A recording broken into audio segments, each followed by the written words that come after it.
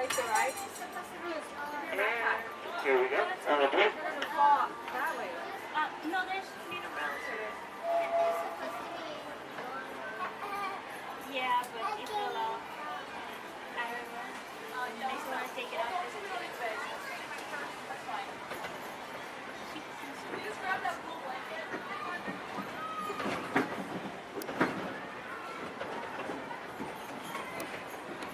Hello, everyone.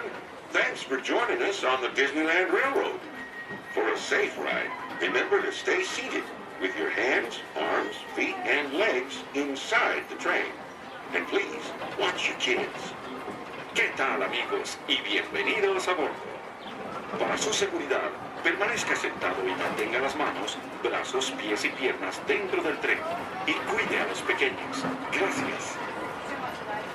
As we steam on through Fantasyland, you may want to take one more look at the majestic Matterhorn Mountain and the wackiest group that ever sailed. It's a small world.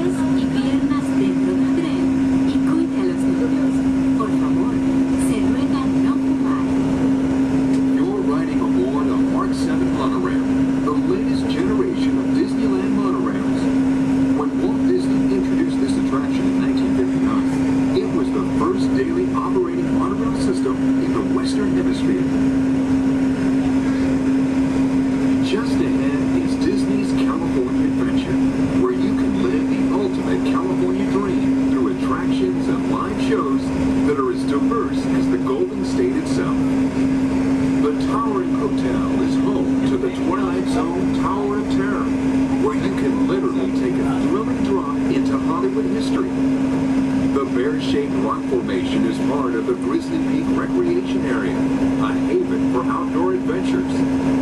Beyond it, you'll find the high-energy fun of Paradise Pier. Coming into view on the left are the villas at Disney's Grand Californian Hotel and Spa. It's the first Disney Vacation Club resort on the West Coast and shares the same arts and crafts style as the famous hotel, which we are now entering.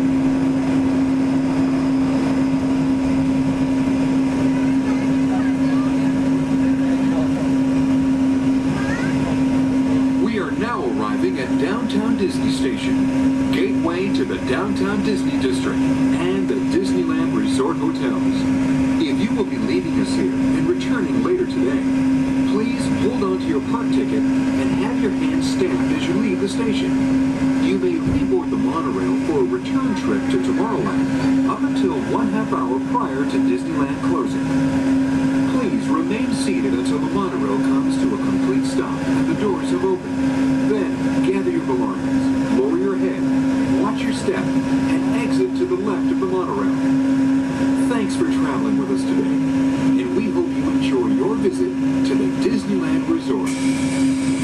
For those of you continuing with us, we'll begin our return trip to Tomorrowland in just a few minutes. Thank you.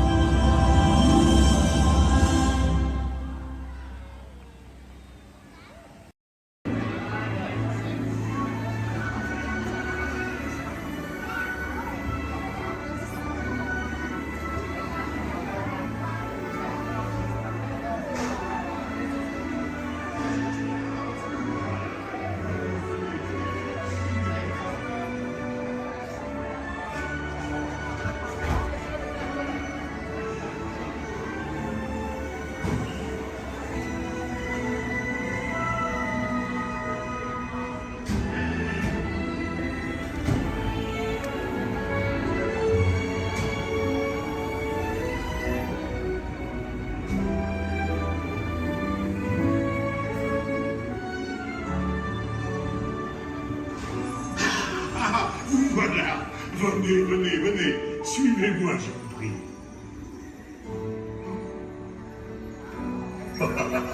Chef Daddy is waiting for you. This way.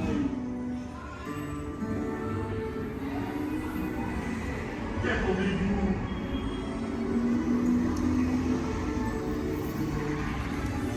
Des erreurs, des invités pour le dîner. Hein? On n'aurait pas idée à Cancovin? Non. C'est pour un oui. Tout ça. Voilà. Mais oui, that's it.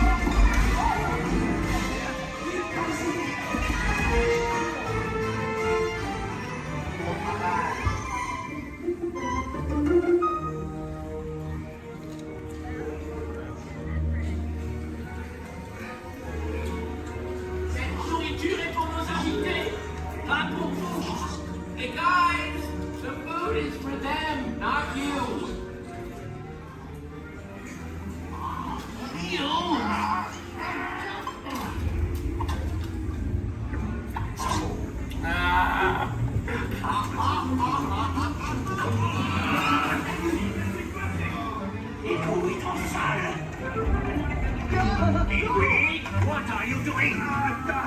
Que manigancez-vous?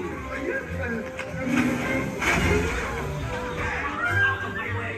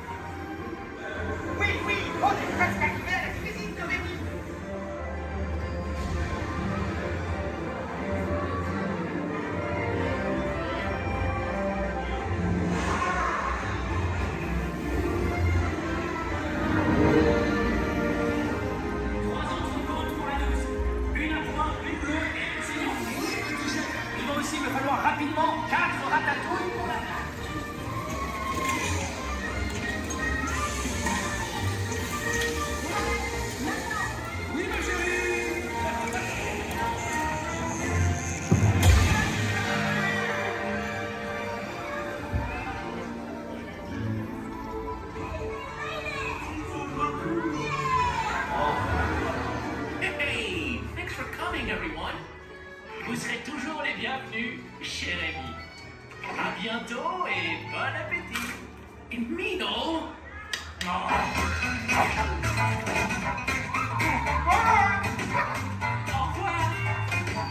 Little for you, ain't this way. You are always welcome at Bistro Chez Rémi. Au revoir.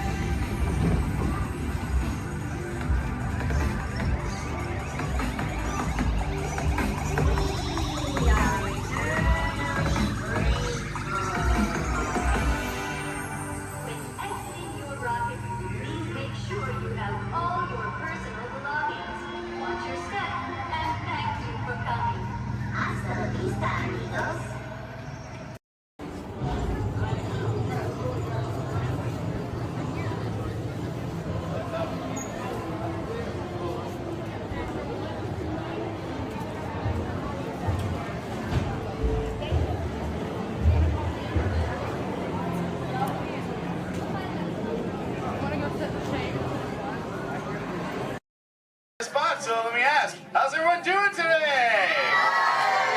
Sweet. Welcome everyone to the Aquatorium and welcome to Turtle Talk. My name's John, I'll be your host. You're all here to have a conversation with the coolest sea turtle in the entire ocean. Do you know his name? That's right, it's Crush. Let me show you how it's going to work. Right here is our window to the Pacific. It allows us to see all of the undersea life that swum by. Up there in the corner is our hydrophone that allows us to communicate with all the undersea life. So it's going to be very conversational, meaning Crush will talk to you. You'll be able to talk to Crush. He's got questions for you. And hopefully you all have some questions for him. You can ask him anything you want. You can ask him what he likes to eat, what he does in his free time, what's the meaning of life, anything like that. He'll be happy to try to answer. If you do need to leave at any time, it's okay. Just use the doors on the opposite side of where you entered or right back here. Back there's my pal Brian. Everyone say hi, Brian! Hi! Brian will be back there to assist you if you should need any assistance during the show. I'm going to lower the lights and lower the music here so we can see and hear just a little better. My friends the Moonfish are going to be coming out here and showing you some rules. First rule inside, please no eating during the show. And no drinking. No smoking. And the last one, take all the pictures and video you like, just please no flash photography or video lighting. Round of applause for the Moonfish! Excellent. All right, Crush is up there serving. He said when you're ready, just call him down. So on the count of three, yell, hey Crush. Ready? 1, 2, 3!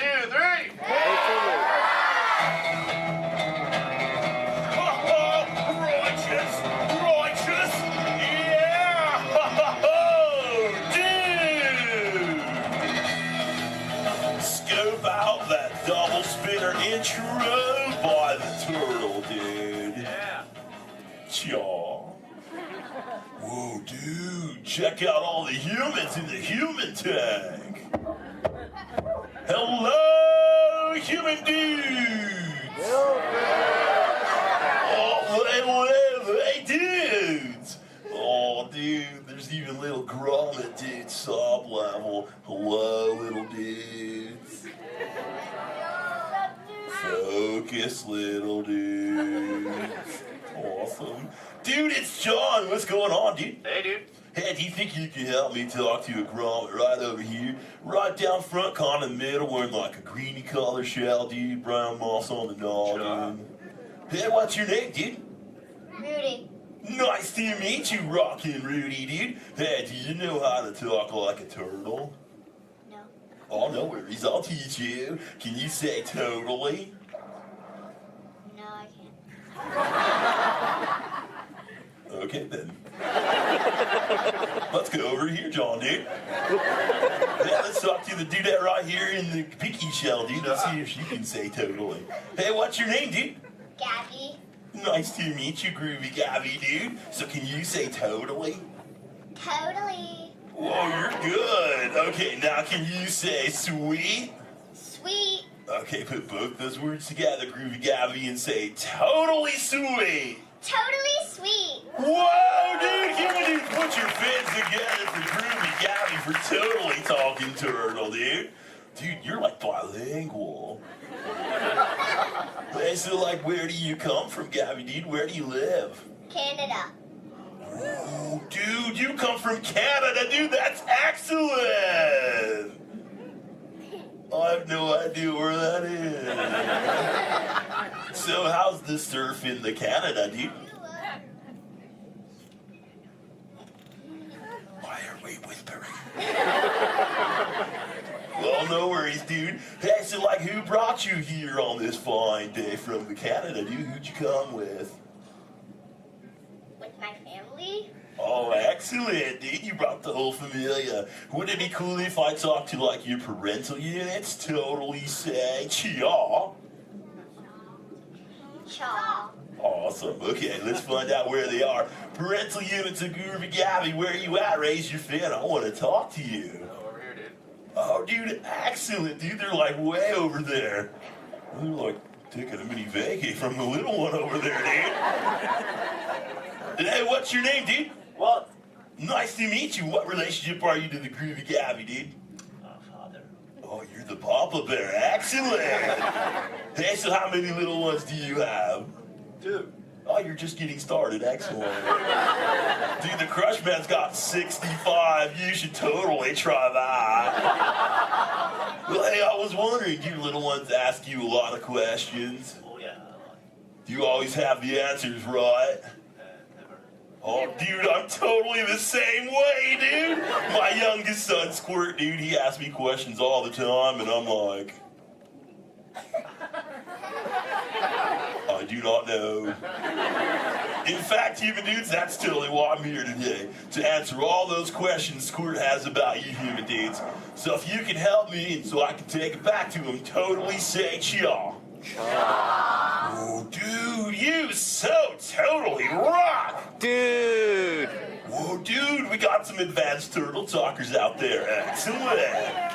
For the rest of you dudes, whenever a green sea turtle says you so totally rock, you reply by saying, dude, really loud. So, you so totally rock. Dude!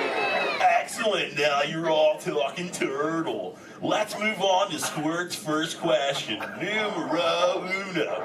Squirt saw you human dudes at the beach the other day, and he wanted to know what you dudes do when you go to the beach. So shout it out, human dudes. What do you do when you go to the beach? Dude, kill the motor, dude. I heard some surfers, swimming, tanning. One little dude over here was like, boogie board. That was awesome. Well, let's see you swimmers out there. Raise your fin if you know how to swim.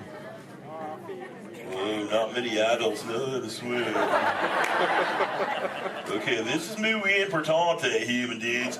Raise your fin if you've ever swam or swummed or swam it in your entire life, dude. Oh, that's more like it. Hey, John, dude, let's go to this side of the tank in the first row, fourth noggin. That dude, that looks like a most excellent swimmer. Hey, dude, what's your name? Me? Sandra. Nice to meet you, Surfing Sandra, dude. You should have seen your face when I first called on you. You were like...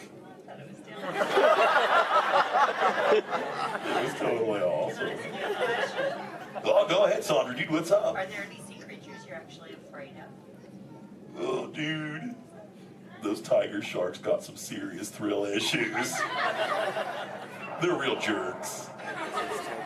Dude, but I'm a pretty fast swimmer, so I can get away from them pretty good, dude. But I do have two very good friends, Chum and Bruce. Oh, and Anchor, too, don't forget about him. Well, Bruce and them started this 12-step program called Fish Your Friends, Not Food. Oh, you know it, dude. You took it, too. That's excellent. It's spreading onto the land. Very cool. Well, hey, I was wondering, dude, do you ever go swimming? Do you like to go fast or slow? I like to just float on my back. Oh, dude.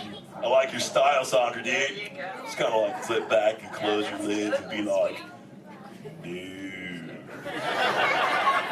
I'm Sandra. I hope there's no tiger sharks around. Dude, that's excellent. But I am a green sea turtle, and because of those tiger sharks and my love for the thrill of speed, I totally love to go fast. Hey, human dudes, you want to see how fast I can swim? Totally say y'all. Excellent. I'm going to go get my motor running, and human dudes, I need you to time me. So start counting when I say go, and count nice and loud so I can hear you. Okay, dudes? Ready, set, go. 1, 2. Back, dudes. Dude, I just swam all the way around the world. I did, dude. Right through Canada.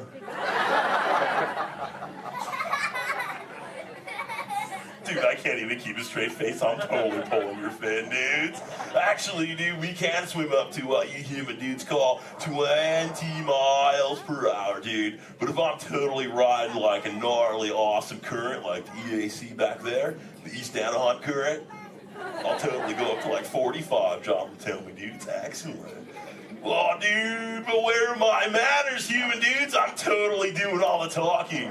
So if you have a question for me, dudes, totally raise your fin nice and high, human dudes. And keep your fin high so I can totally see it. Excellent, dude. All right, hey, John, dude, let's go to this side of the tank. Right in the top part of the lily pad looks like a little dude with a stripy color, multicolored shell, dude. Totally, dude. Excellent. Hey, dude, what's your name? Robert? Nice to meet you, Rockin' Robert, dude. So what's your question? Do you have a favorite toy? A toy? Dude, what's a toy? I don't know. Something you play with? Oh, dude. Yeah, dude, when I first got into the ocean from the beach, dude, I totally loved to play with this sea star, dude. It was excellent. We used to, like, totally have fun together. Do you have a favorite toy, dude? Yeah. What is it, dude? A stuffed animal?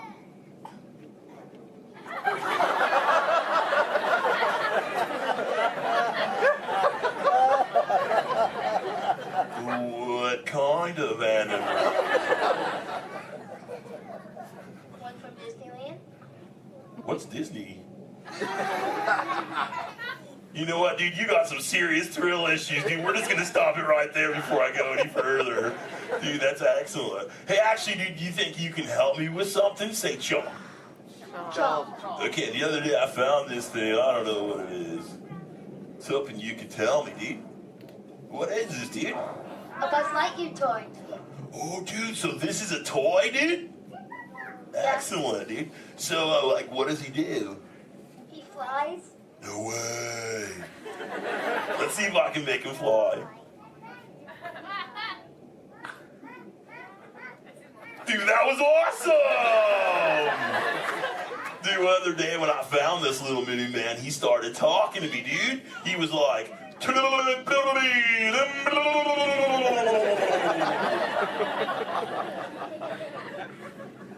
what that means, and he doesn't say it anymore. So do you think Squirt will like this for his next hatch day, dude? Say chaw. Chaw. Excellent, I'll totally give it to him. And thanks for your help, dude. You so totally rock. Dude. Does anyone else have a question for the Crush Man? Raise your fin, dude. Oh, dude, let's just go right to the other side, right down front. Looks like a little dudette in a white shell right here, dude. Totally. What's your name, dude? Mallory. Nice to meet you, Mallory, dude. So what would you like to know? Well, if I could breathe into water, would you let me ride on your back? Dude, totally, dude. That'd be the most excellent ride ever, dude. I've always wanted to know what it's like to ride on my shell. Because I'm always riding in my shell. Dude, I bet so too. Well, if you ever learn the superpower of breathing under the water, dude, totally find me in the Pacific Ocean. I'll be waiting. I'll try. Excellent, dude. You're awesome. Hey, it was totally nice meeting you, dude. And for the rest of you humans, this has been excellent. I've learned so much. But I gotta give all this Mondo knowledge back to Squirt. But before I leave you, let me give you some of my ancient turtle wisdom. Remember, human dudes, in the big ocean of life, never make an enemy out of a sea anemone.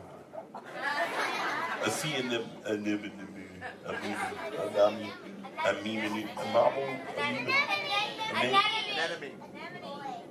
Stay in schools, dude! And remember, you so totally rock! Give it up for the Crush Man!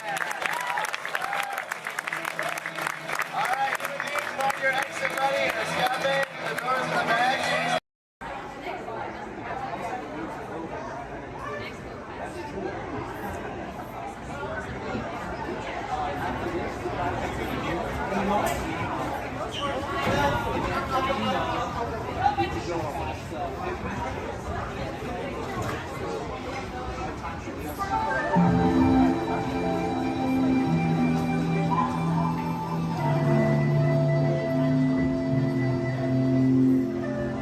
Welcome to a voyage of discovery and awareness of the richness, the diversity, and the often surprising nature of living with the land. Our journey begins as dramatic and sudden changes are sweeping over the land. The approaching storm may seem violent and destructive to us, but to nature, it's a new beginning in the cycle of life.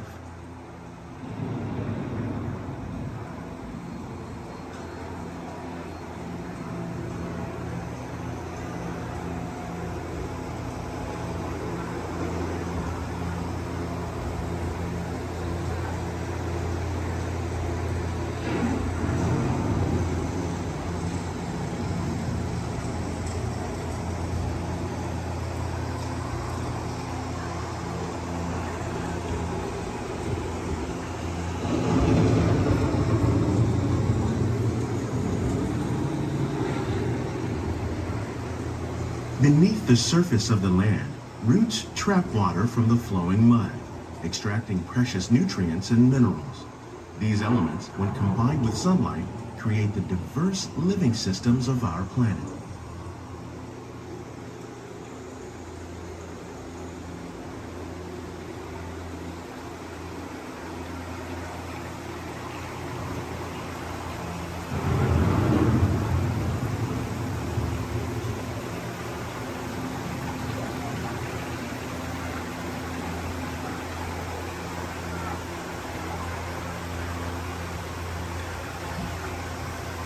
One of those living systems is the rainforest, home to the most amazing concentration of life on our planet. These dense and beautiful forests cover only a tiny portion of the Earth's surface, but they contain more than half of its plant and animal species. Rainforests are also extremely rich in productive living systems, providing us with oxygen, food, medicines, and other elements essential to our lives.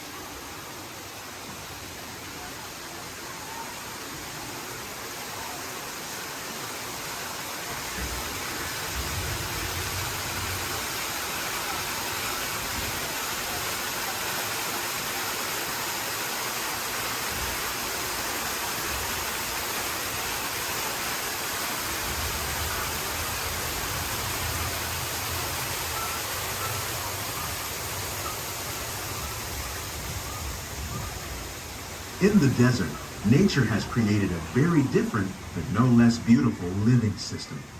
And while this arid landscape may seem lifeless, it is very much alive. The plants and animals that have learned to survive in these harsh conditions make use of what little water they can find and avoid the scorching rays of the relentless sun.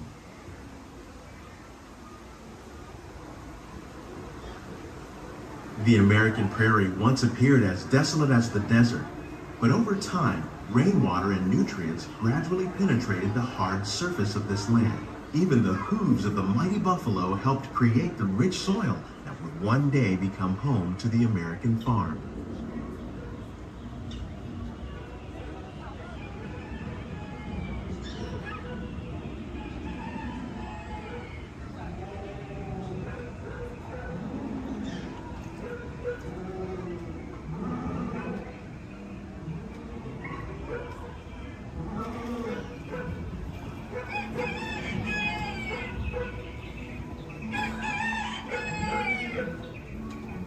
Of all the forces at work on the land, humans have had one of the most profound effects.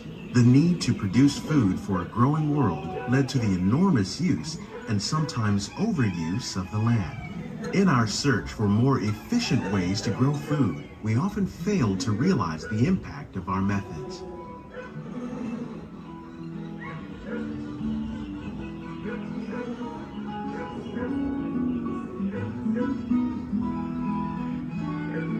Today, we're learning to live with the land, discovering better ways to grow food that will assure both human and environmental well-being.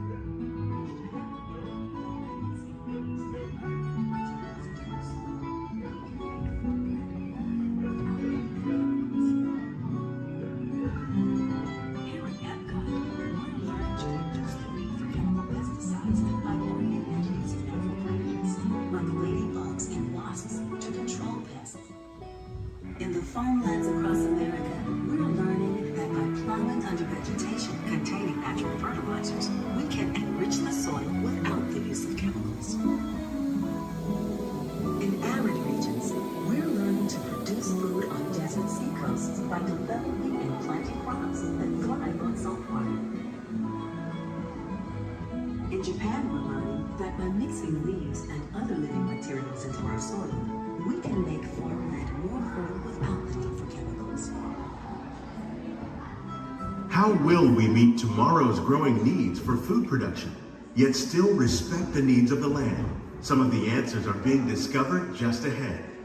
To help us maintain these carefully controlled ecosystems, and for your safety, please remain seated in your boat at all times.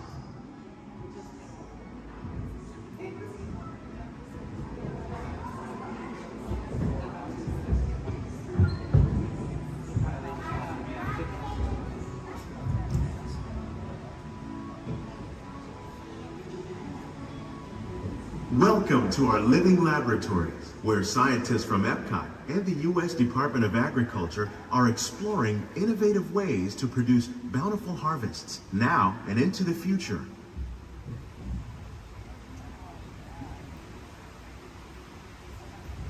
The tropics are home to the greatest diversity of plants on the planet. Many of these, like papaya, bananas, cacao, coffee, and rice, are well known around the world. These are just a few of the edible plants that have been an important source of nutrition for people living in the tropics. Many are rich in vitamins and minerals, while others are well adapted to growing in less than ideal conditions. Some, like the water lily, thrive in wet, swampy areas and waterways. All parts of this plant, even the flower petals, are edible. The starchy root of the plant has long been used to make flour for baking.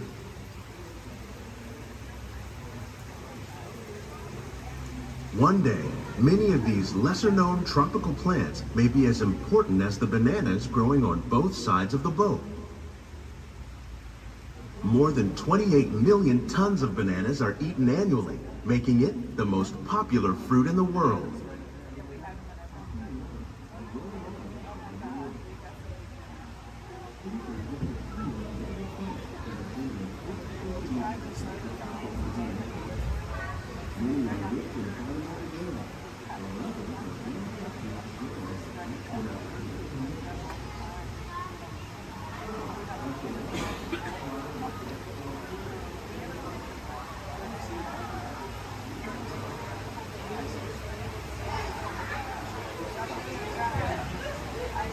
When we mention farming, you probably don't think of fish.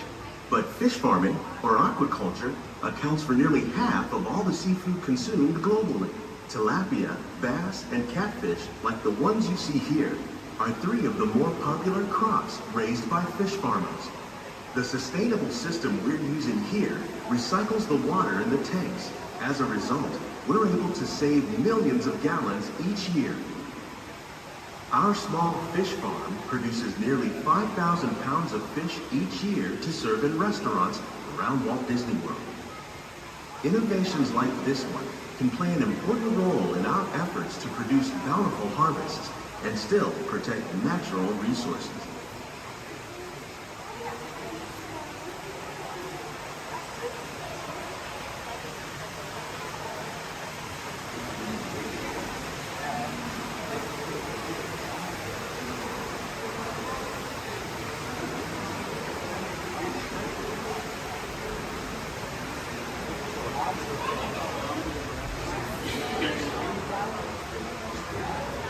While there are more than 50,000 edible plant species in the world, most of us are only familiar with the handful that make up our everyday diet. The common grains growing here, wheat, maize, sorghum, and millet, plus rice, account for nearly 2/3 of our global food consumption. Learning how to increase yields of these staples is an important goal of research around the world.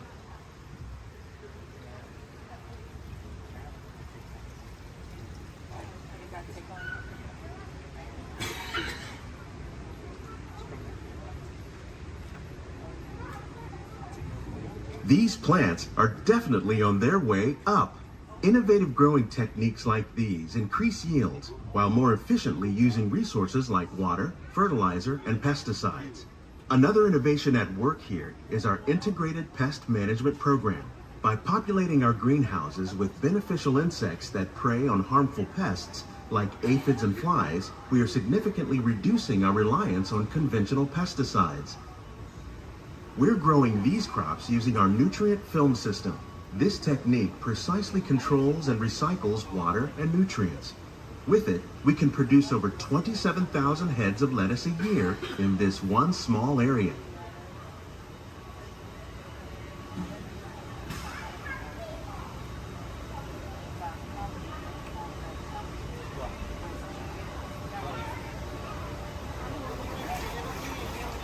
Some of our best ideas have been inspired by nature, like these fruit and vegetable trees.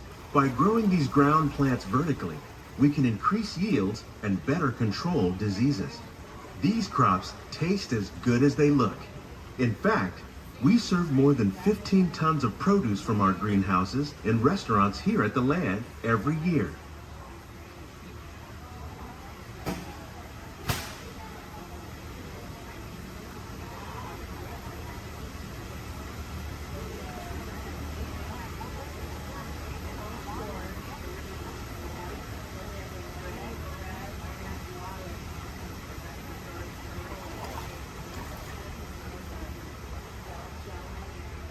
The future of agriculture may include innovative ideas like this vertical growing system.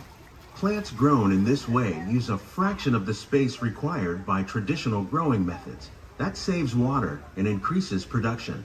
The aquaponics system on your left combines hydroponics with aquaculture. The fish provide a natural source of fertilizer for the plants, and the plants help keep the water clean for the fish. It's another great way to produce more while using less. In our lab, Epcot scientists are working with the U.S. Department of Agriculture on a number of innovative projects. The goal of these efforts is to produce higher yielding and better quality plants.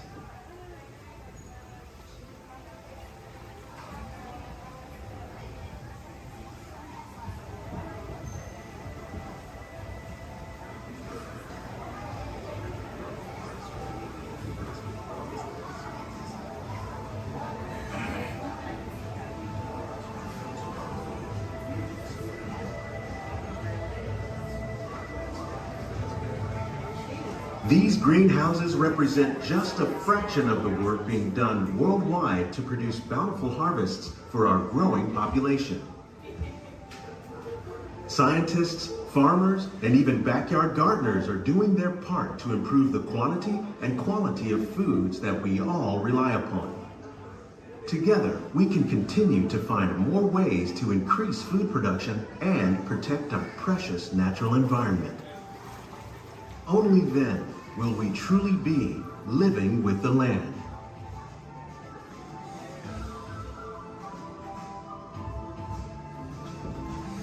On behalf of Walt Disney World, we hope you've enjoyed this unique journey through our living laboratories.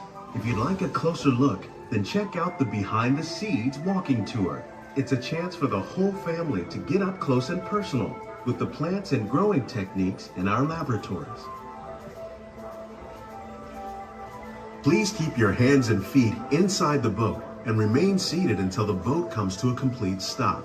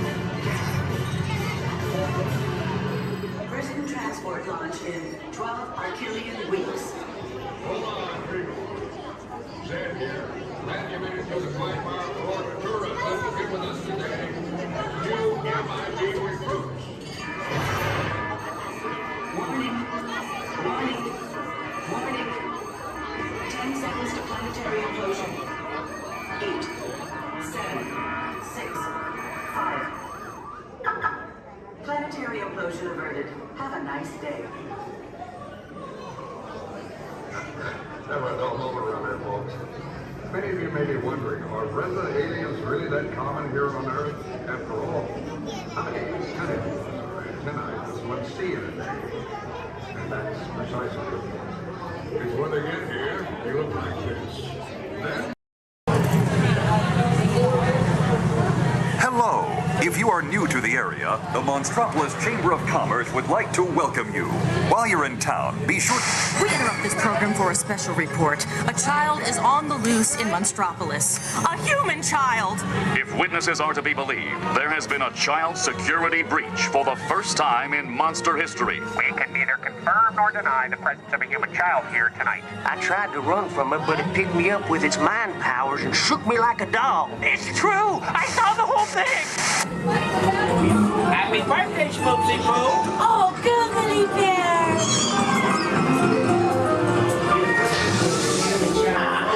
It's telepathic control.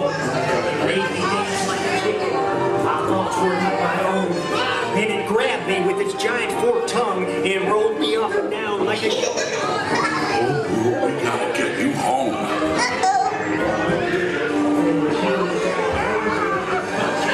There's a kid! A human kid! A monster in the sky! Michael Wazowski, and on my birthday, I thought you cared about me. Try to understand. Come on, this way. We are at the scene, number 1. Decon unit in position. Run out and lock it down. There's nothing down here. Number 1.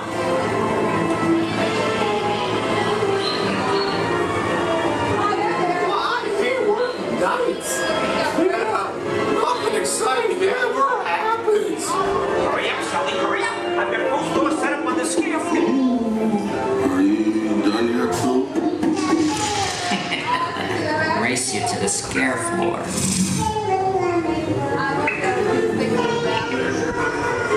Almost there.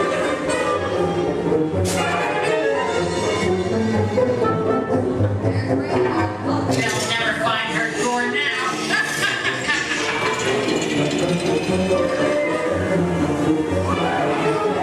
Oh, there's your door.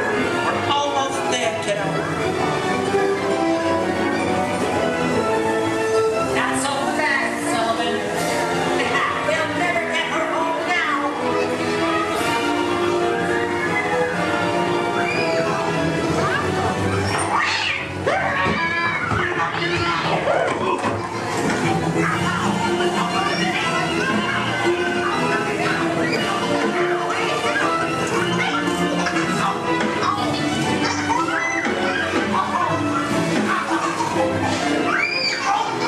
It's been the most terrifying day of my life.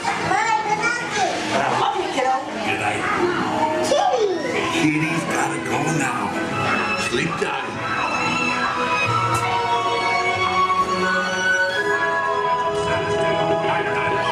Get ready, folks. We have to decontaminate you. Sorry, Eddie. We have to do this for your own good.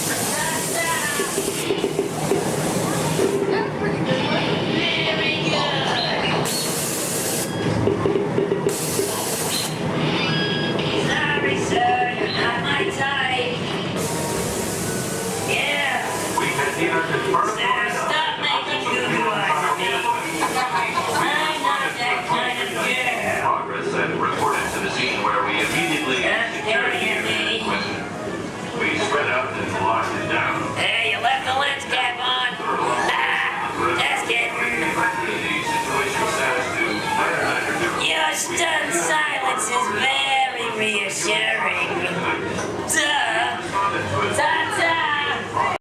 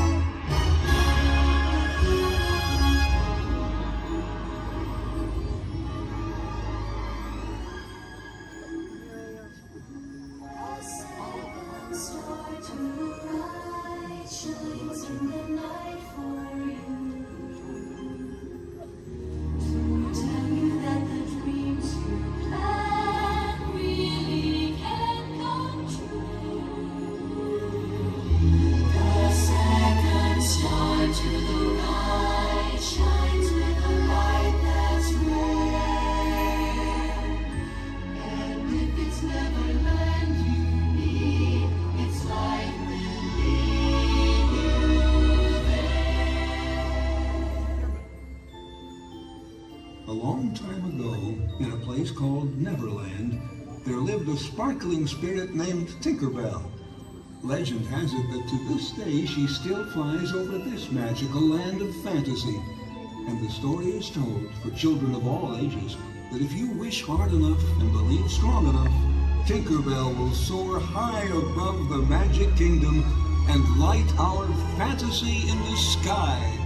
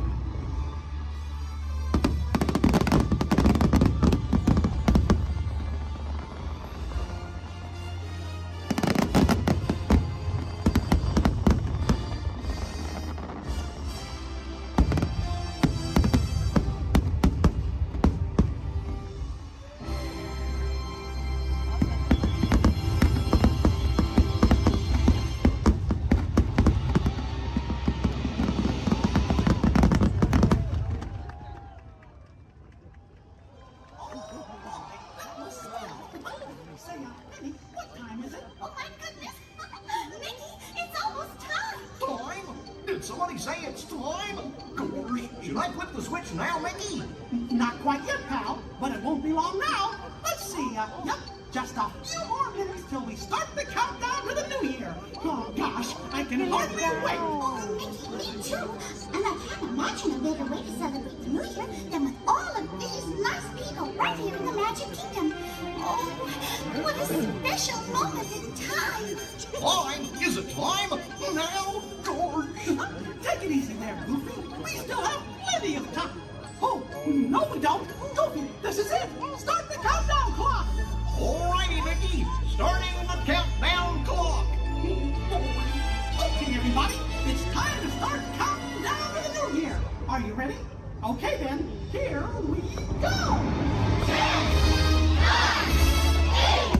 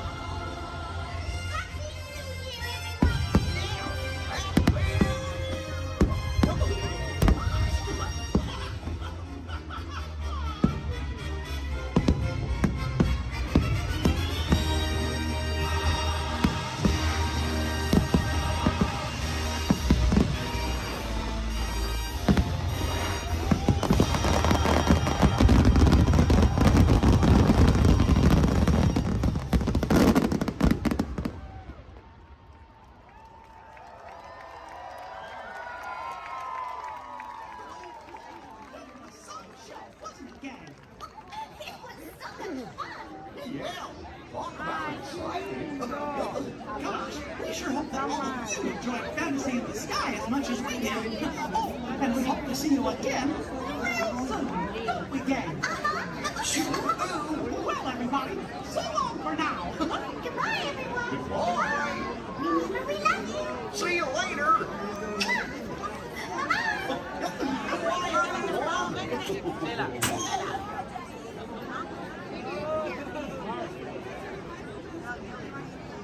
On top of your head, hats, ears, sunglasses. Go ahead and take those off. We want them flying off in a first order ship. Who knows what they would do with them, but they're not going to give them back. This is our five who's going to help get you guys out of here. We're just waiting for a transmission from Finn. Okay. Good luck. Take this corridor to the turbo lift. Then head down to the escape pod base. Those droids are programmed to return you to Batu. Hurry and don't get caught. Lieutenant Beck will guide you. Recruits, for your safety, stay seated with seatbelts securely fastened. Keep hands, arms, feet, and legs inside the transport and supervise your children. Tell them it's a prisoner transfer. Did it work? Good. Now get a move on. There's a clear path to the turbo lifts at the end of the hallway. Turn right. Probe droid. You're lucky it didn't spot you. Take those turbo lifts and stay out of trouble. Hey, you're not authorized. Wait, go to the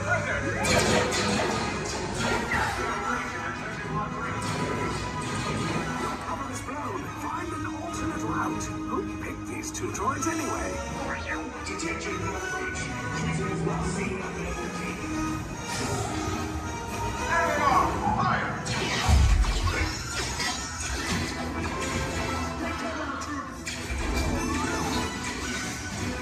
These escape pods just follow us. Take those down. Copy. Hurry. No, not up! I said down!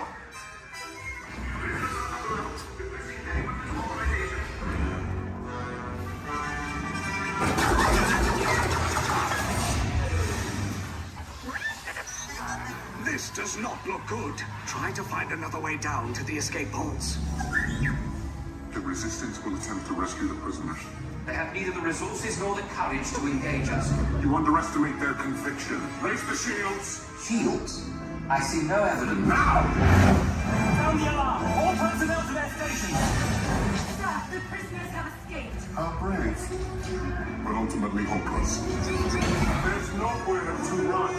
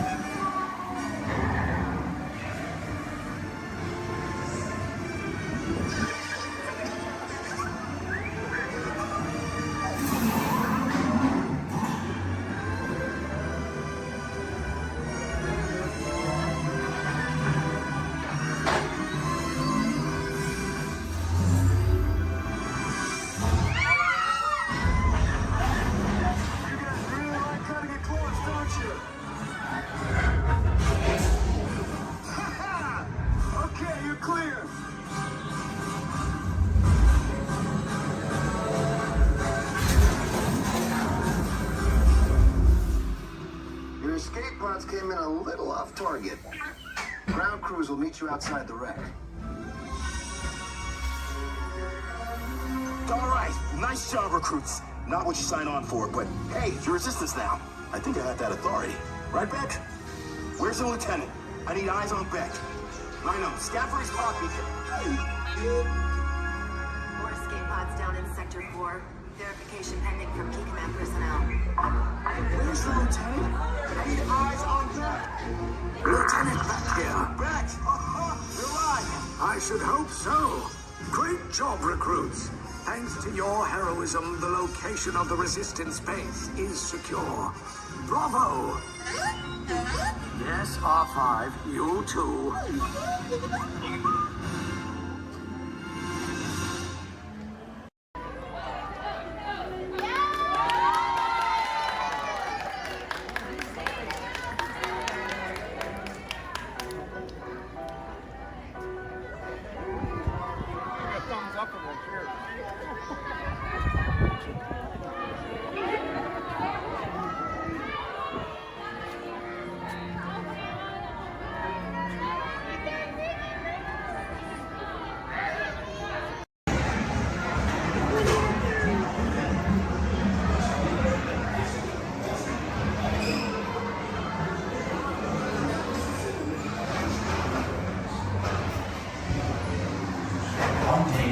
Hungry Acre Wood, the East Wind traded places.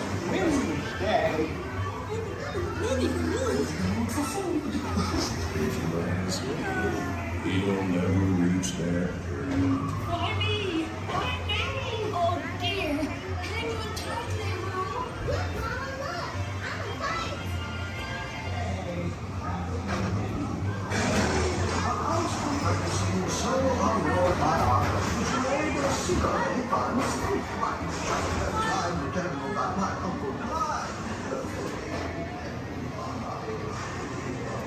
I'm Hunter! Come bounce with me!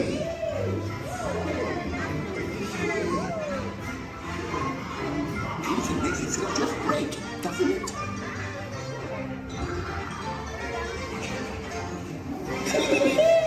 Follow me! My little kid. I almost bounced right out of the ride. Watch out for everyone in the water. They steal honey. Stealing honey?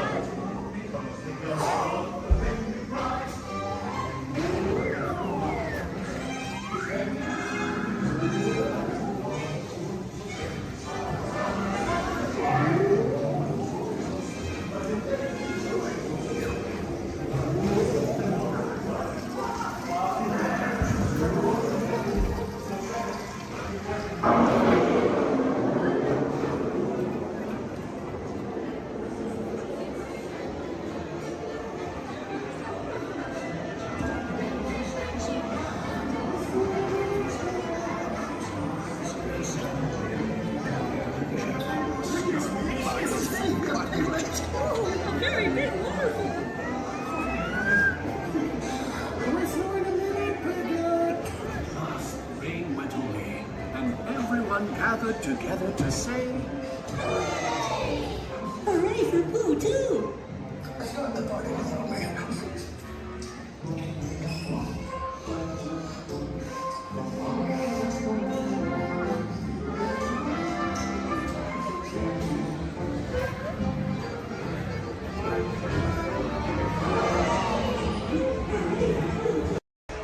Ensure a safe and glorious flight.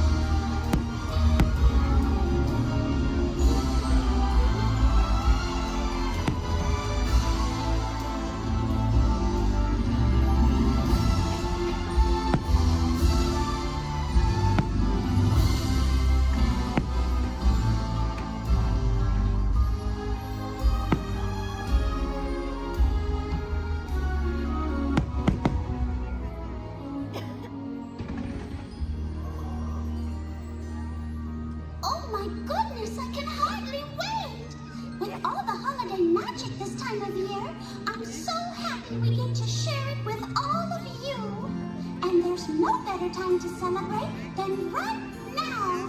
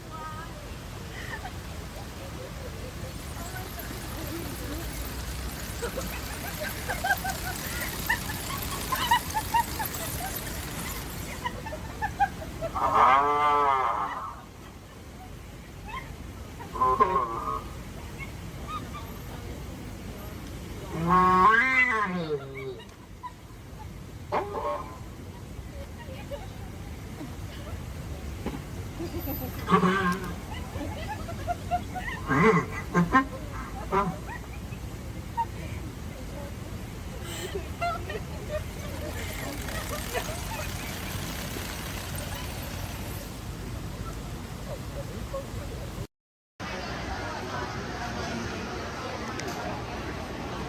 might be a classic, but I still got a spring in my step. Let's go.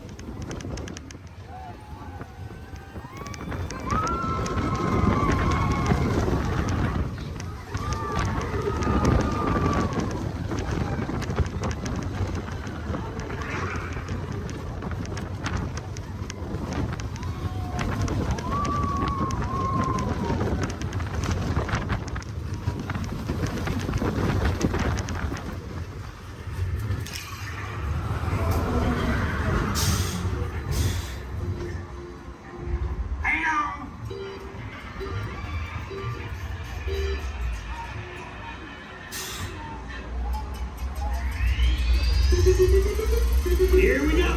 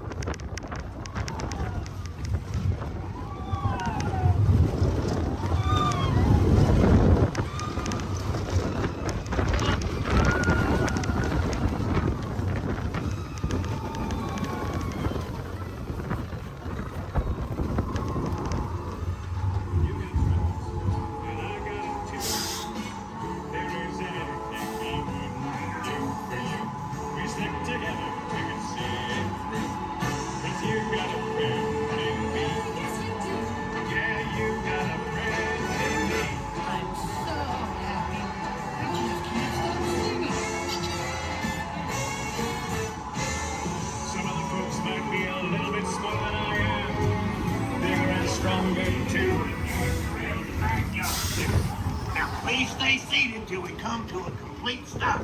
Remember to grab all your stuff and step out to your right. So long, pals.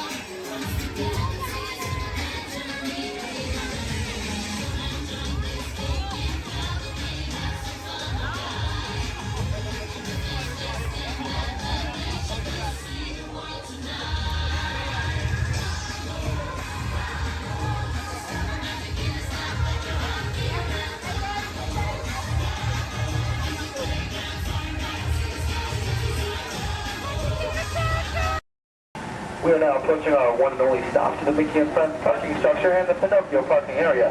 For your safety, we ask you please remain seated until the tram has come to a full and a complete stop. As soon as that happens, I'll instruct you to lower your head, watch your step, and exit to the driver's left-hand side, and the driver's left-hand side only. But until then, please do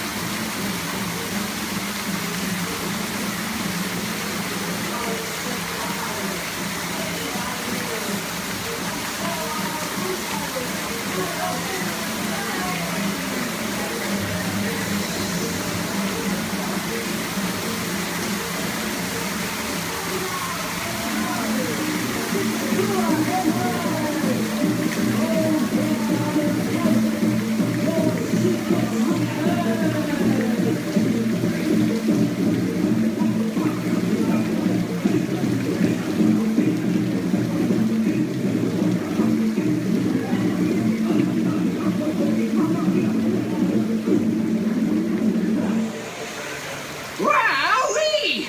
Phew, that's almost as much fun as New Year's Eve in the orange groves. My word, we did get a mite carried away, huh?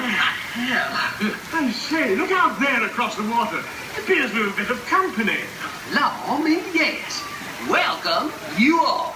Permit us to introduce ourselves. My name is Claude, and my loquacious cousin over here is... I'll introduce myself, if you don't mind. Hi there.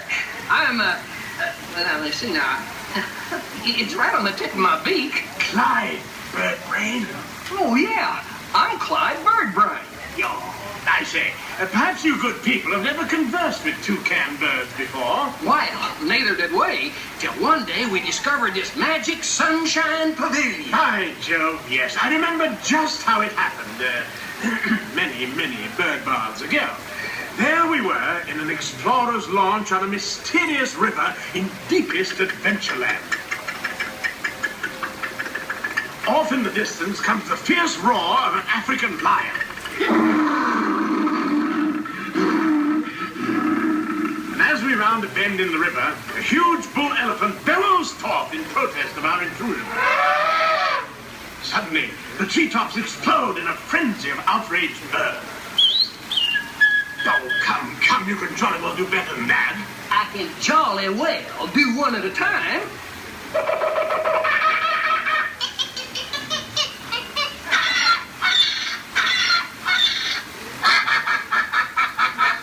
Meanwhile, shifty-eyed crocodiles lurk by the water's edge. Lurk, lurk, lurk. And the giant python slithers down from an overhanging limb. What's happened? What's wrong? I think snakes. Don't be ridiculous. I'm only relating a story. Oh, all right, Clyde. Enough is enough. That wasn't me. I never even opened my beak. Huh? Excuse me, I really hate to interrupt such an exciting story, but you're calling us for a show. For sakes, it's already showtime. And say yes, it is already showtime. And now, Claude, it is your turn to make the announcement to all our guests. Righto. Ladies and gentlemen, boys and girls, gather up all your cameras, purses, and other articles, and now turn to your left towards the tall doors. When the drums begin, they'll open magically to lead you right into the Sunshine Pavilion. Is everybody ready? Follow me, please.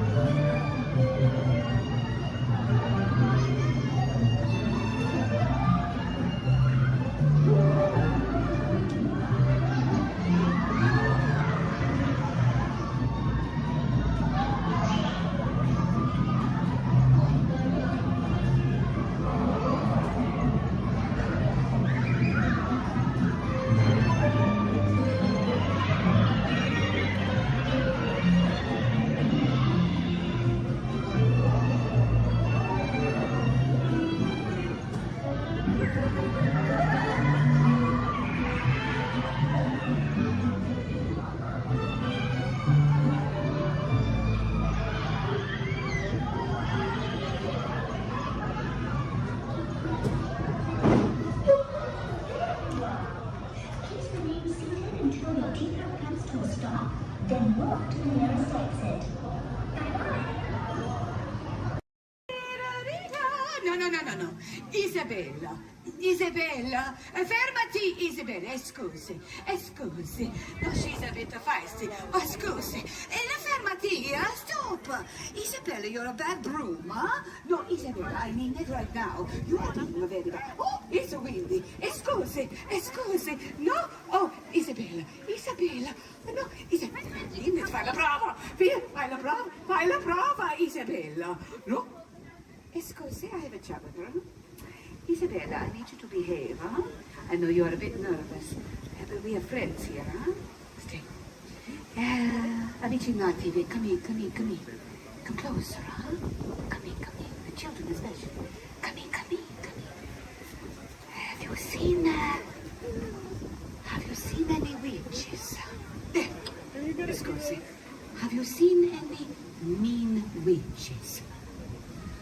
You can talk out of your face. No? Okay. Good. This is a good thing. I'll bring the children forward. Come in. You can bring your food. Yes, dinner theater. Come in. Isabella, guess what? Our friends say no mean witches, so that means we are having a good day, huh? Buon Natale! You are here to hear my story, huh? Good. Come closer, please, to here. To the steps, huh? Come in. Very good. Now, my name is La Befana, and I am a witch. But I'm a good witch. I wear the scarf over my head because of the mean witches. You know what they do? They tease me, huh? Nobody likes to be teased, huh? I think they do this, though, because they are jealous of me.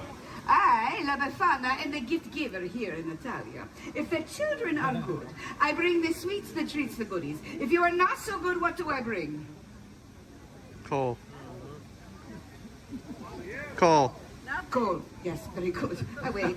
I don't like to bring it, huh? But there is a gift giver in America.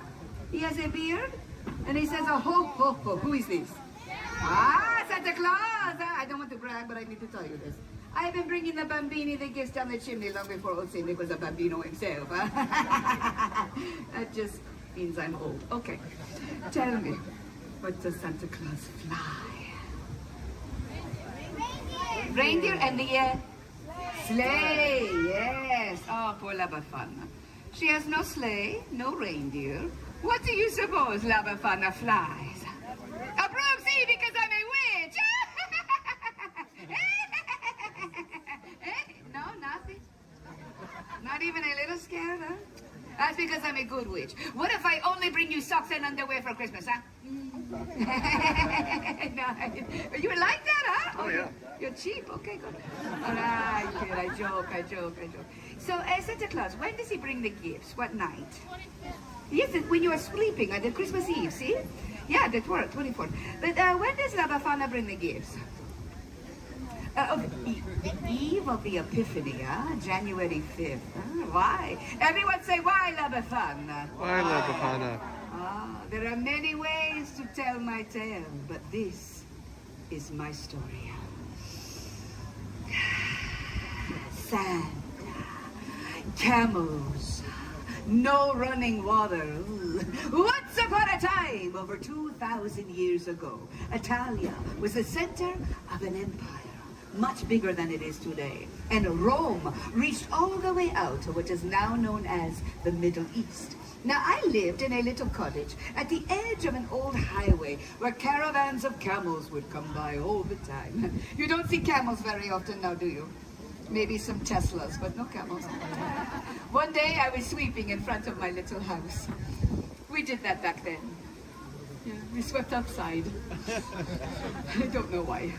And I look, and I see that there are 3 travelers coming towards me, and they are on camels. They are so exotic, dressed like kings.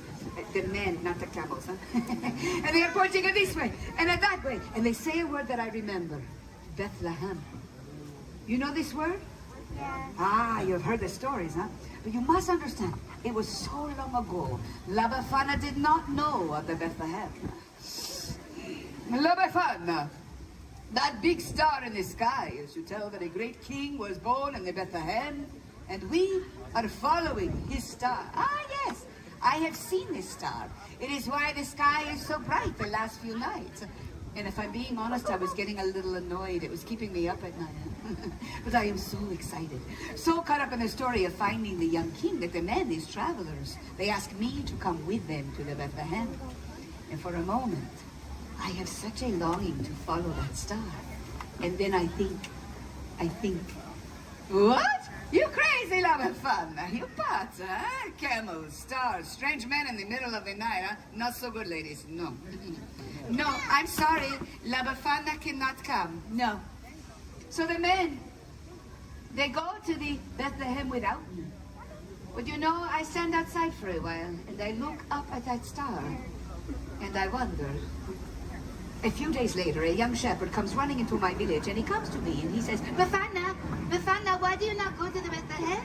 Everyone is talking about the baby king, the king that was born in a poor stable. And Befana, they are saying that he is the Son of God. Just then, the sky opens up, and it is filled with a bright light. So bright, La Befana cannot even look. It's as if the sky had burst into glory, and the sound of the angels singing.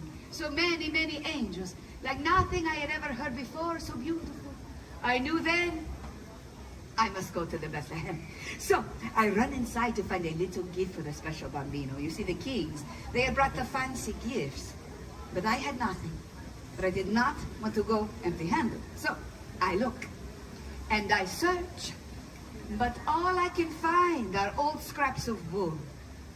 But I turn them into a little baby doll. Better than nothing, huh?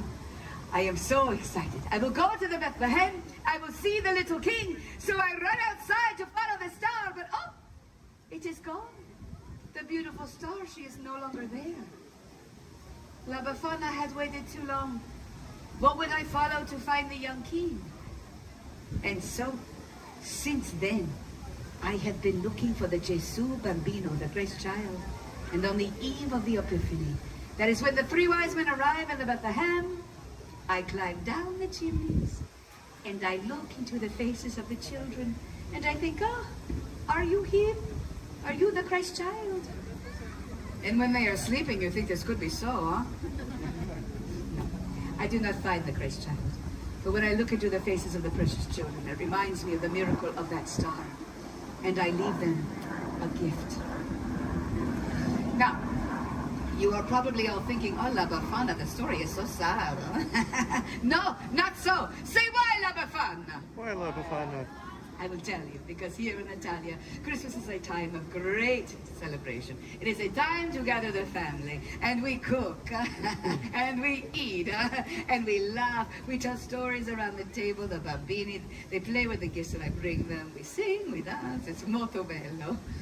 I may not have found the Christ child, but in giving the gifts, I have found joy. Now, with that I say arrivederci, but before I go, you know what I must do.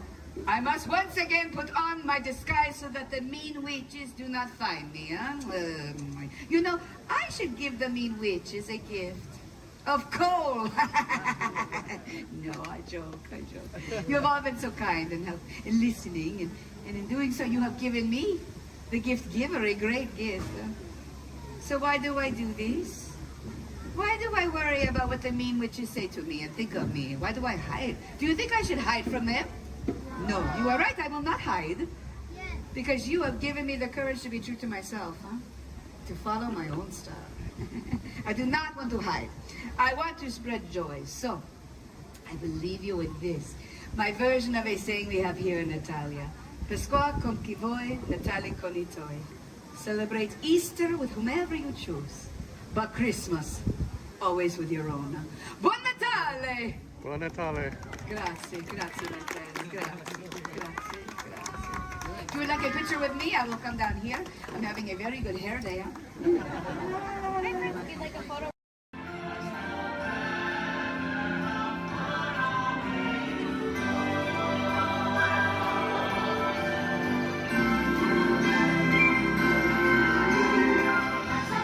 Christmas time at Christmas,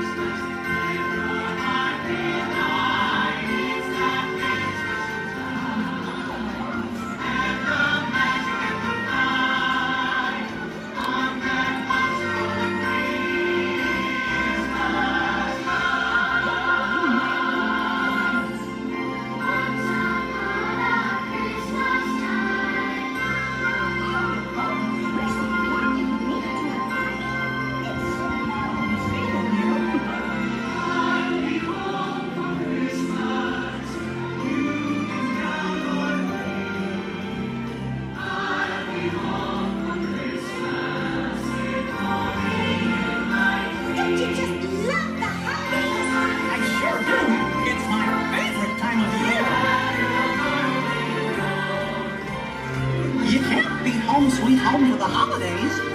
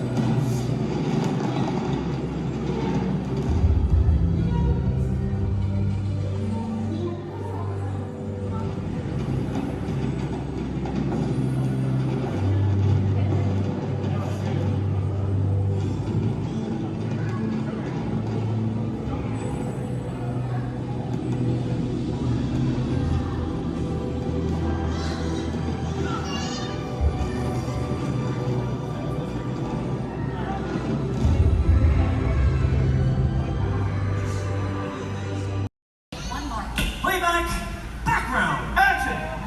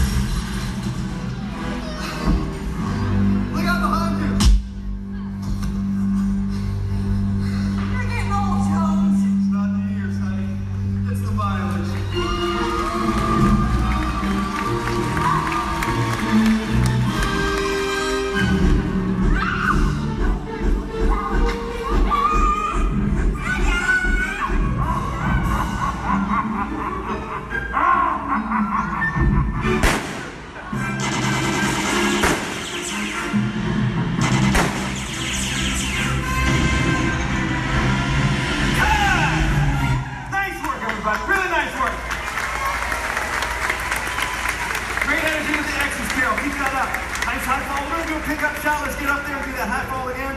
All right, time to lock it down. You got it, boss. All right, let's bring the truck back to 1 to split these spots. Everybody else, listen up. The truck is filling slow, so going hot, and I'm going to marry my driver effects at least 30 feet back. Hey, Carol. Yeah, thank you. We're all set, boss. All right, thanks, Johnny. Hey, Kevin, let's get you on your mark.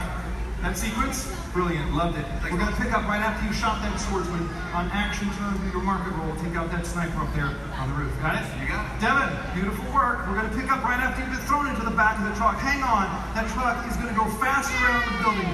Most importantly, though, Chaz has loaded this truck with a lot of explosives, so you've got to get out fast. You too, Zach. All right? Let's do this. Johnny? You got it, boss. All right, places, everybody, please. Places. All the extras. Thumbs up, everybody, if you're ready. Thank you very much. Everybody, please set. Camera's ready. Camera's ready. Thank you, Jason. Quiet the set, everybody, please. Roll cameras. Rolling. And speed. Count 6124 Apple Power pickup shot. Take 1, Mark. Truck's hot. All right, Devin, this is it. You ready? Let's do it. Background. Action.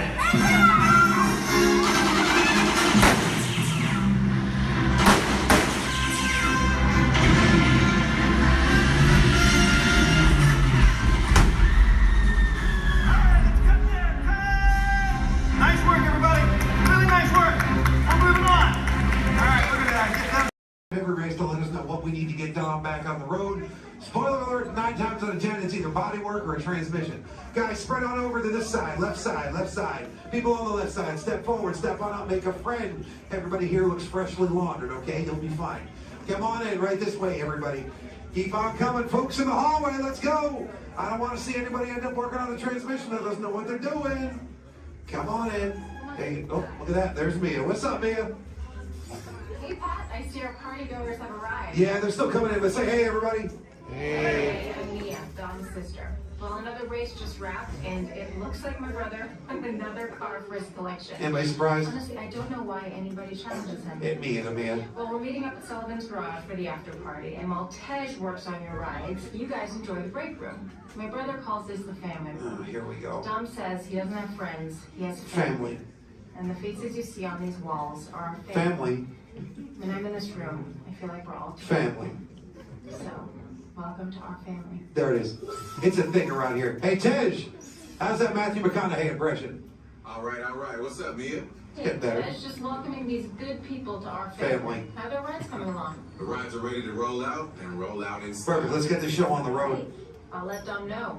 You guys have fun at the party. Bye, Mia. Bye. She just called. Okay. All right, Pat. Yeah. Let's get these people on their way. Send them over to the war room. Sounds like a plan. Are you sure, though, Jamie's kind of a piece of work? Right. And he hung up. Okay, so in a moment, those doors are going to open. When they do, head on into the war room with Jamie. That's Tej's new assistant. First day without Tej, so good luck. Be nice. Don't touch nothing. Too much last night, so bear with me. Tej left me alone today, so yeah, that's pretty much it, you guys. In just a moment, these doors will be closing, and moment. Oh, never mind that. Okay, so yeah, you guys want a tour of the war room? Okay, so basically, got some monitors over here. My name is Jamie, by the way, you guys. Oh, and there is Tej. Jamie, the buses are here. Okay, what do you want me to do with them? They're just staring at me. Should I send them now? Dom's calling. I got this, Jamie. Okay, great. Dom, what up? Tej, just got a heads up from Hobbs. The FBI is about to raid your location. Crazy. Man, they always ruining our fun. For real. It gets worse. They're leading Owen Shaw right to your door. Shaw?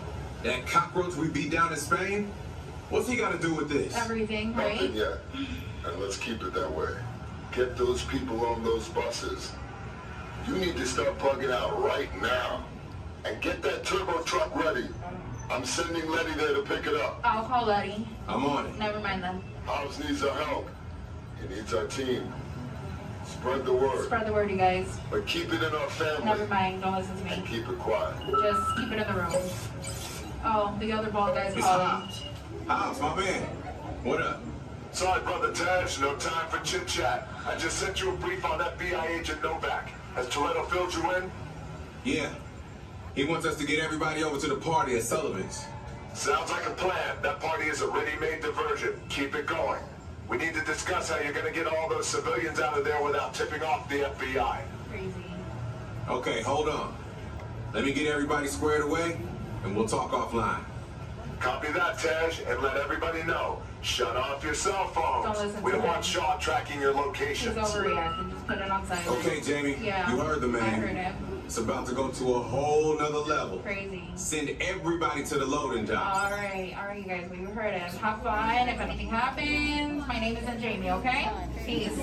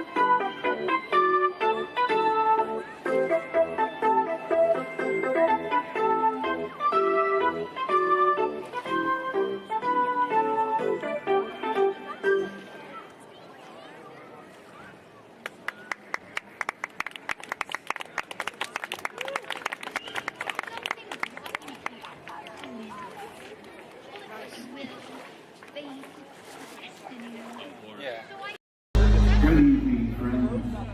Look around you. There is a special magic that flows through this land.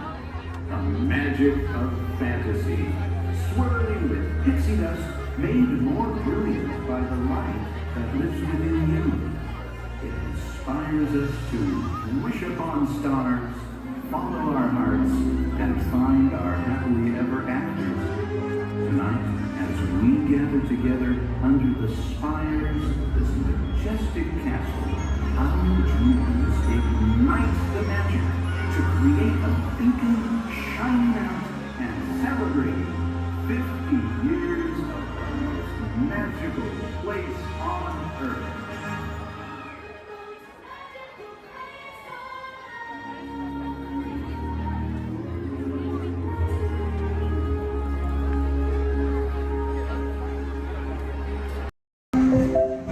This is Starport 75, or as we locals call it, Space Mountain. Our high-speed rocket port to distant deep space destinations.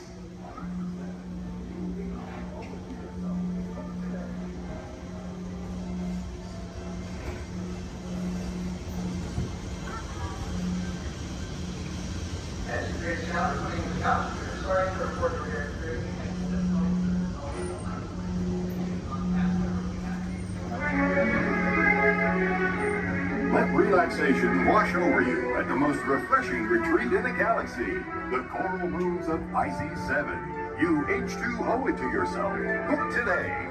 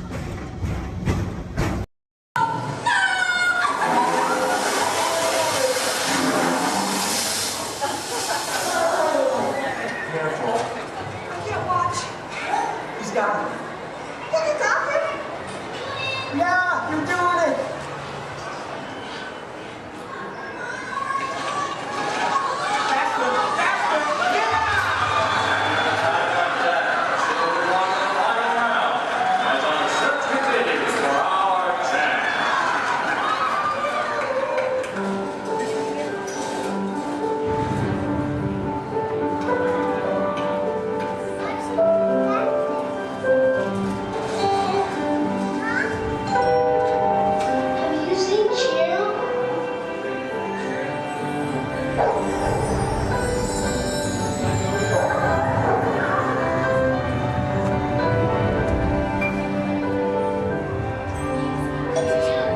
see my dog?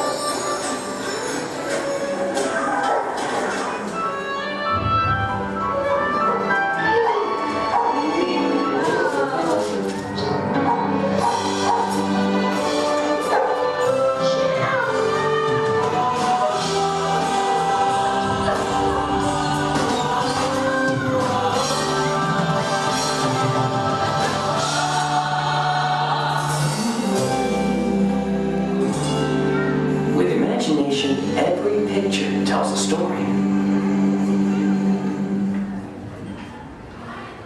With imagination, we can relive the moments of our lives. Sand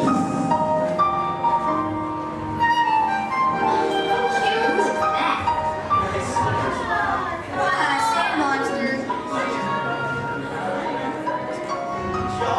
Look, a snag-it-tooth tiger. Here's my little shortstop. She's got frog feet.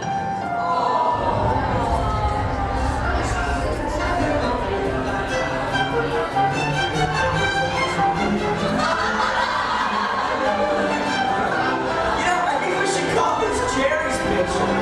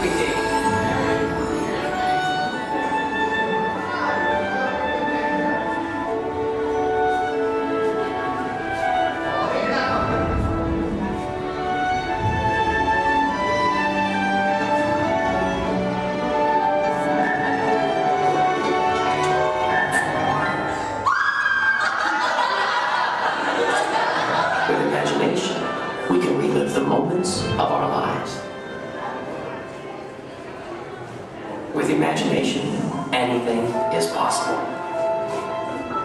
I'm gonna be a fireman just like my dad. It's Billy Cartwright stepping up to the plate. Bases are rolled on with a run. One, two, three, fresh to air it back.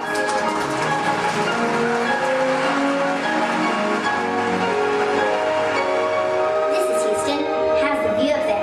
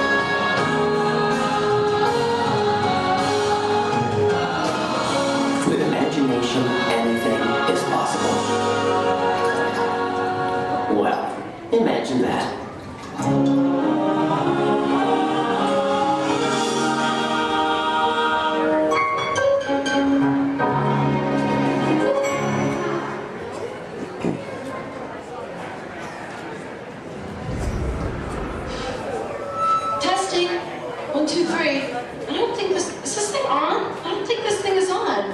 Can anyone hear me? Good, you can hear me.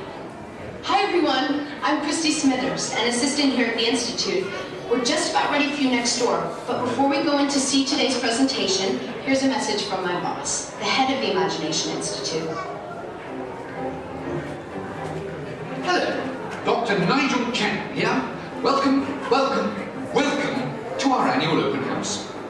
It is my pleasure to have you here, just as it is your pleasure to be here. For over 100 years, the Imagination Institute has honored the world's leading thinkers, dreamers, and innovators with the Inventor of the Year Award.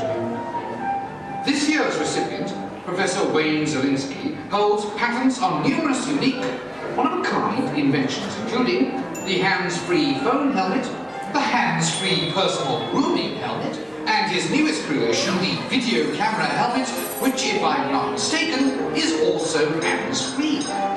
But what brought Professor Zielinski to our attention was not headwear, but his incredible shrinking and enlarging machine. Although he's had some small setbacks, he has demonstrated a truly enormous gift for imaginativeness. Today, before receiving his award, the good professor will demonstrate for us his latest inventions, all developed right here at the Institute. Before we begin, I have one special reminder. Do remember, safety goggles must be worn during the presentation. But please, for your safety, do not put on the safety goggles until you are safely seated safely inside the theatre safely. That's right. Now, please gather up your personal belongings and move all the way into the auditorium. See you in a few minutes. Cheerio. That's right, let me show you how it's going to work. Behind me is our window to the Pacific. It allows us to see all of the undersea life that swim by. Up there in the corner is our hydrophone. That allows us to communicate with all the undersea life. So it's going to be very conversational, meaning Crush will talk to you. You'll be able to talk to Crush. He's got questions for you, and hopefully you all have some questions for him. You can ask him anything you want. You can ask him what he likes to eat, what he does in his free time, what's the meaning of life, anything like that. He'll be happy to try to answer. If you do need to leave at any time during the show, it's okay. Just use the doors on the opposite side of where you enter, back there. Again, if you need to exit during the show, use those doors back there. Back there is my pal Rachel. Everyone say, hey, Rachel! Hey, Rachel! She'll be back there to assist you if you should need any assistance during the show. I'm going to turn down the lights and the music now so we can see and hear just a little better. We do have some last-minute rules and regulations to go over, but my friends the Moonfish have volunteered to show you the rules visually. So, hey, Moonfish, come on out.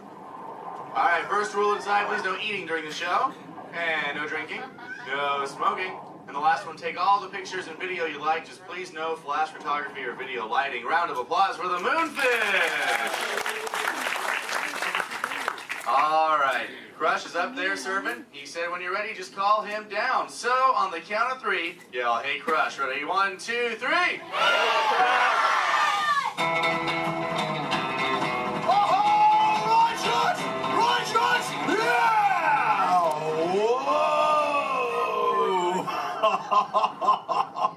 Oh, dude, check out the double spinner intro by the turtle.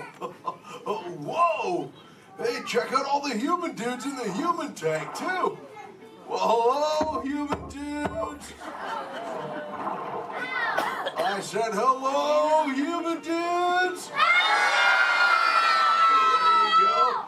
Whoa, hey, look at these little dudes, sub-level. Hey, little dudes. Focus, little dudes. Oh, man, let's totally make contact with some of the humans. Oh, hey, John, dude, come over here to the seafloor, dude. At the back of the seafloor, there's totally Mini Man by the aisle with a blue lid and sparklies on it, dude. Oh, I see, dude. Chaw. Hey, what's your name, little dude?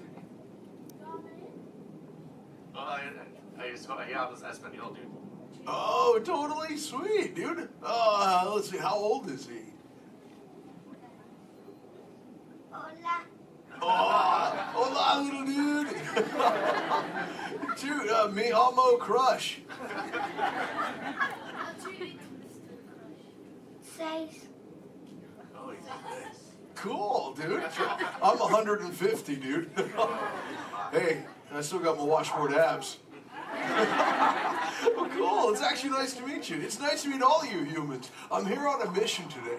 My youngest son, Squirt, he's got lots of questions about you human dudes, but I don't have all the answers. So, I have come to get the answers from you. If you dudes think you could help me out with that, say chaw. Oh, you so totally rock! Oh, dude, hey, for those of you that don't know, when a turtle says, you so totally rock, respond by saying, dude, nice and loud. Try one for practice, you dudes.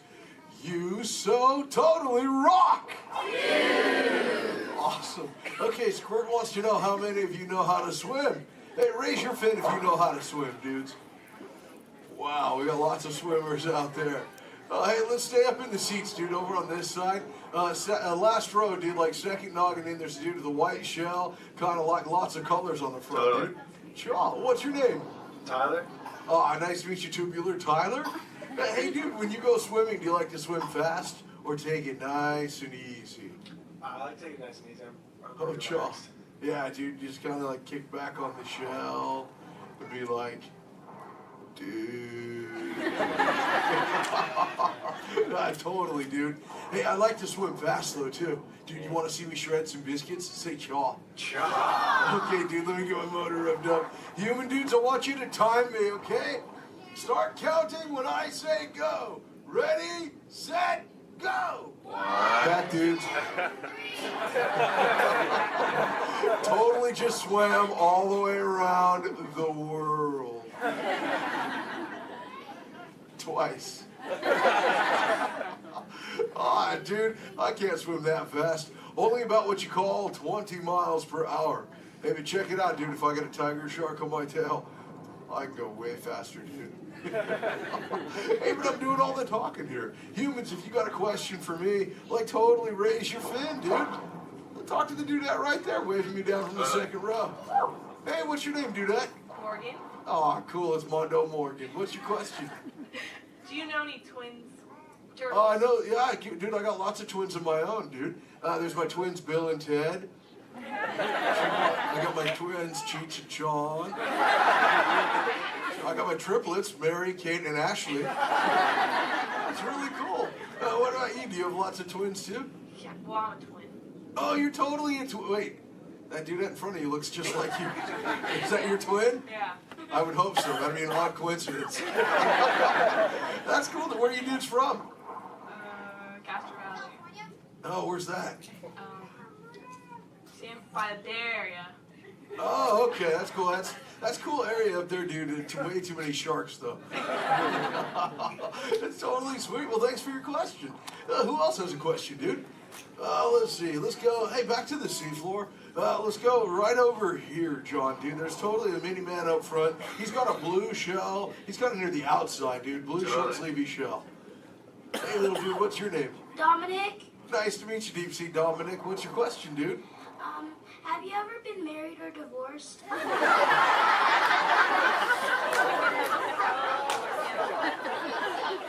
That's a pretty specific question. Actually, dude, most turtles, dude, we don't stay with the same dudette like our entire lives, but I have actually found one that's kept me around forever, dude. Her name is Shelly. She's my turtle dove, dude. We've been together for 130 years, dude. But it's still so awesome, it only feels like the first 75. It's really cool. Hey, can I tell Shelly you said hi? Can I tell her you said hi? Hi. Oh, dude, she'll totally love to hear about you, dude. Let's see, who else has a question? Let's see. Let's go. Hey, John, dude, jump across the aisle up here near the front. There's totally a mini man. He's getting his fin waved by another dudette. Hey, little dude, what's your name? Braden. Oh, cool, dude. What's your question, Boogie Braden? How many kids do you have? Yeah, I got 65, dude. Sean, like I said, well, I already told you about my twins, dude. Like Squirt, he's my youngest. And then there's Sheldon, Shelby, Michelle, Herschel, Rochelle, Trishelle, Shell, Lella Ding Dong. Let's see, I got my teenagers, Leonardo, Donatello, Raphael, Michelangelo. Zach, Kelly, Slater, Screech, Jesse, Lacey, Chris Jr., Chris Jr. Let's see, there's John, Paul, George, and Ringo. John's going through a really weird phase right now, though, dude. He thinks he's a walrus. So there's Michael, Janet, Tito, Jermaine, LaToya, Randy, Marlon, Chris Jr., Chris Jr., Chris Jr., Chris Jr., Chris... Well, there's lots of Chris Jr.'s, dude. All the way up to my oldest son. His name is Keanu. Keanu's not very bright, but we still love him anyway. My What's that? sister's name is Trishelle too. Oh, Trishelle, dude, that's a totally sweet name. She must be part turtle. Actually, hey, maybe you can help me out with something, dude. I got a question for you. I found a thingy on the beach the other day. Not really sure what you human dudes call it. Where did I put that? There it is. Hey, dude, what's this? That's a bikini. Oh, cool, a bikini, dude. Do you use a bikini when you go swimming? Oh, why not? Because I'm not a girl.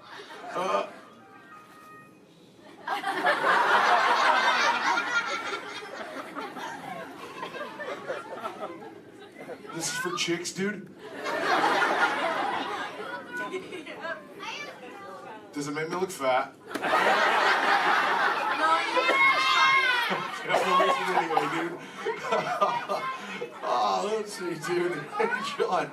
Up in the seats, dude, over on the other side. First row on the outside, second noggin over. That dude with like the specs on the noggin, she had her fin raised too. Where, dude? Chill from the two noggins to the outside. Oh, totally. Hi, dude. What's your name? Cassandra. Oh, nice to meet you, Kahuna. Cassandra. Hey, oh, did you have a question too? Yes. Do you speak a second language? Yeah, I speak a little bit of whale, some orca, and some dolphin. That's pretty cool. I'm learning, like I said, like I speak human pretty well too. But you know, my friend Little Blue, she's like the best at it, dude. Hey, do you human dudes want to meet Little Blue? I think she's around here somewhere, dude. Call her out, dude. Say, "Hey, Little Blue." Whoa, there she is. Hey, Little Blue, dude. Check it out. I was hanging out with these human dudes.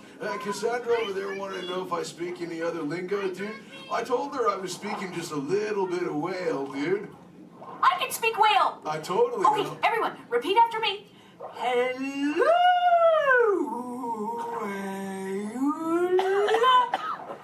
Okay, try that one all together, human dudes. Go.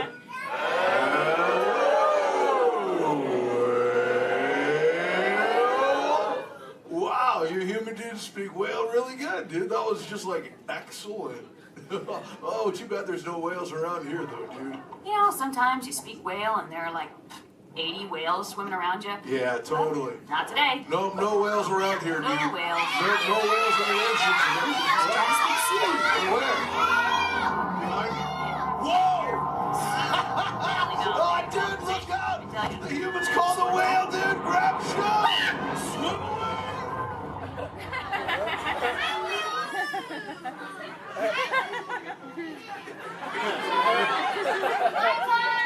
Dude, Little Blue, you're totally a squishy fishy.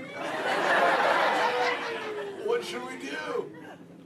Tell the whale to go away. Okay, humans, tell the whale to go away.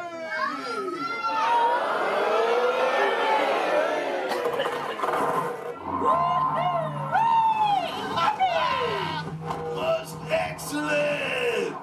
Oh, see you later, Little Blue. Hey, humans, put your fins together for saving Little Blue.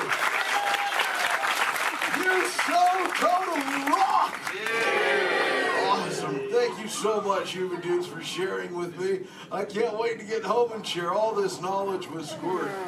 Hey, but before I go, human dudes, remember this. We all share the same ocean, humans and turtles alike. So treat everyone you meet like an oyster, dude, because you never really know when you just might find a pearl, dude. That was like a warm and fuzzy moment, wasn't it?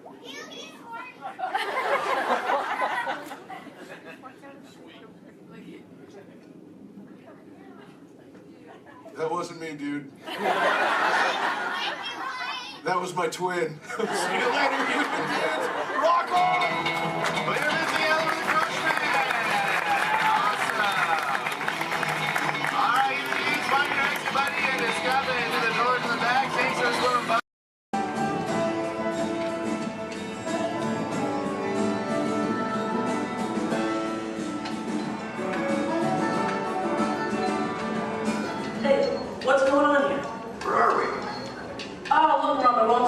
screen. Oh, yeah, wow. Hey, look! Bunny rabbit. Get off. Come on, let's go. Oh, hi, there you are. Hello, I'm Rosie. And I'm Colin. And we've got 5 or 6 hours of vacation slides to show you. No, we don't, actually. We're here to tell you all about sourdough bread. We are?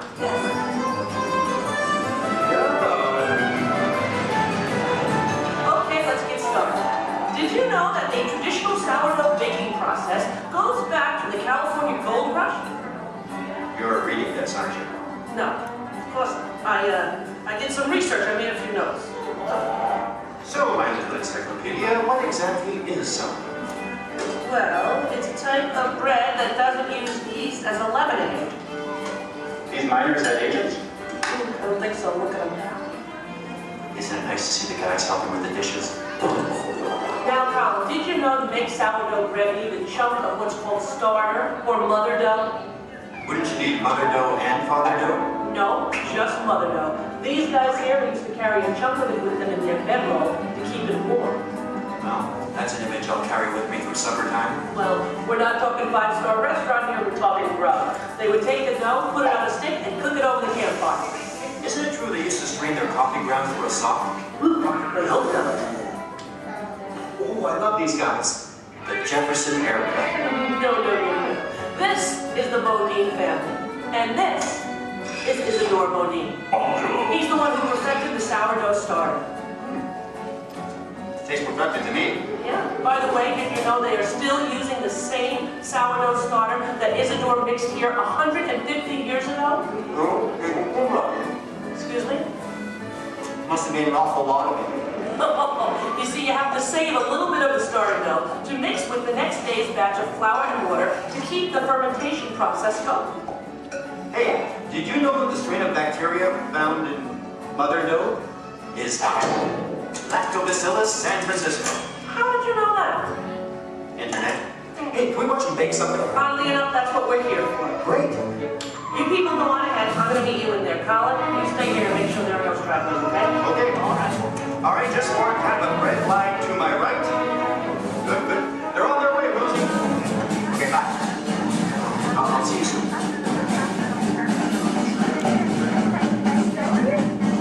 Okay, everybody, here we go. Come on in. There's plenty of room. Gather around the window right here. Make sure you can find a spot where you can see me on one of the screens. Come on, Colin. They can find their way, okay? It's not the California Trail.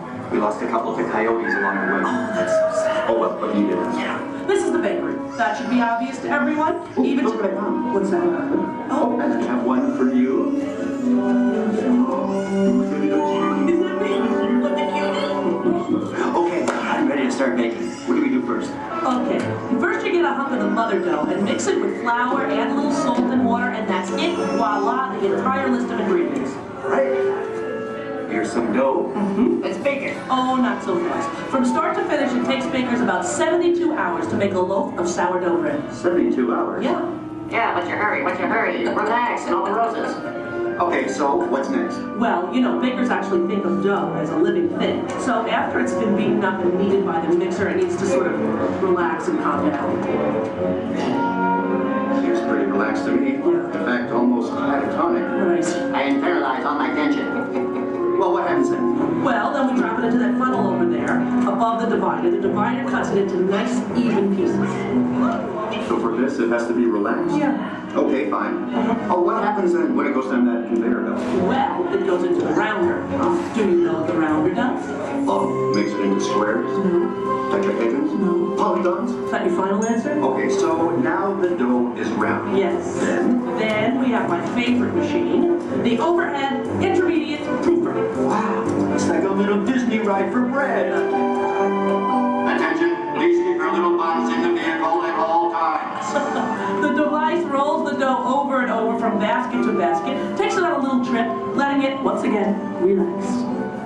This is the most laid-back bread on earth. Come on, Liz, you're teasing me. Can't we bake it? No, not yet. Next, the bakers lay the dough on screens and put the screens into ovens. Then we bake it. Not yet. You'll have to go around the corner to the next window to find out more, okay? And you go on ahead. I'll stay here and get the stragglers. You stay with the nice lady. All right. All right. Everyone, follow me. Follow him, everybody. And you relax, okay? Okay. Come on.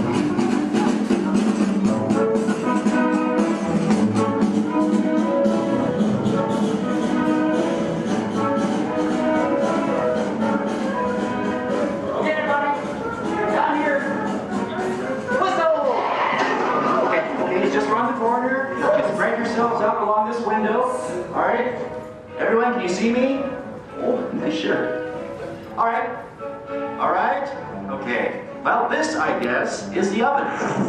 If not, I'm having some incredible hot flashes. Slap some garlic butter on me and I'm ready to go. Hey, Colin. Okay, where were we? We were getting ready to bake some bread. No, we weren't. What, are you trying to confuse me? Let me think. I remember the racks of dough. The racks of dough are taken upstairs to a refrigerated fermentation room. Refrigerator? Yes. Look, I know a thing or two about baking bread. Well, actually I don't, but I'm pretty sure you have to have heat to bake something, right? Sounds right to me. For a technical question like that, I'm going to have to call in an expert. I'd like you to meet my friend, Tony, the baker. Tony! Hi! Are you enjoying your visit? Oh, we're having a great time. We really are. But I'm afraid I have reached my limit of baking knowledge. Tony, call it here.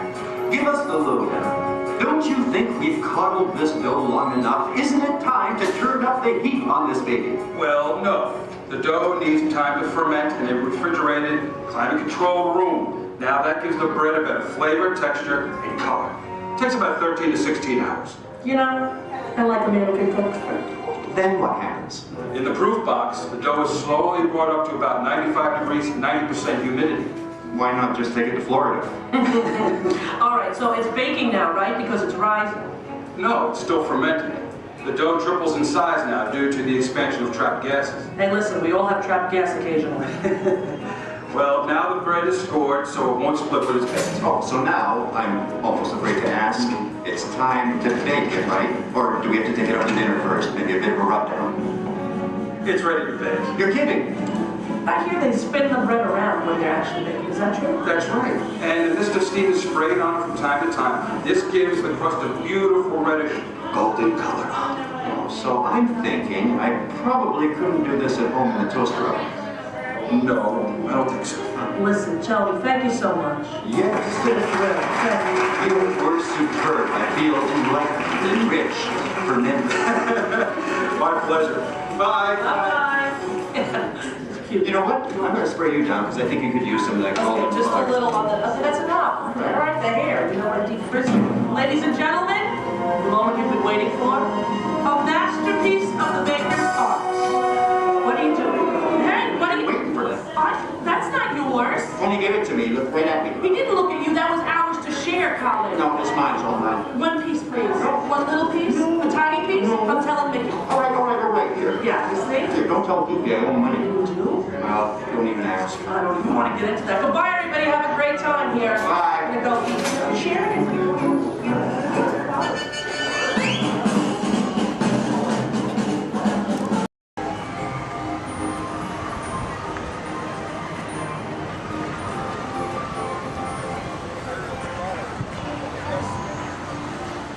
Rest all the hey, rest them all up.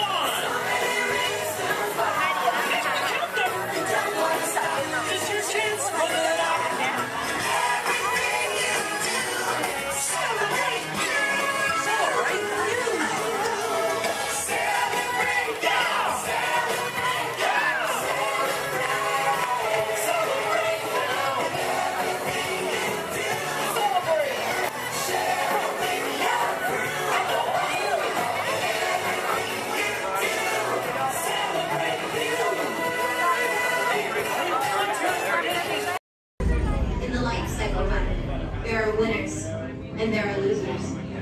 Who are you?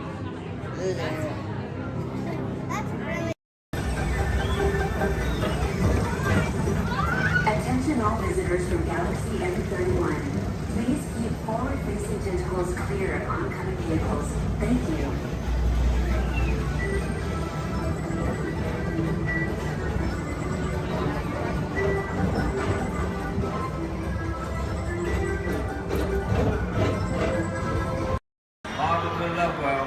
Dance to go with me on his yo-ho, yo-ho, yo-ho, virus life for me.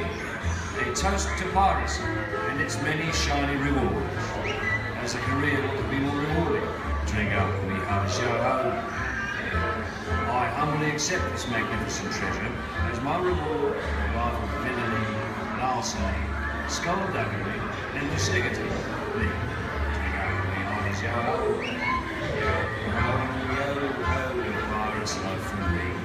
I raise a toast to one of my many shipmates lost at sea. Salute, raise a mean. Drink up with me on his yo-ho. Rascals and scoundrels, villains and knaves, drink up with me on his yo-ho. The devils and blacks, you really bad eggs, drink up with me on his yo-ho. Drink up, lads, there's treasure enough for all.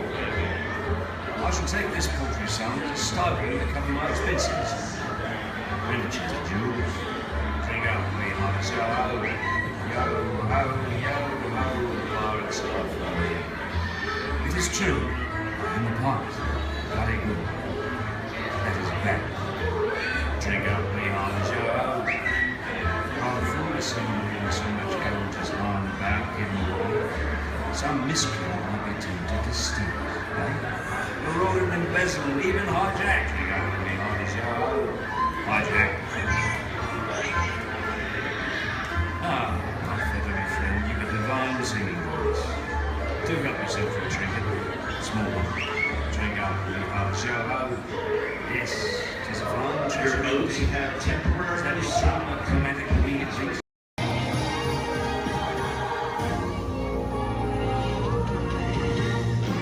Come share the fun, the best of celebration. Come dance along and sing the song of cheer. The unity of every transition. Come and join the party of the It's happening on the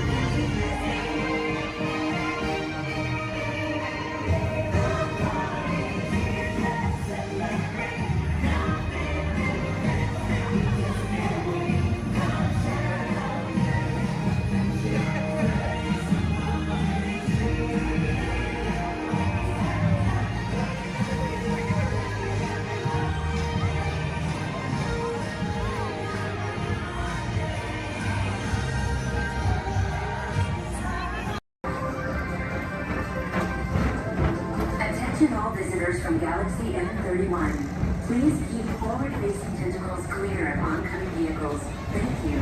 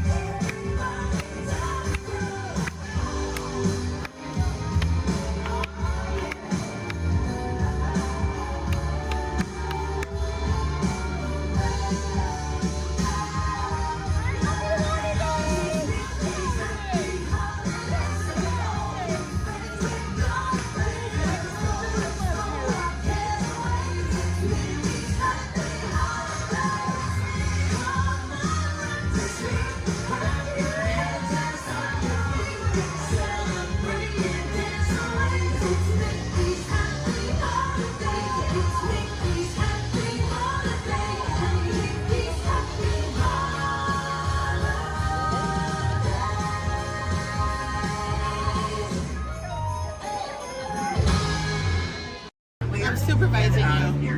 Now everyone pick up your favorite hand and wave goodbye to those people on that dock. Goodbye. Goodbye. Yeah, you're never gonna see them again. But you don't know them, so why would you see them again, right? Unless that was your family up there, then you know what? You're welcome. I just got you a 10-minute break from them. You probably need it. You've been in Disney World all day with them. But now let's see. Is this anyone's first time on the Jungle Cruise? Can I see a raise of hands? Perfect. Me too. Is this anyone returning to the Jungle Cruise? Can I see a raise of hands? Perfect. I can't wait to be a sore disappointment for all of you and exchange a lot of awkward eye contact that's already started. How beautiful. But hello everybody, welcome in. My name is Skipper Kevin. First name Skipper, last name Kevin. I'm going to be your best friend, guidance counselor, dance instructor, tour guide, dragon slayer. And if you don't laugh at my jokes, I'm going to be your swimming instructor. I said that just for you. I said that just for you because I knew you were going to interrupt me. Yeah, thank you so much. I really do appreciate it. Wow. But now here we are in the Amazon rainforest. If you look over to your left-hand side, you're going to see what I like to call an inspiration ball. I call it that because the longer you stare into it, the more it's going to inspire you to go. Oh, deeper into the jungle, of course. Yeah, I don't know about you guys, but that certainly does look like inspiration to me. So much that I now feel inspired to take you guys into the Congo River. So why don't we see how far this boat? Congo. Okay, I'm glad of you if you did not like that. Don't worry, my jokes, they don't get any better yet. So buckle up, we're going to have an amazing time together. And if any of you have not seen the Jungle Book or you'd like to see it again, don't worry, it's right over there in 3D and the box set edition. Yeah, it really was the bare necessities here in the jungle. Oh wow, this is awkward. I'm sorry guys, I was trying to throw you a surprise party, but it looks like no one's here. I can't see anyone. Canoe? Yeah, I cannot. It really is an either-or situation if you get what I'm trying to say. I even brought out that giant python snake. I just would not recommend getting too close to him. He will develop quite a crush on you. It's what I like to call a constricting relationship. It never ends well. What in the jungle? Oh, sorry. I hope that did not alarm anyone. Those are just my roommates. Yeah, looks like they got into the explosives, but I'm sure they were just trying to find the bananas. They do find them very appealing. Yeah, they kind of go ape over them actually, but you know, I think we should make like a banana and split. So we're now gonna head down the Nile River, which is the largest river in all of the jungle. It goes on for Niles. And Niles. And Niles, thank you. And if you don't believe me, you are in denial. Disbelief. I bet you believed you had that one. No. Yeah, you did. I heard you say it. But if you look right there, everybody pay attention to this super cool, super rare. It's honestly an African bull elephant. You could even say it is a once-in-a-lifetime opportunity. You will never see one of those again in your entire life. A twice-in-a-lifetime opportunity. You will never see one of those again. How majestic that is to become an African elephant. Okay, but now here we are on our African belt, which has some of my favorite animals on it.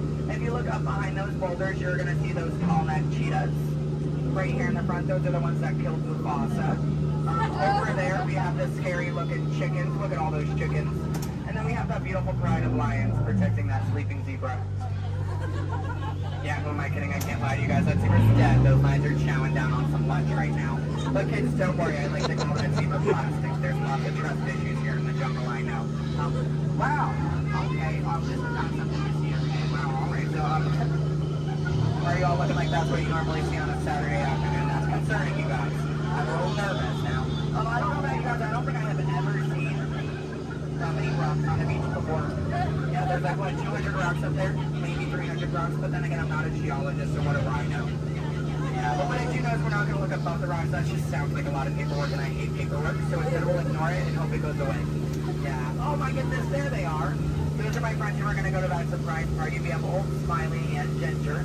Just be careful, Ginger snaps. Yeah, she is one tough cookie. And I'm not sure why, but my jokes, they kind of get crummier from here. I guess it's just the way the cookie crumbles. I don't really understand. It's unfortunate. But behold, straight ahead, we do have Schweitzer Falls, named after our famous and beloved founder of the Jungle Navigation Company, Dr. Albert. Wow. Yeah, don't worry if you didn't get that. We're going over it later. So I really hope you know how to swim, and if you don't know how to swim, stop eating them out. It stands up. The water's only 3 feet deep. Yeah, really, it's not that difficult. But if you guys are starting to wonder, Skipper Kevin, how on earth did you land your job here? I'd like to say it's plain to see.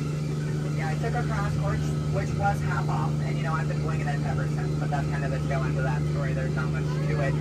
And now it does look like we are entering a hippopool, and I need everyone to be very careful. These do look like some dangerous animals. In fact, you could even say they are some hungry hippos. So So if you guys could do me a favor and hold on to your marbles. I lost mine a long time ago. That's why that boat's halfway underwater. Oh no, I'm just kidding. The legal team said I can't keep saying that. That's gonna get me fired. Yeah, the last time I took a boat out, I went to a volcano and everybody came back without eyebrows. But lucky for you guys, I took a wrong turn this time. But this is probably the point in the cruise where people start thinking my job is so easy, I let a monkey do it. But I promise you, that's not true. Those are chimpanzees. Yeah, there's a very clear difference between the two. Just don't ask me what it is. I have no idea, and I didn't think we'd actually see any, so that's kind of crazy.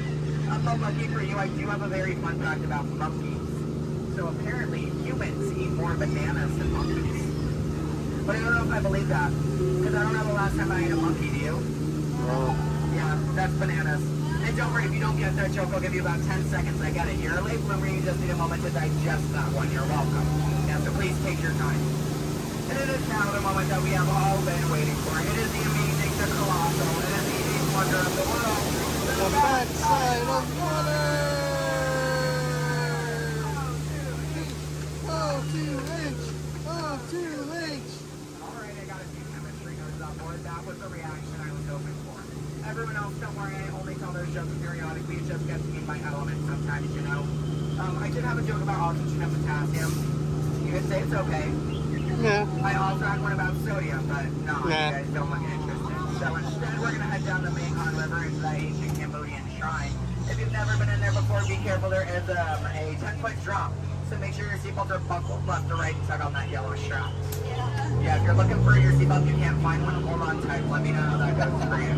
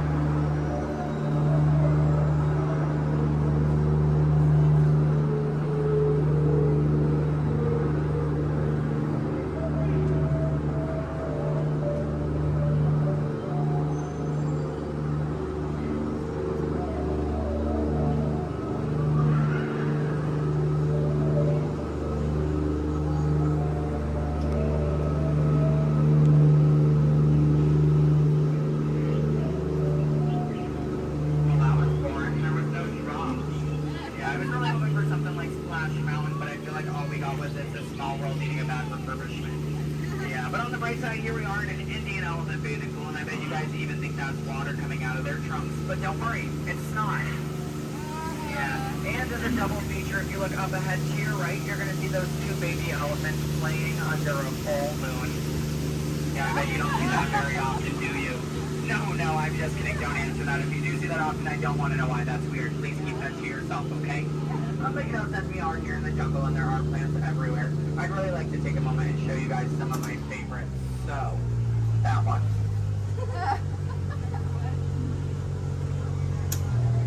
That one. Okay, pay attention everyone. The one right there with the green leaves. The one next to it. That one. Yeah, they're great, aren't they?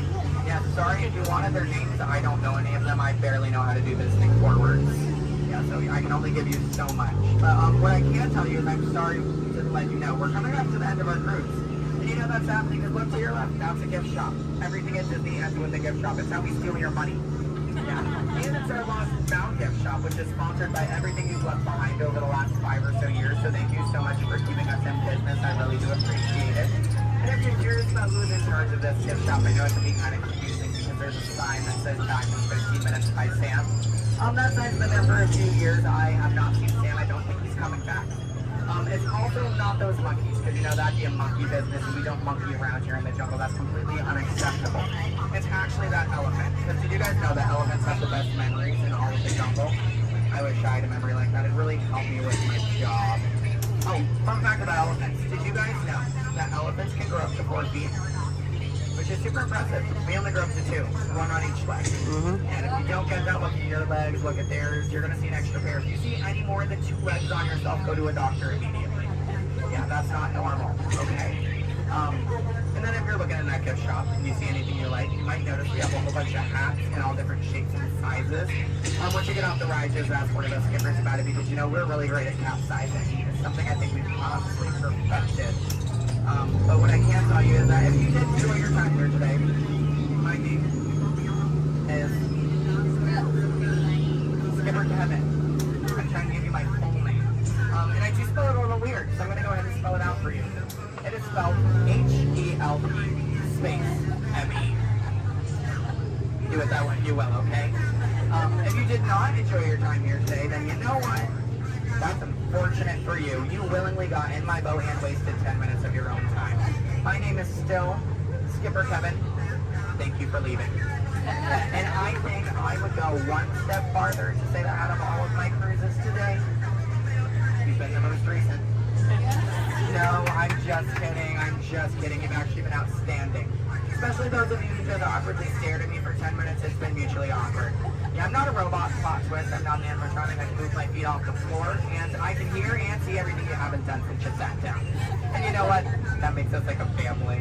Because I take my own family after 10 minutes of quality time together. Look at that. She's even giving me a heart. This is why I have attachment issues. You're going to get out of my boat in about 2 minutes, and it's going to make me cry. You need to leave is what I'm going to say. So in just a moment, you're going to be outstanding on that dock. Yeah, it really is great. Oh, and while we're looking over at the dock, let's do a little bit of a dock orientation. Everybody on this side, this is where we're going to be getting out. So if any of your rebels are hanging out of the boat right now, leave them there, stay comfortable. But when we get over there, you might want to pull it at the boat because that dock is really hard to replace. Yeah, your elbow, I can send you to an urgent care lab dock. I don't have a contact card for it. I don't know how to replace it. But you're going to see those 2 docks in between the boat. I like to call them the paradox. Yeah. The 2 skippers, they're paradorks. Yeah, they really are adorable, aren't they? And you can tell them I said that. They're going to hate it, but I love it. Yeah, and thank you for saying I'm so funny. You're really inflating my ego as we speak. Yeah. I'm getting some compliments from you. She's falling in love with me. She's stealing my jokes. He's recording me. This is like a reality TV show. I'm better than the Kardashians. Yeah. Oh my goodness. And what do you do? What's your story? Do you walk across the country? Yeah. You do? That's Iron insane. metal sprints. Do you? Yeah. What kind of metal? Golden ones, silver. Do you sell them? No, I just wear them. You just, but, so have you not won any? No. You haven't, yeah, you're not wearing any, so I kind of assumed. Yeah. When you get one, are you just going to wear it all the time? Yep. Oh, are you going to name it? No. Why not? If it's going to be that important to you, I think it deserves a name. Why do you think your mother named you? I'm just saying, okay, your story's boring me now. What is your story? Talk to me, Miss Epcot Center. She's wearing a shirt that says Epcot. Is that your story? Yeah. That's it? Yeah, and that I'm sticking to it. That was a pretty short story. Yeah. It's been a long life. Short story for a long life. Something about that doesn't make sense. Oh, goodness gracious. My friend in the middle with the Leia shirt. Hello. Are you a Star Wars fan? Good to know. What's your story? Alabama? My friend's from Alabama. He's bald. He normally works here, but he's not. His name's similar to mine. It's Brevin. I'm Kevin. We also have a Devin and a Heaven. If you can, yeah. How do you think we feel? You hear us on the microphone, you just hear a name, all you hear is Evan. We all come flocking too. Yeah, it's great. Okay, my friends in the back, why are you so quiet? You're so quiet. Are you having fun back there? Just making sure you're not asleep.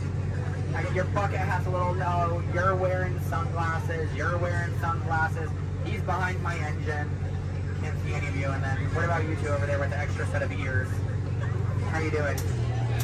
Oh, you are the nicest one here. No one asked me how I'm doing. Thank you. You are all horrible people. Just know that. Just know that, please.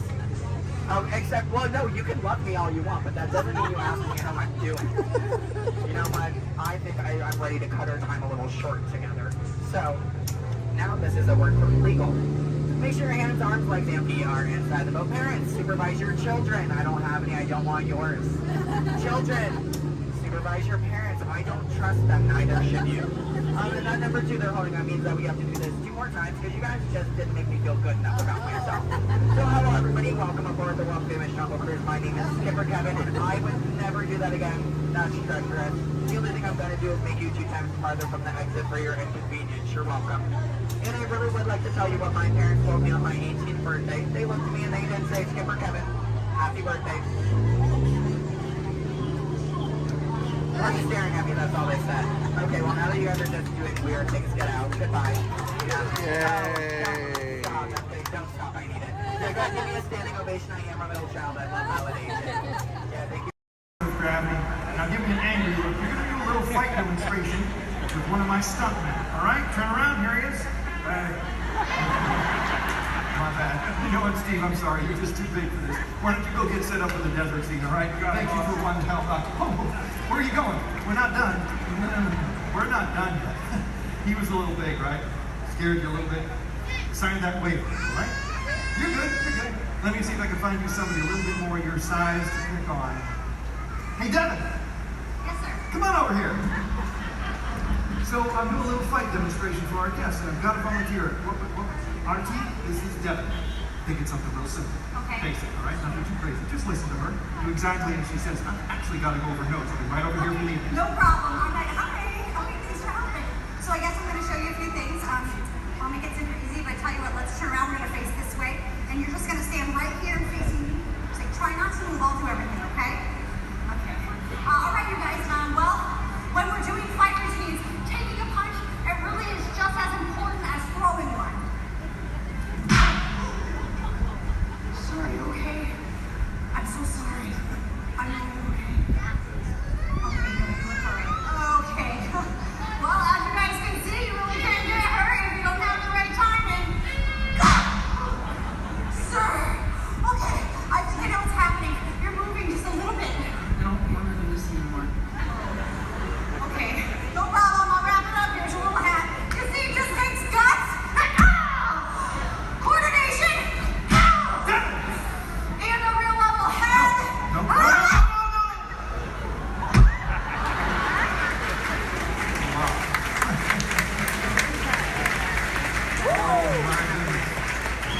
Not at all what I had in mind. Would you say something to the folks while I check on the man on the floor? No problem. So obviously something like this does take a lot of practice. Yeah, or a lot of extras. Let me try to get boss. Oh, no. Stay away from those nice folks and help this poor man up off the floor, please. Sir.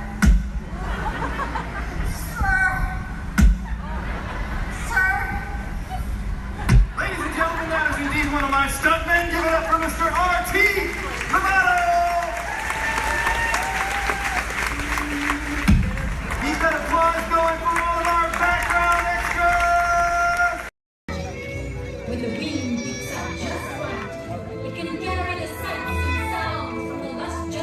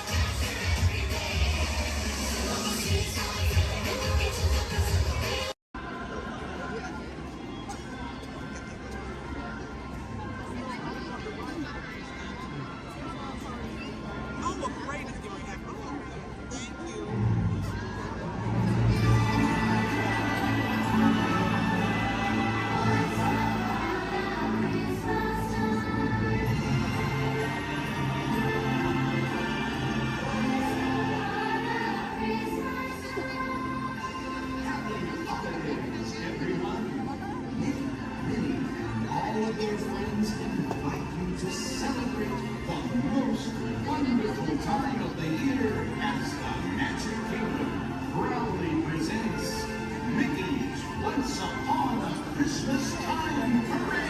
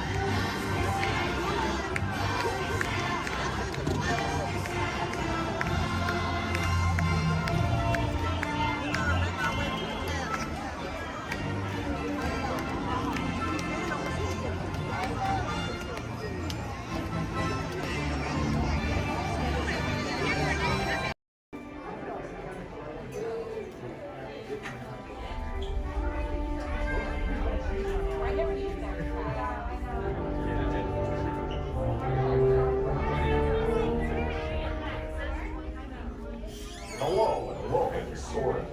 My name is Patrick and I'll be your chief flight attendant today.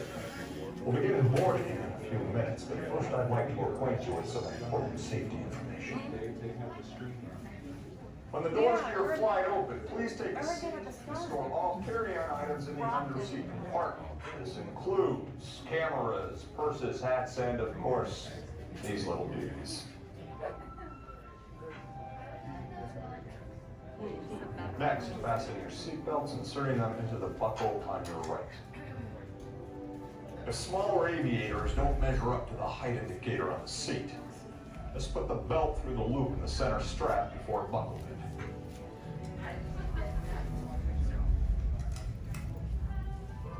Nice work, pal. Soon you will be airborne. So if you or your little aviators have a fear of flying or of heights, you might want to wait for your party if you like it. Okay, let's review. That is seatbelt, carry-on item, safety strap, fear of heights, keep your hands and arms inside at all times. Anything else? Yeah. Have a nice flight. All right, my friends, we're going to load row 3, followed by 2, then 1. Row 3, please follow me. 2, you're going to follow 3. 1, you're going to follow 2.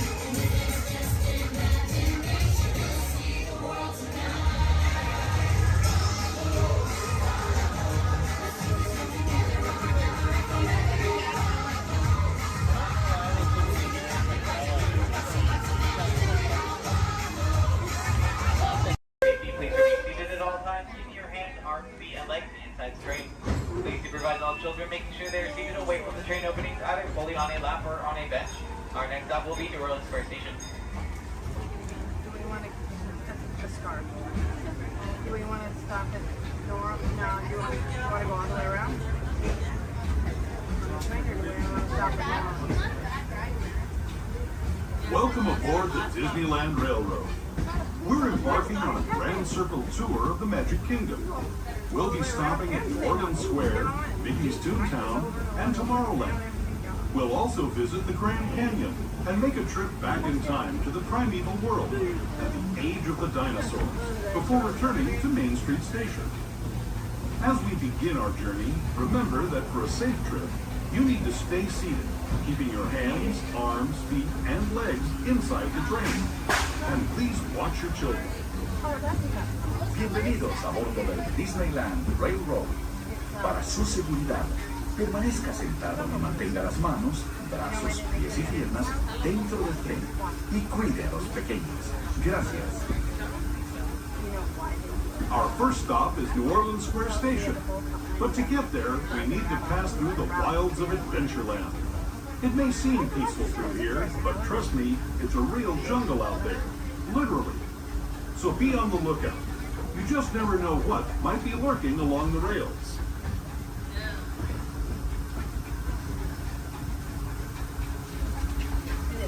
Just ahead is New Orleans Square Station. This station also serves Frontierland and Critter Country. If you'll be leaving us here, please remain seated until the train comes to a complete stop. Then watch your step as you're getting on. For those of you continuing on with us, we'll be resuming our trip in just a moment. This is New Orleans Square Station. New Orleans Square. As you make your way to New Orleans Square Station, please remain fully seated until the train has come to a full and complete stop. This will be your stop for attractions such as Pirates of the Caribbean, Indiana Jones Adventure, Jungle Cruise, the many adventures from Winnie the Pooh, Splash Mountain, and Haunted Mansion Holiday.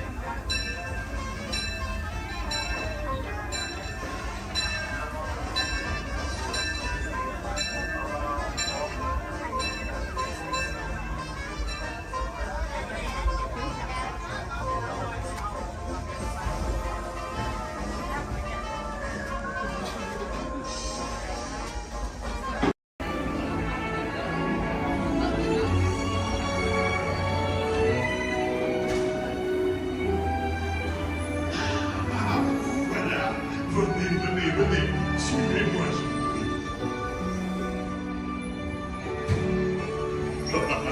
My chère famille is waiting for you. This way. Qu'attendez-vous?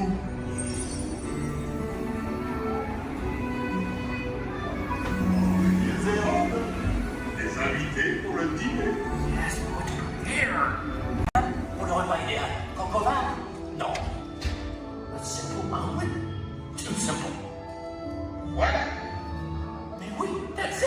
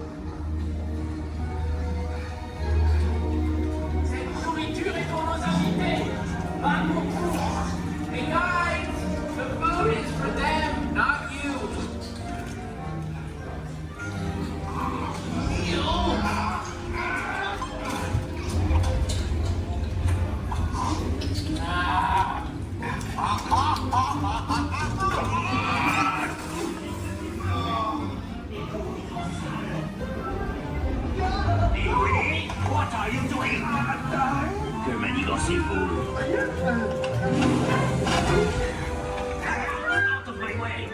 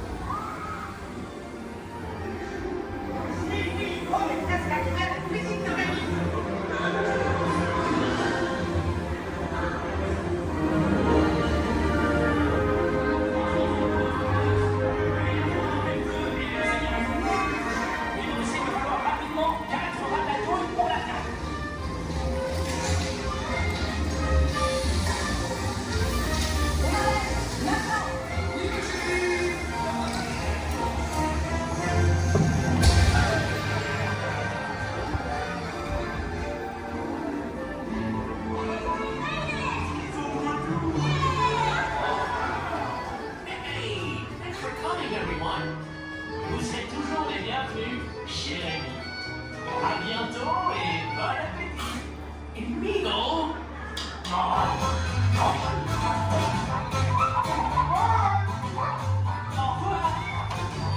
Never for you, I swear, you are always welcome at Bistro Chez Rémi.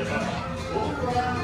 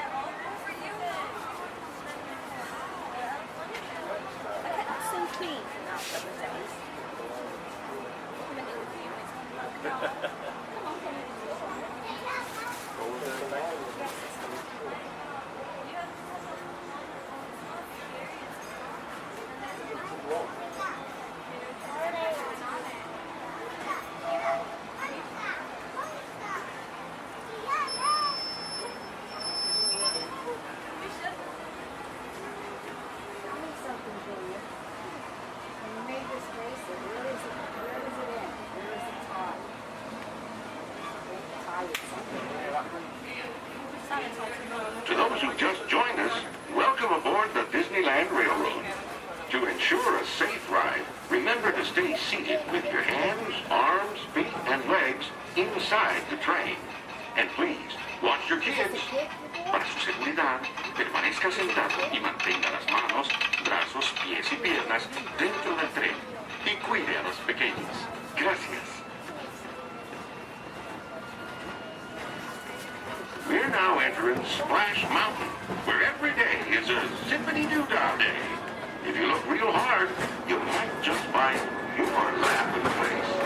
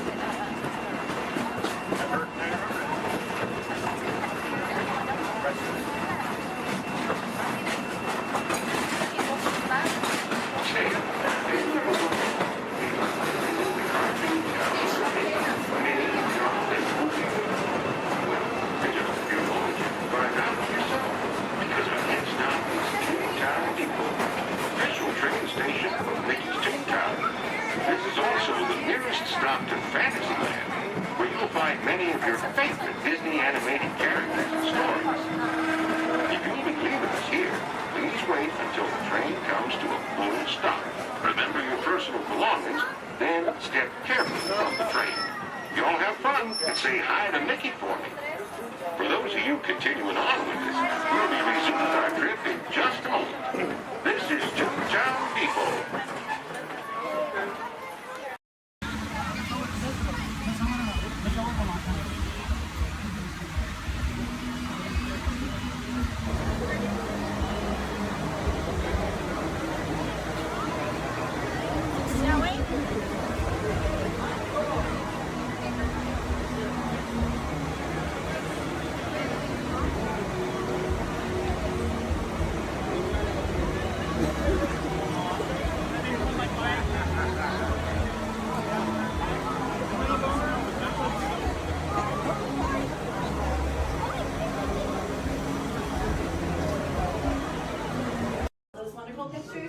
Disney Experience app, so just make sure to grab that card on your way out. Now, for all on the same page, can I get a great big weep? Awesome. All right, now my friends in here, how many of us are familiar with the story Beauty and the Beast? Awesome, most of us. Are we all ready for a Beauty and the Beast pop quiz? Yes, awesome. Do not worry, my friends. This is not work and this is not school, so you don't have to worry about raising your hands. If you know any of the answers, just feel free to shout them out. My first question is, which princess grew up here? Belle. Belle, that's right. And does Belle still live here? Yes. No. No? Yes? Well, if Belle doesn't live here, then where does Belle live? The castle. The castle, that's right. Are we all ready to go visit Belle in the castle? Yes. Yes, awesome. Now right behind me is an enchanted mirror, and this was a gift given to Papa Maurice by the Beast. It lets him visit Belle in the castle at any time he wants, and I know the perfect time we can go back to. So everyone, please repeat after me. Take me back to the day Belle and Beast fell in love. Take me back to the day Belle and Beast fell in love.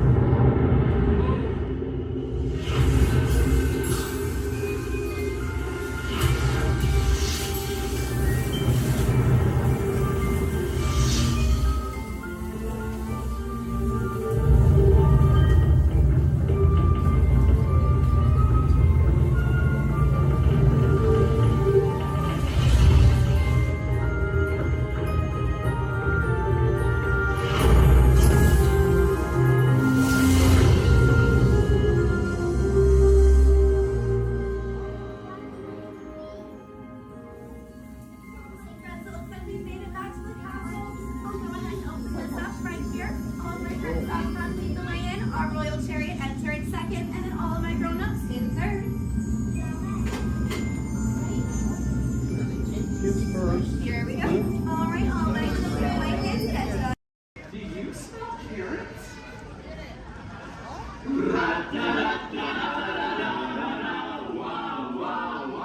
Hey! What? What do you call an old snowman? What? Water.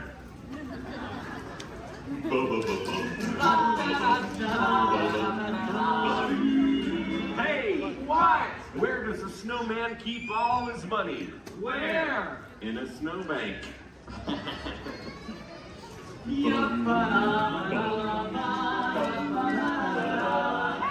What? Who's the snowman's favorite relative? Who? His Antarctica.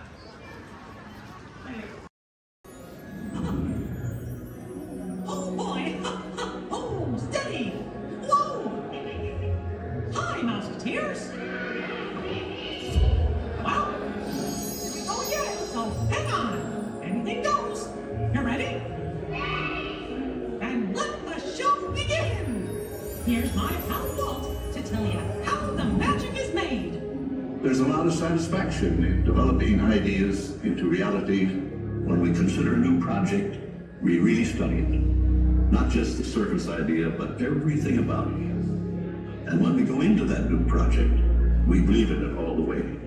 We have confidence in our ability to do it right, and we work hard to do the best possible job. There's really no secret about our approach. We keep moving forward, opening up new doors, doing new things, because we're curious. and curiosity keeps leading us down new paths. We're always exploring and experimenting. Everybody ready? Then on with the show!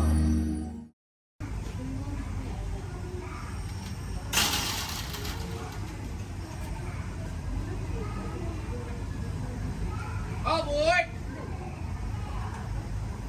For those of you just joining us, welcome aboard Excursion 3 on the Disneyland Railroad. For your safety, please remain seated at all times, keeping your hands, arms, feet, and legs inside the train. Please supervise all children, making sure they are seated away from the train openings, either fully on a lap or on a bench. Our next stop will be Main Street, but before that, we will travel into the tunnel ahead and journey through the Grand Canyon and Primeval World. While you are more than welcome to take as many photos and videos as you'd like, we do ask that you please turn off all flash photography, video lighting, lighted toys, and accessories, including any lightsabers, light-up heaters, bubble box balloons, and many more.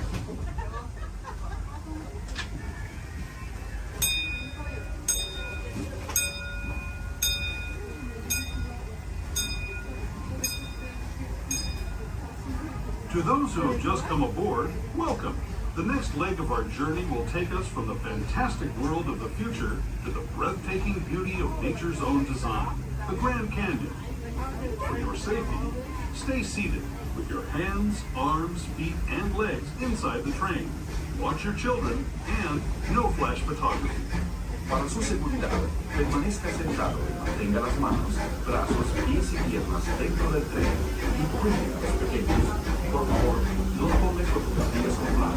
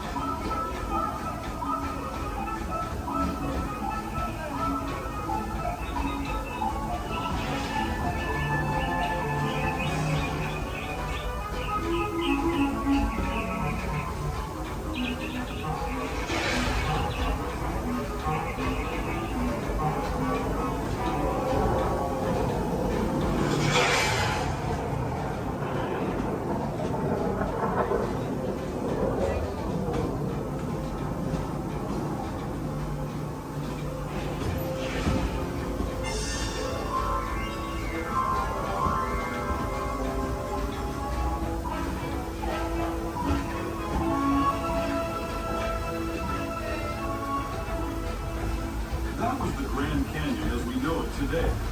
But it wasn't always this way. Now, let's travel back in time, way back in time, to the fantastic lands of the Primeval World, land of the dinosaurs.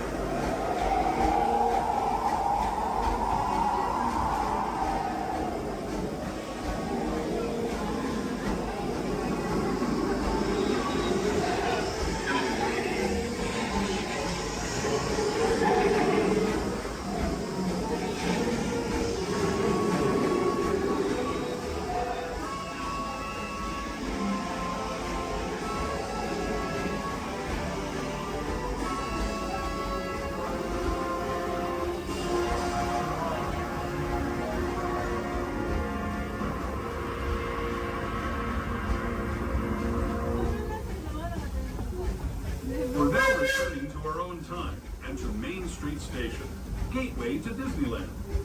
If you're leaving us here, stay in your seat until we come to a full stop. Remember to gather all your personal belongings and step carefully from the train. I'd especially like to thank those of you who've been with me.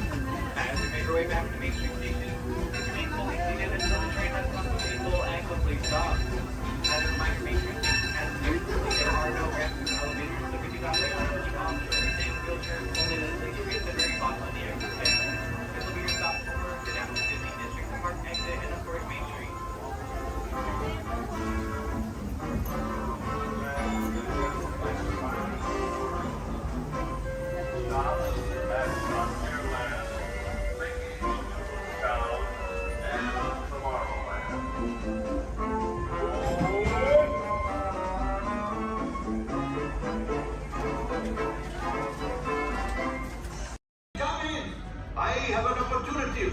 No, that is bad.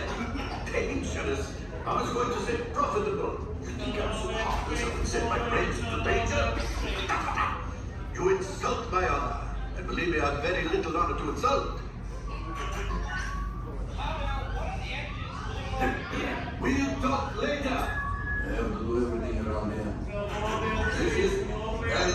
Hello, my friends. I am Hondo Onaka, and this is Onaka Transport Solutions. Today, I am offering the opportunity of a lifetime.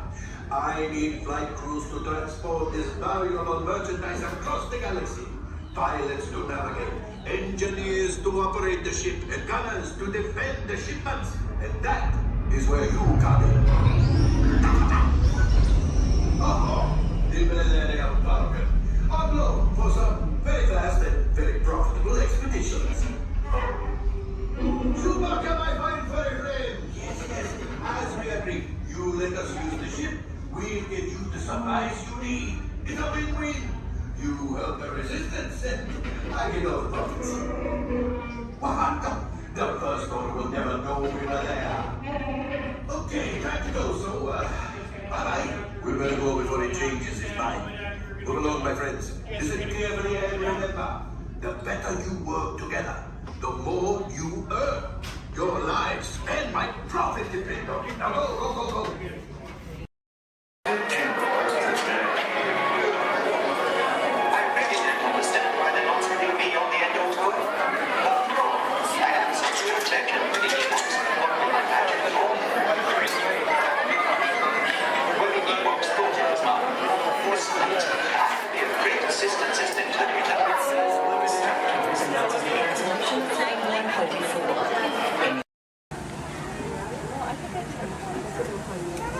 Hey Zach, happy birthday.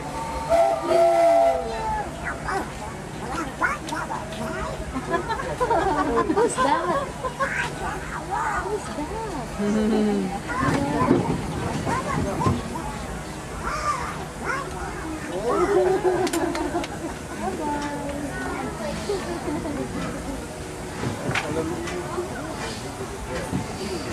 To those who just joined us, welcome aboard the Disneyland Railroad. To ensure a safe ride, remember to stay seated with your hands, arms, feet, and legs inside the train. And watch your kids.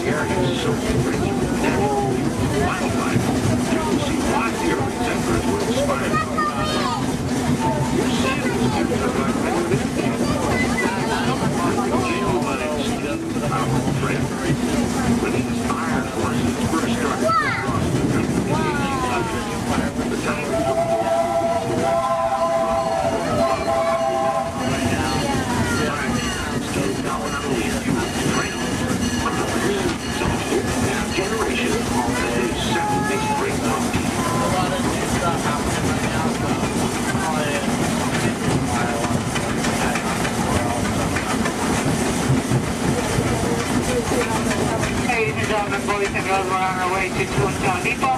Now we're going to stop for all the attractions in Fantasyland, Toontown, and then we have our Fantasyland Theater, where your princesses can meet our princesses. They can ask all the questions they like, and they can send as many pictures as they like. They do close a lot earlier than the park. Make sure you visit your schedule.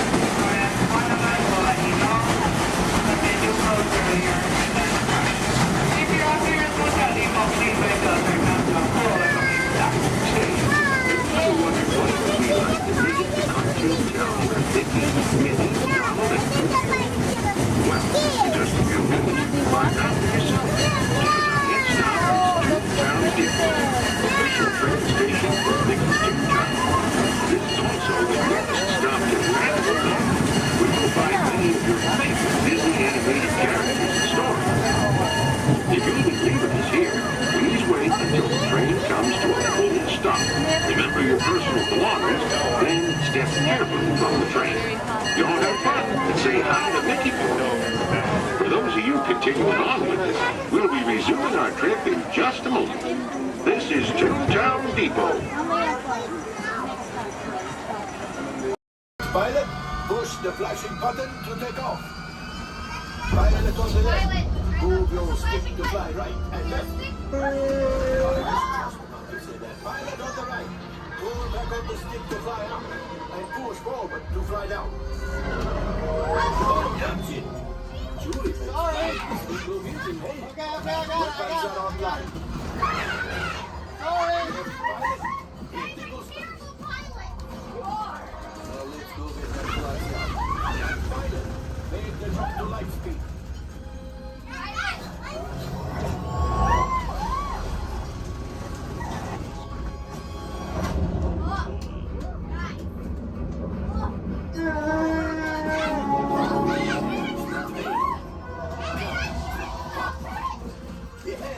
Yes, keep shooting.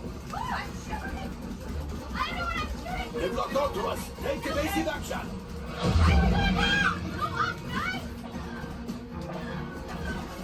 Gunners, we need to defend ourselves. Open fire. Gunners, blast away. Blast. Ah, there it is. After that plane.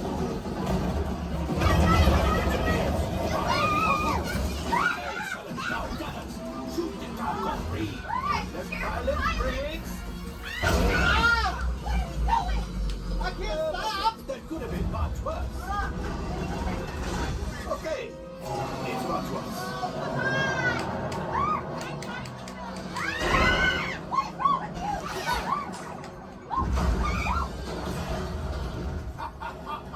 Yes, you got one. Excellent, my friends. Now power up the ship. Well, gravity you see, just as I promised, my friend. Now that the resistance has what they need something from Bungo. Pilots, line up behind the train so we can harpoon that last guy. Gunners, shoot the train. Engineers, realize closer. Keep shooting. Jump, my friend. Yes. We got the coaxium. I will grab it. You keep up to the train.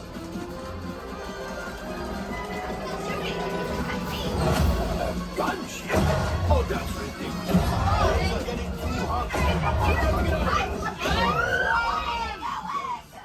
Distraction. Look at the train. Hurry.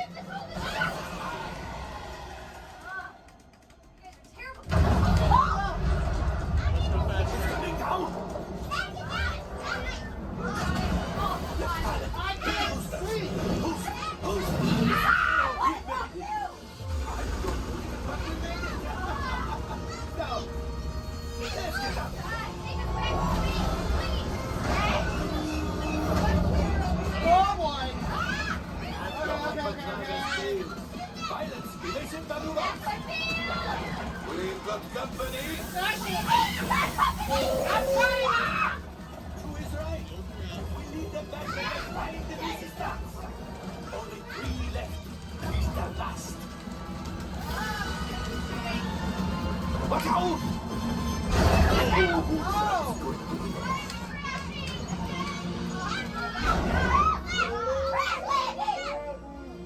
Yes, Chewie will pilot us. This would greatly help the resistance. You will earn the first order and made Chewie proud.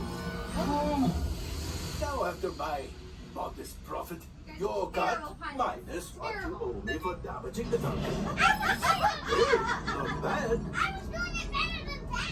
You are 35%. This thing doesn't work well. Awful. I was doing better than that. Fired. That's not too bad.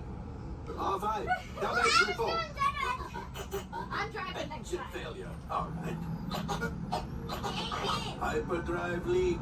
That is not too good. Multiple hull ruptures. Well, it could be worse. Life support failure. That Okay, that's something. Yeah, I'm just going to cut you off there. It might be faster if you listen to parts that are not damaged. You know, the ones that help us to breathe. All right, my friends. You brought the Falcon back in one piece, and I guess that is something. Not a lot, but something. Welcome back to Batu.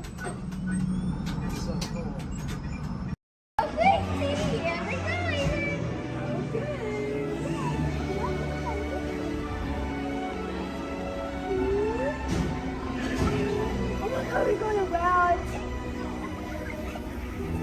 I find that guy!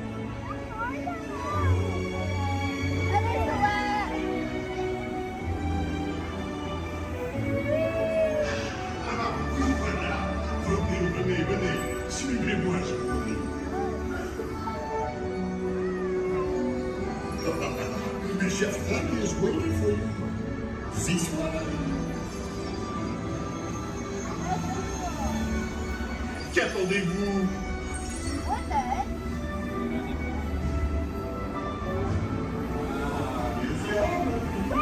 Invité pour le dîner. No. A simple omelet? Too simple. What? Wait, that's it!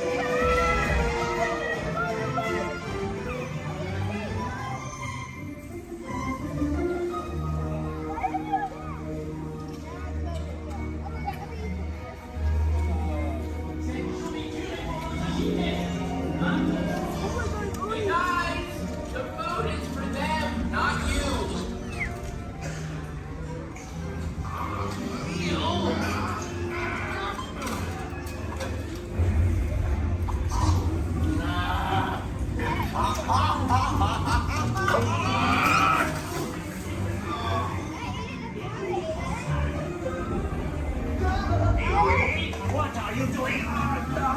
Bienvenido, seafood.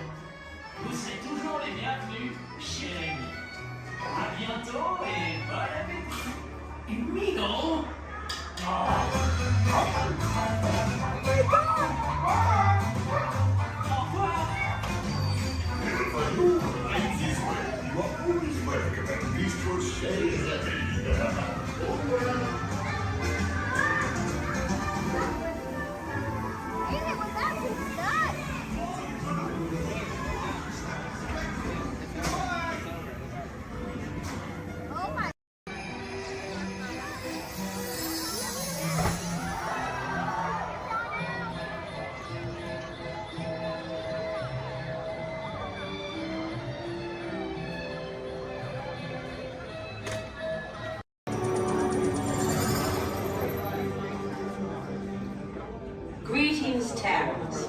I am Nova Prime Irani Rayan, commander of the Nova Corps.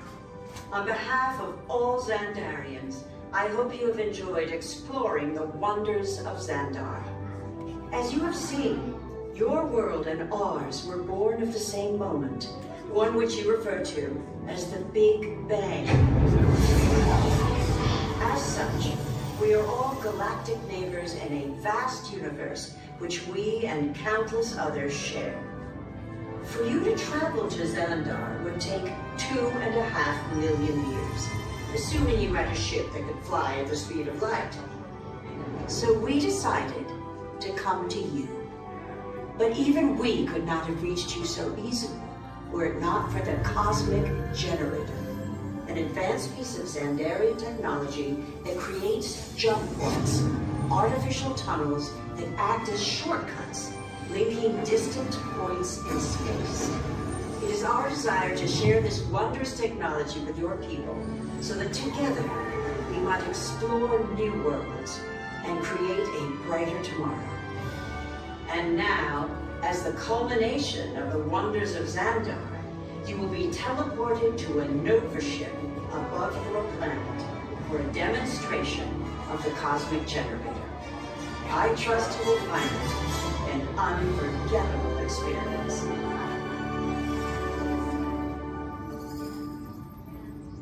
Welcome, people of Epcot, Epcoters, Epcotians, citizens of Epcot.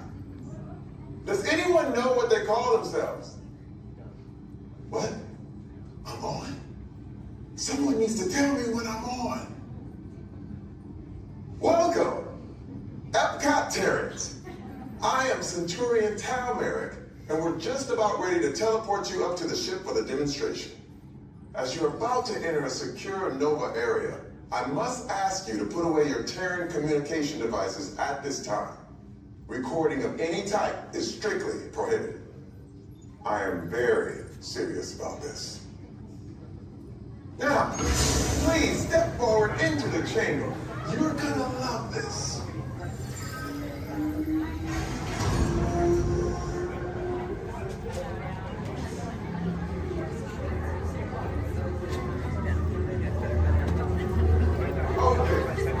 Before we begin, I should warn you that we have never teleported Terrans before. But since your molecular structure is very similar to Xandarians, it should work. It'll work. So long as you are standing inside the lighted ring. You do not want to know what happened last time someone did not stand where I told them to, okay? Stand by for teleportation. Here we go.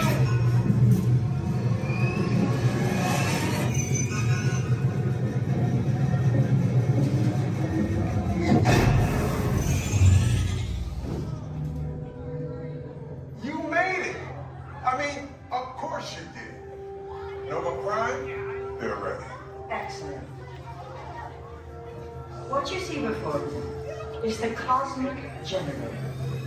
And in just a few moments, we'll be activating it so you can experience for yourself what's happening. I'm not sure. Our power's out. And the Cosmic Generator is gone. Cheerio, Monarch.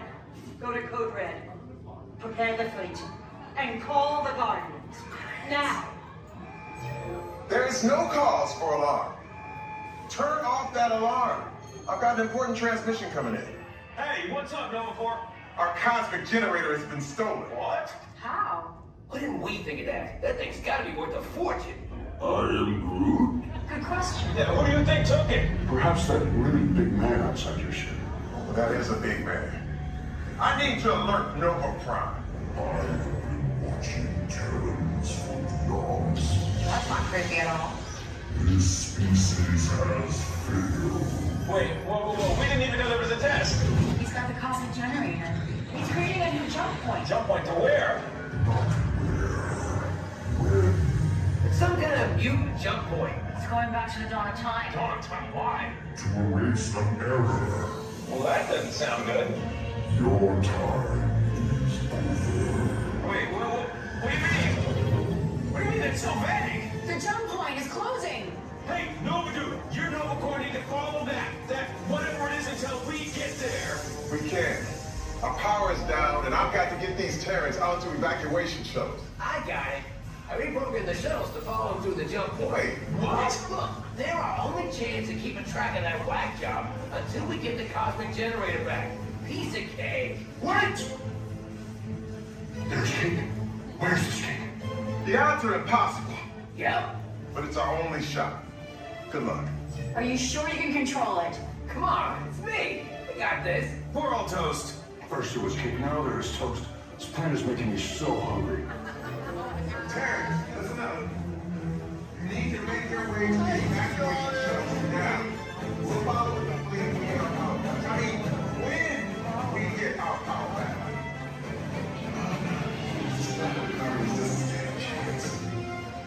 Too much last night, so bear with me. Tej left me alone today, so yeah, that's pretty much it, you guys. In just a moment, these doors will be closing, and moment.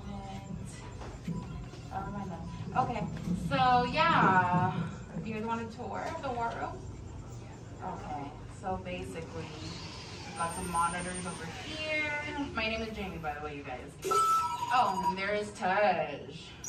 Jamie, the buses are here. Okay, what do you want me to do with them? They're just staring at me. Should I send them now? Dom's calling. I got this, Jamie. Okay, great. Dom, what up?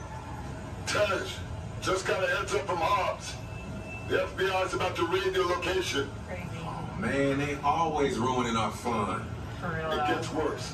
They're leading Owen Shaw right to your door. Shaw? That cockroach we beat down in Spain? What's he got to do with this? Everything, right? Nothing yet. And let's keep it that way. Get those people on those buses. You need to start plugging out right now. And get that turbo truck ready. I'm sending Letty there to pick it up. I'll call Letty. I'm on it. Never mind then. Hobbs needs our help. He needs our team. Spread the word. Spread the word, you guys. But keep it in our family. Never mind. Don't listen to me. And keep it quiet. Just keep it in the room. Oh, the other bald guy's It's calling. Hobbs. Hobbs, my man. What up? Sorry, Brother Tej, no time for chit-chat. I just sent you a brief on FBI agent Novak. Has Toretto filled you in? Yeah. He wants us to get everybody over to the party at Sullivan's.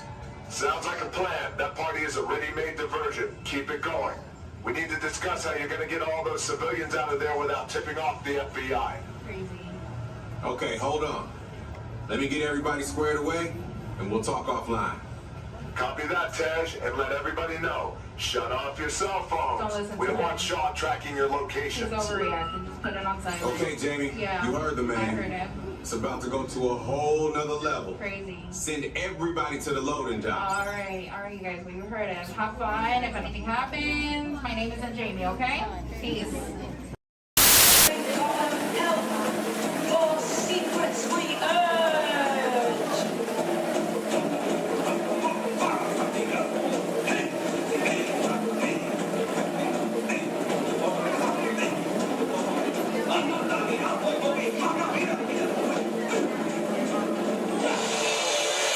Wowee!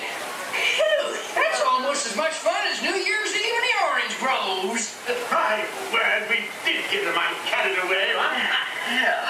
I say, look out there across the water. There's a little bit of company. No, yes. Welcome, you all. Permit us to introduce ourselves. My name is Claw, and my loquacious cousin over here is... I'll introduce myself if you don't mind. Hi there.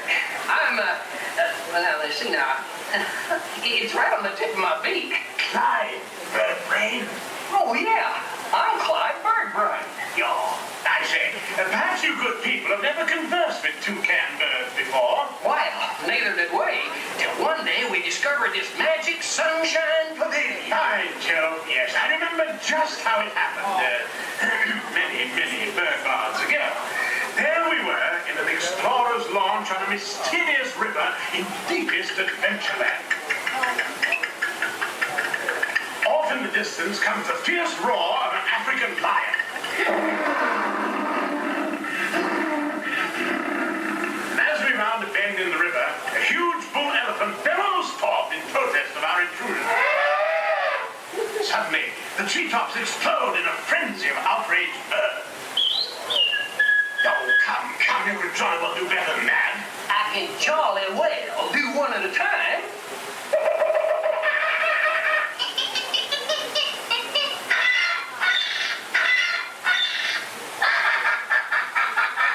Meanwhile, shifty-eyed crocodiles lurk by the water's edge.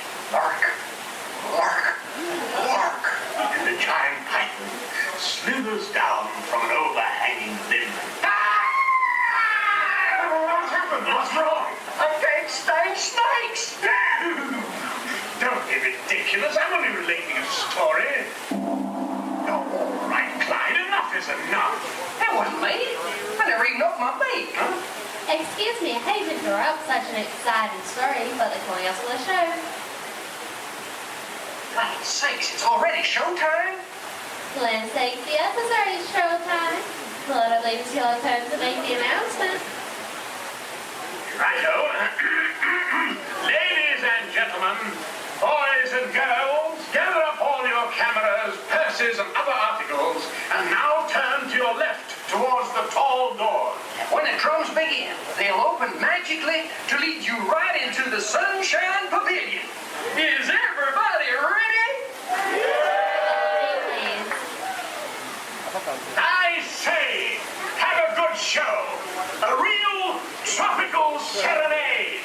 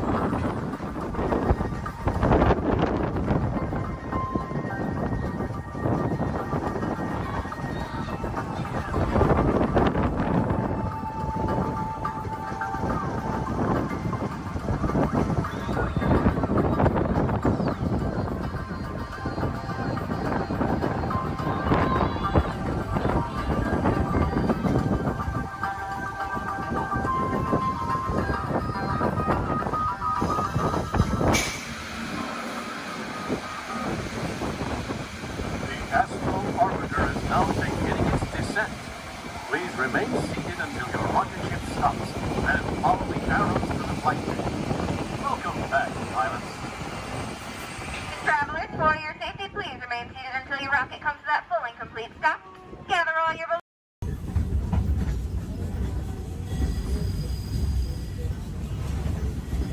Folks, we're just about out of the woods and into the forest. The enchanted forest of Fantasyland, where magic... Listen. Hear that? There it is! On that big metal snake! Oh, Peter, that's not a snake. It's a train. Train, huh? Well, I think it's finally time I trained my shadow to stay put! Come here!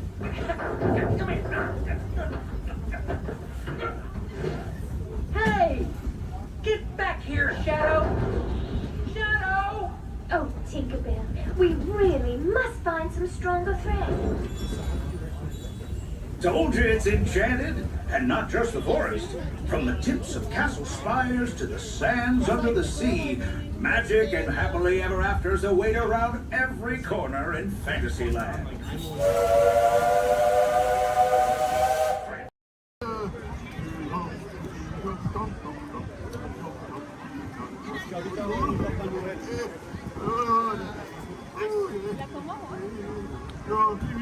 Oh,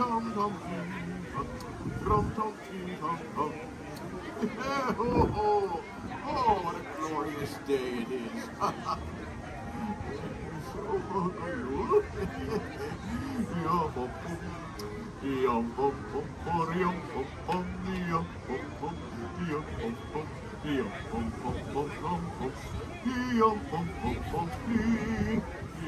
Let's see, where is that? Oh, that's what I was looking for right there. Oh, hello! Oh, I'm glad to see you. Come right on over. Yay! Hello there! Oh, my! You're all assembled. How nice. Well, hello, everyone! Hello. Oh, what a fine-looking group. And you, sir? I suppose I should introduce myself. I am the legendary Barn Santa! Here in Norway, they call me Fjos Nissen. Now, sometimes people can't see me, so they think I don't exist. Wait a minute, you can see me, can't you? Yeah, oh, good, yes, I can see you too. Now, this time of year in Norway, we like to say God Jul. So let's all try that together on the count of 3. Ready? And 2, 3. God Jul! Oh, very nice, yes. You and me are God Jul, except every Christmas it's the same. Sigrid, who is on her way here now, she doesn't see me because she doesn't believe I exist. Say, you wouldn't mind if I use a little magic and mischief to help Sigrid tell her story, would you? Huh? Who knows? Maybe this year she just might believe, huh? Oh, here she comes. Hello there, everyone! Hello, so good to see you here! God Jul! Good Jul. God Jul! Good Very Jul. good! That is always a Merry Christmas in Norway. Very, very good. Oh, what a Merry Christmas it is! Look at all of these lovely decorations! Oh, so cute. Hello there, and welcome to the International Festival of the Holidays. My name is Sigrid, and I am the Holiday Ambassador for the Norway Pavilion, and I am so excited to tell you all about Christmases in Norway. But first, here is a little bit of a Christmas song sung by children of all ages. The Mouse Song, or Muse Visa. Oh, well, that must be a bird. And in my key. Thank you, Disney. And now they've got, right, here we go. When nights are getting longer and lakes will freeze to ice, Mother Mouse warns strongly about her foul device. You must avoid the mouse trap, but there is not to fear. We'll all be celebrating at Christmas time this year. Everyone, I sung a hot song about a la-la-la. How many children does the la-la song and la-la-la? I sung a hot song about a la-la-la. How many children does the la-la song and la-la-la? Your Father Mouse says that it's time to take a nap. Just dream about the Yuletide and not that awful trap. But Father Mouse is keeping watch the children try to sleep.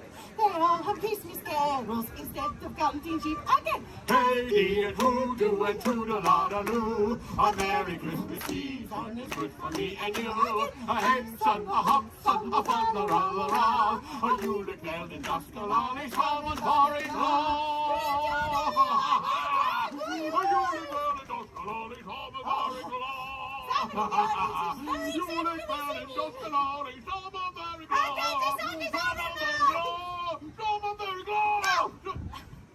Now, all across Norway, the holidays are family time. But exactly how you celebrate the holidays depends on if you live in a big fancy city, or like me, on one of our wonderful Norwegian farms. Now, in the city, they might celebrate by going to concerts, or festivals, or church services, or my favorite, parties. And in the city, like many of you, they are visited by Santa Claus, yes? But on our farms, many families like mine still celebrate the tradition of the Christmas Nissa, which is kind of like a Christmas gnome, yes? Now, there are 2 types of this Nissa. There's Julenissen, who is much like Santa. He comes on Christmas Eve and brings the children presents.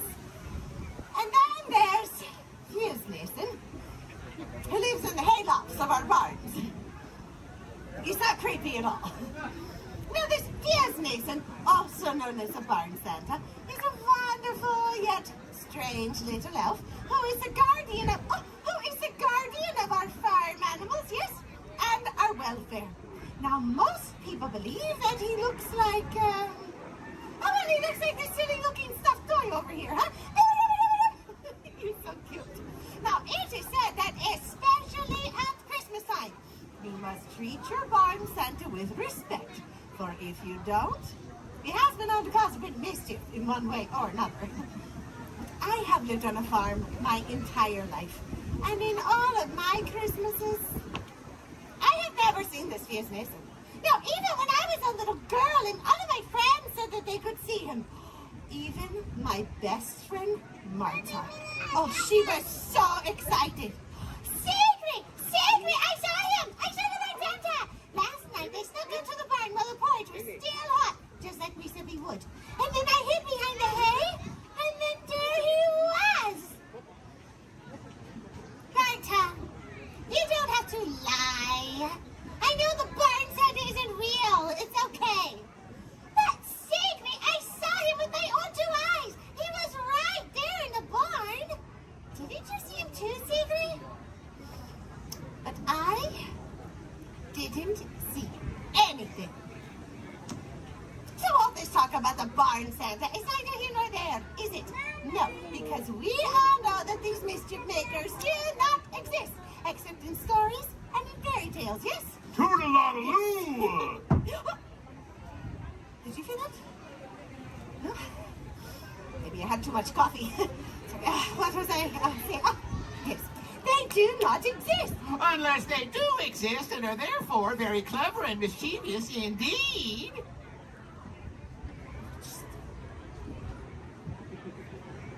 Notice said that this barn Santa is a very old, rather odd-looking little gnome. He looks like this. Ready?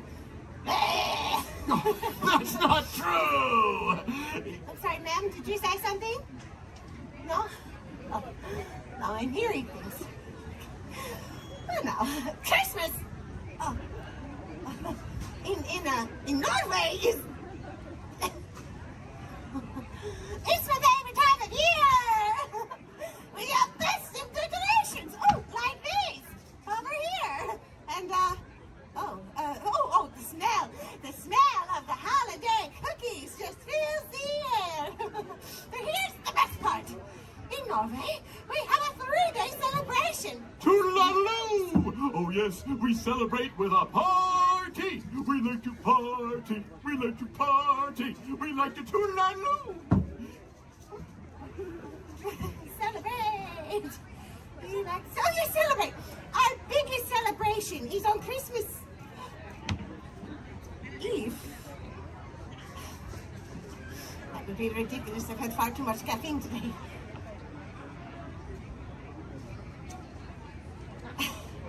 Now, in the middle of the day, about 12 o'clock or so, everything closes up early. The bells in the chapel ring, and everyone returns home to their families to begin the celebration. And then, in the evening, it's lights out.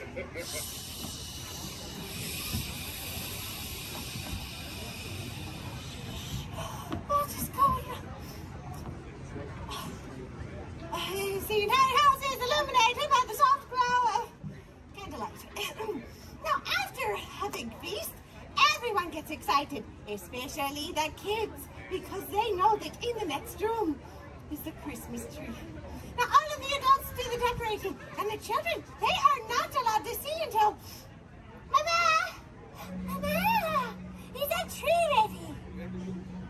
Yes, Sigrid. The tree is ready. Would you like to come and see it?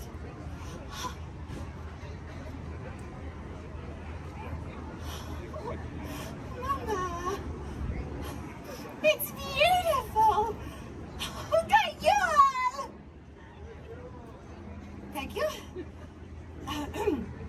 And then, all the rest of the evening, they spend exchanging gifts and singing Christmas carols around the Christmas tree until very late at night.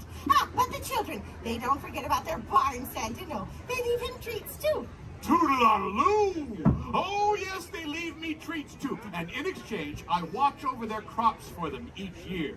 They leave me a great big... A great big bowl of rice porridge. Huh? Rice porridge with cinnamon and sugar and a little pat of butter right on the top. Now, I know that doesn't sound like much of a treat to all of you, but believe me, when the kiddies leave me a nice steaming bowl of rice porridge in the hayloft, it warms me up on a cold winter's night. High in fiber, too. Toodle-a-loo. Now, you will never guess what the children eat their barn Santas. But go ahead and try. What do you think of? Pudding. No. Wait, yes. Rice porridge. That was a very good dish. With cinnamon and sugar and yes, butter. Well done. You're very well educated. Sometimes you don't leave him a sign of ale. But how did you? Oh, no, Lisa, who told you? The barn Santa. Oh, my sweet friends, I could just spend this entire time trying to tell you he does not exist. It's you! It's me! You're him! I'm him! It's him! It's the barn Santa! Have you always been there? Oh, I was here the whole time, Sigrid. Oh, when we opened our presents on Christmas Eve? I was there. And when the whole family woke up early on Christmas Day? I was there, too. And when Marta saw you, but I didn't. Oh, I was there for all of it. So Marta was right? Oh, here's Mason. I have always wanted to believe in you. Oh, thank you, everyone. Tuesday, Doc, now I can see him. Here's Mason. May I give you a hug? Do you indeed? Now that's more like it. Well, kiddies, looks like we made a believer out of the lovely Sigrid after all. And with that, I hereby dub all of you honorary Christmas magic makers for the rest of the day. Give yourselves a round of applause. Oh, I suppose I should get back to the hayloft. Oh, but before I go, kiddies, friends, remember, uphold the values of Christmas. Be kind, spread joy and cheer, and be good to your barn Santa throughout the new year. Go you! Oh, we have so much to catch up on. Oh, well, yes. Especially by Marta, Hello I couldn't have there. Yes, another little one. Yeah. Oh, nice. Who are you?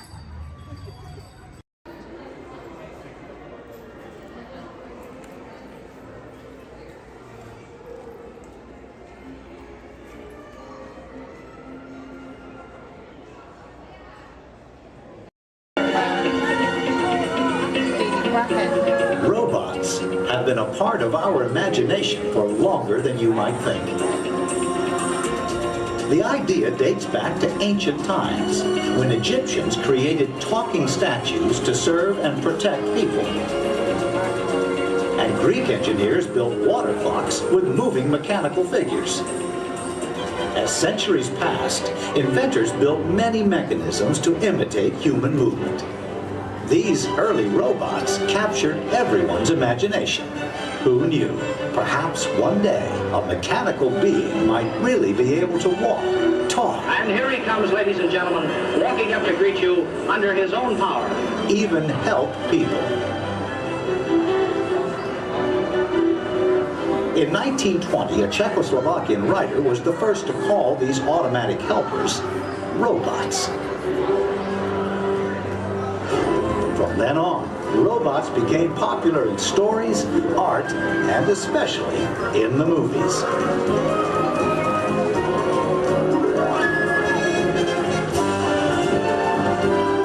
Movie robots often had fantastic abilities.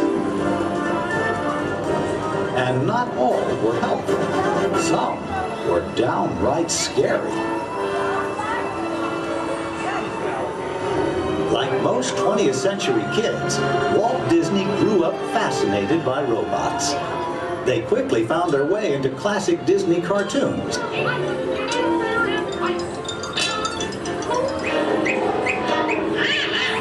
Walt's passion for robots soon took them out of cartoons and into real life. Whatever the man in the harness does, this figure will respond simultaneously in the same manner. What's your car for life? I don't think we better. A little smoking on the stage. His magic kingdom became a welcome home for mechanical creatures of all kinds.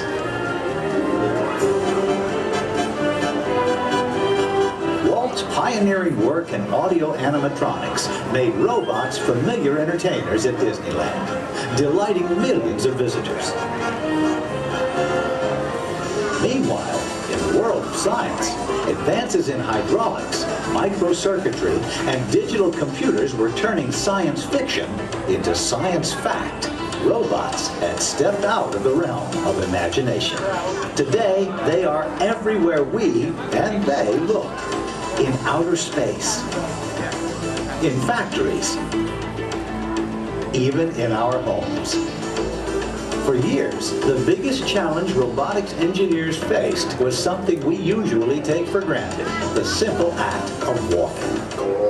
Of course, walking on 2 feet isn't always so simple, especially when we're young. Even as adults, walking has its ups and downs, because it requires well-developed balance and coordination. Making a humanoid robot walk on its own 2 feet is very complicated. Yet this is the challenge that Honda, the mobility company, took on almost 20 years ago. Honda's first prototypes walked in a straight line only, and falling down was a big part of learning. The next prototypes had better balance, but turning was a very slow process. Step by step, the engineers persisted. They built more and more capable models, and finally succeeded in making the most sophisticated humanoid robot the world has ever seen. A machine designed to help people. Honda's advanced step in innovative mobility. Asimo.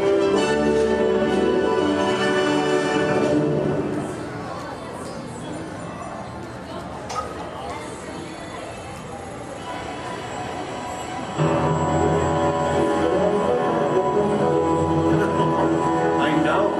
I just had to get. Oh, hi. You won't believe what's going on out there. I think everyone in town is on my lawn right now. Oh, Phil. No, you gotta stay out of the rose bushes, buddy. Okay. I'm sorry, I'm Captain McGuire. Welcome to the McGuire household. You see, we've been chosen as the first family to test the new Honda Asimo robot, and I just sent it out to go check on the mail. It was so much fun watching the neighbors' faces when they first see Asimo. Like, they all... No, you can't borrow the robot. Just... Okay. Now, if you're not familiar with Asimo, you're going to be amazed at the way it... You know what? You're just going to have to see it to believe it. Of course, when we first met Asimo a couple weeks ago, we learned that its name stands for Advanced Step in Innovative Mobility. Oh, here it comes now. Everyone, say hello to Asimo.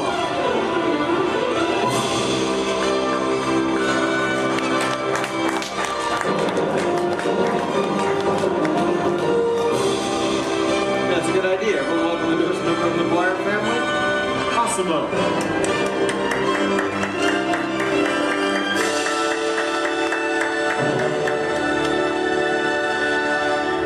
Hello, everyone. Oh, Asimo. Did we have any mail? No, but your neighbor gave this to me. Ooh. I wonder if it's from Phil.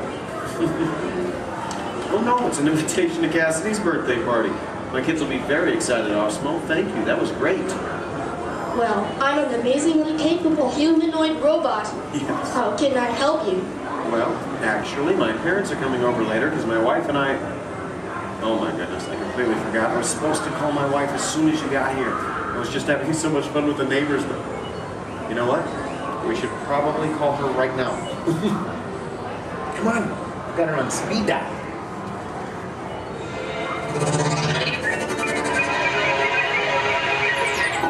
Hi, honey. Hi. Hey, look what just arrived. Awesome-o. Yeah. Can I keep it? Sure. Hello. Hi, Asimo. I'm leaving work early today, and I'll pick up the kids. Okay. They are so excited. So I'll see you in a while. Oh, and honey, don't forget we're going out tonight. So remind your parents that they're babysitting and order pizza. Oh, yeah. Thanks. Mm-hmm. See you. Bye, honey. Bye. Bye, Osimo. Goodbye.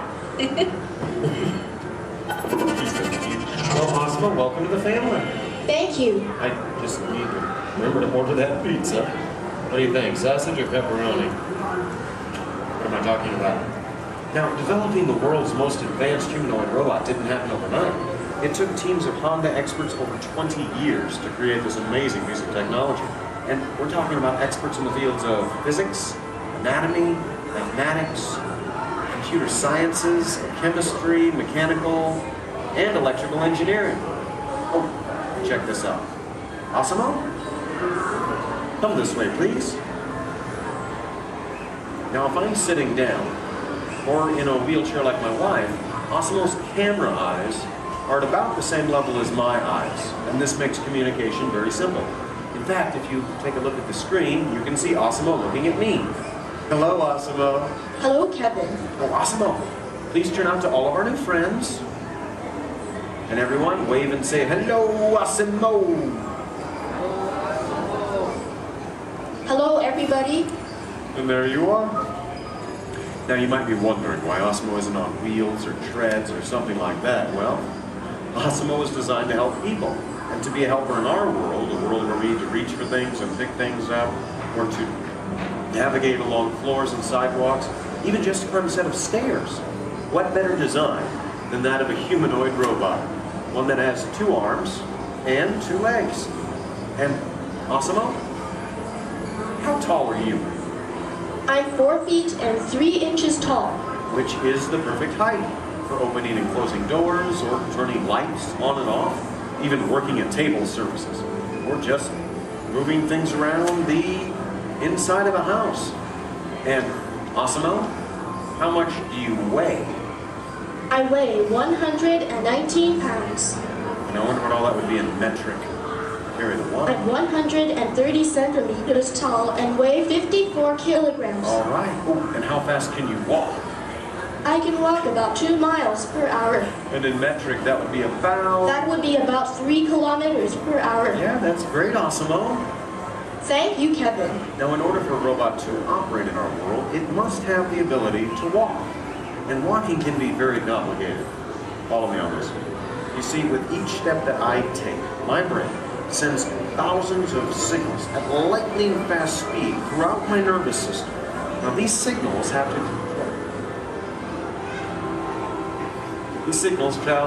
to the muscles, tendons, and ligaments in my legs, hips, arms, and shoulders, which all have to move in sync just for me to keep my balance. But the really amazing thing is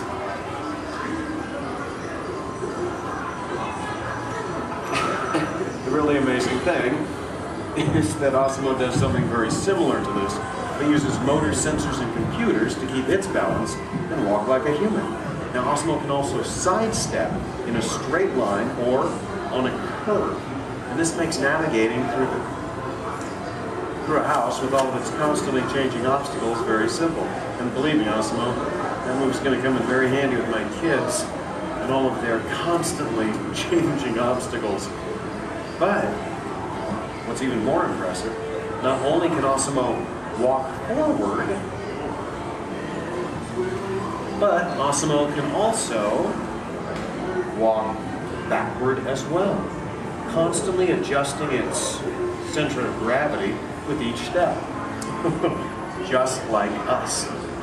And Osimo's balance is so good, you know what? Let's just show them. Osimo, please balance on one foot, like this. Yeah. Now Osimo makes it look easy. How about the other foot? All right. And Osimo must constantly analyze the data from all of its sensors and 34 separate servo motors. Well, Osimo, I guess it's true. There's really nothing you can't do, except fly, right? But I could play soccer. Yes, you can. You know, I think Molly left her soccer ball here, so yeah. Why not show everyone? Oh, hold on just a moment. Let me get some goalposts so we can make it official. All right, Osimo. Bend it like Beckham. And that's a goal! Very nice. Yes.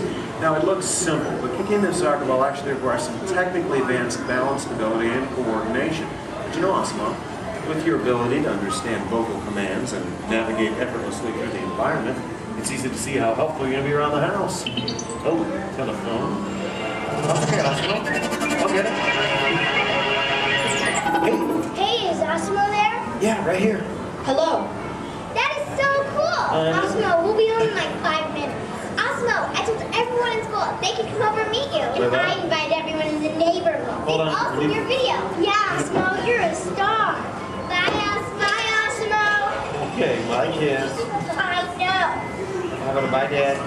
Bye, Dad. Love you. You're cool. Well, Osmo, looks like you're pretty popular with my kids. Oh, come on. You know what I'm talking about.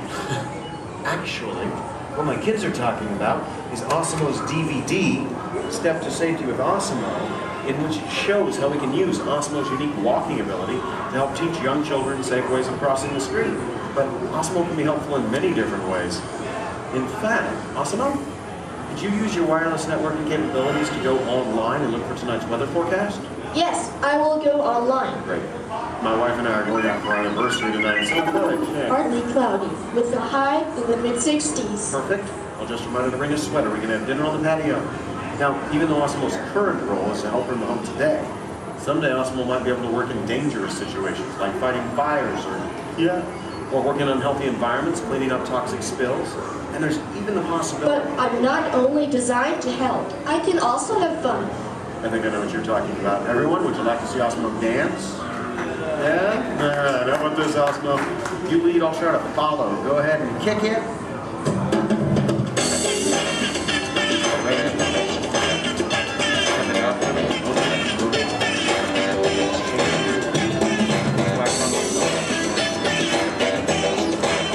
I have no real sense of rhythm. Maybe I don't have it.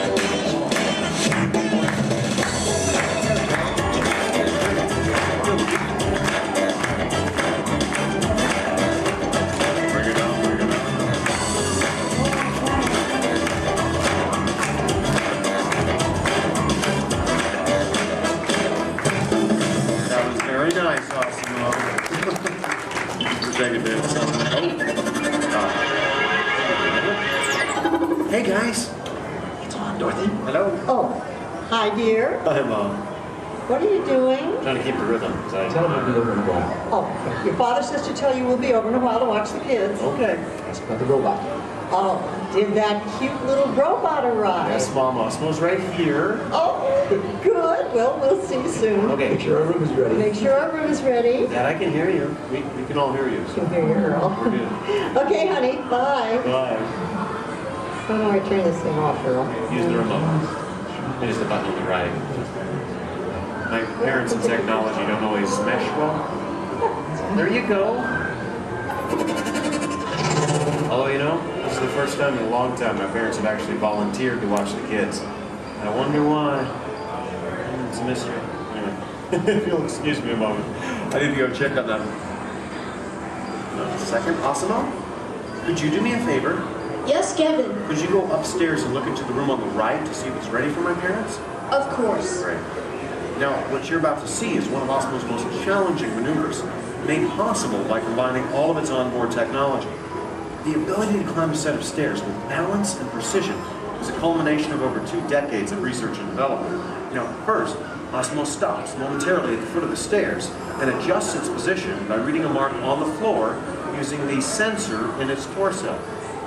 Oh, are you all ready, Osmo?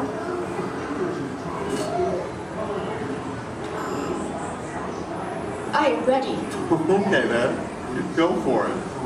Now, with each step, Osmo must adapt and constantly counterbalance using all its computing power to remain upright all along the way. Way to go, Osmo! Now that is truly a historic step forward in human technological progress. Okay, Osmo, go ahead and take a look into the room and see if it's ready for my mom and dad, please. And That looks perfect. Thank you, Asimo. You're welcome. Now, if you thought going up the stairs was difficult, it takes even more balance and coordination to make it back down whenever you're ready, Asimo. Once again, Asimo will find its position by reading a mark on the floor using the sensor in its torso. And when it's ready, it will descend the stairs, constantly adjusted with each step.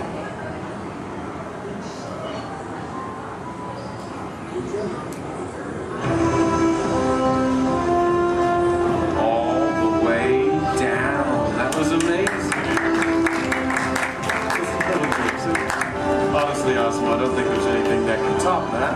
So, Excuse me. Yes? I can even run. That's right, you can. And we have the room. Okay, well, you get ready. I'm going to tell everyone.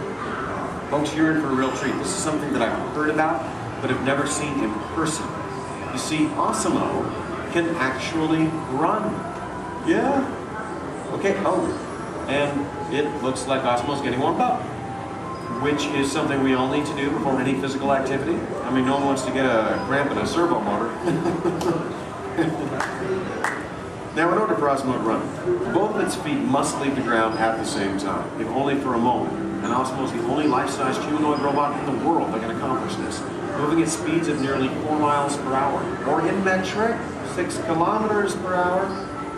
Okay, Asimo, you just let me know when you're all warmed up and ready.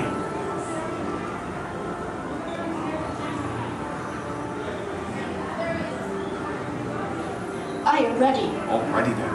On your mark, get set, go!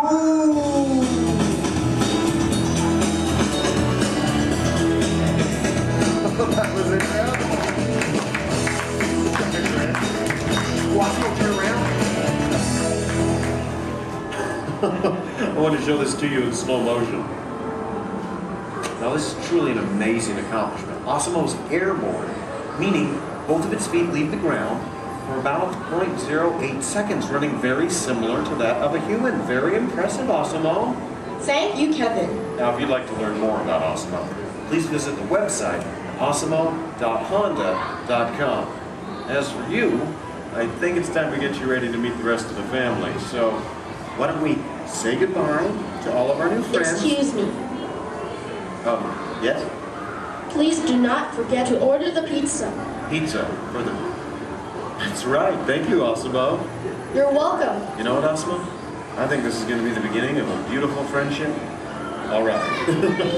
And the kids are home. I hope you're ready to meet them. But before we go, let's say goodbye to all of our new friends. Goodbye, everybody. And everyone, let's hear one more time for Asimo.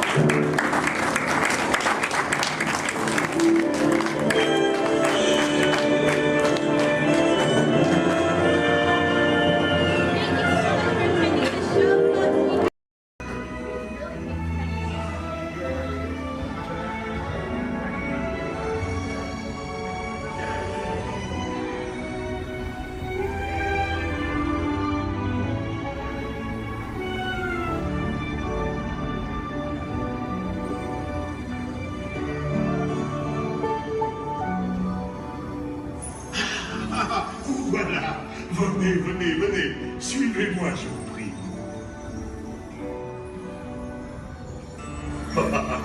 Chef Rally is waiting for you. This way. Gardez-vous.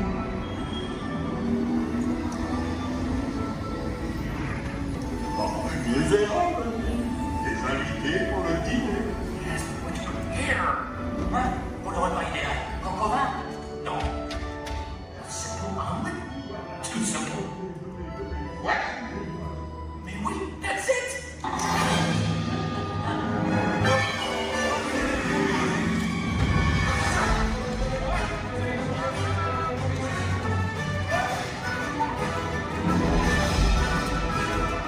Vous êtes bien en place.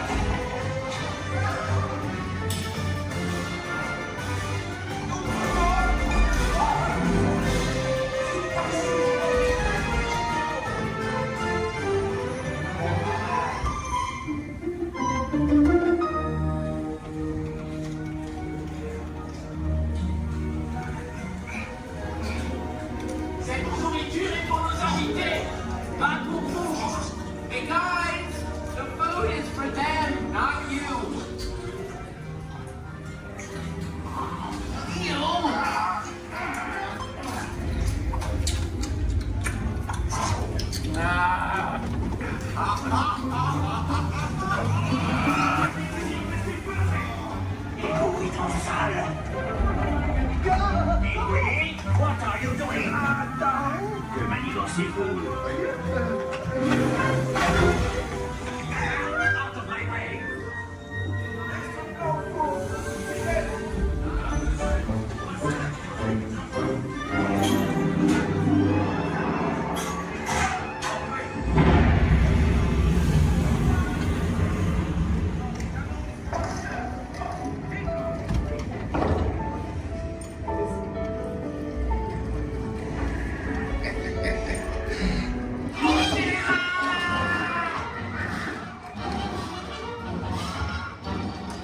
Dépêchez-vous!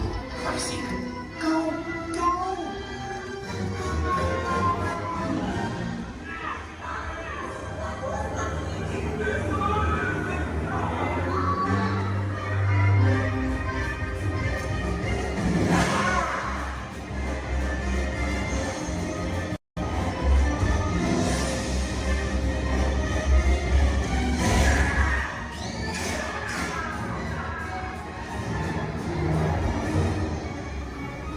Come on! Rick's kitchen's just around the corner! Oui, oui, on est presque arrivé à la cuisine de Rémi!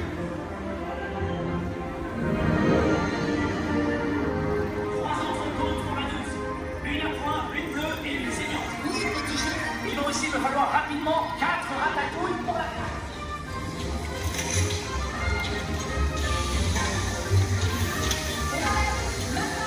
Oui, ma chérie!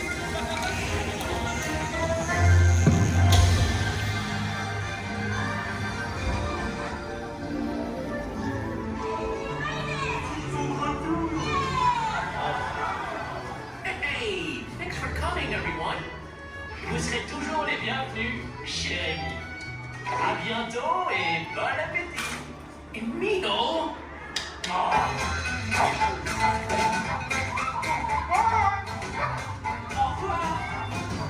There's for you, and this way. You are always welcome at Bistro Shade.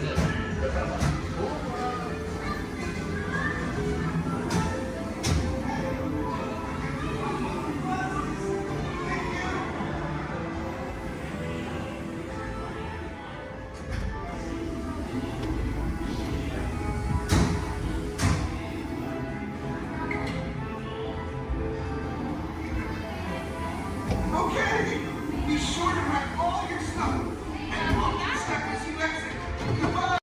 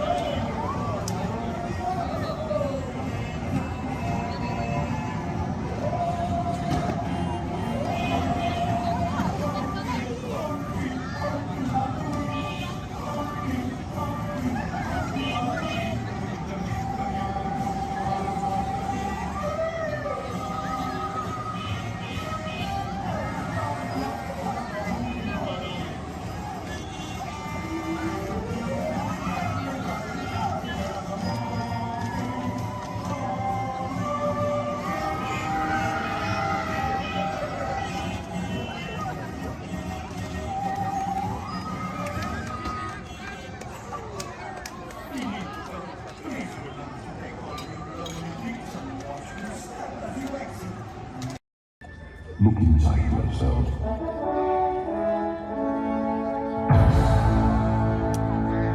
You are more than what you have become.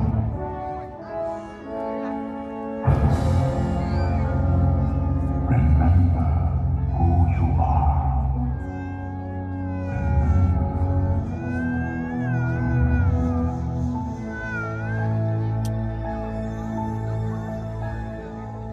I have often dreamed of a far place where a hero's welcome would be waiting for me. Where the crowds would cheer when they see my face, and a voice keeps saying, "This is where I'm meant to be."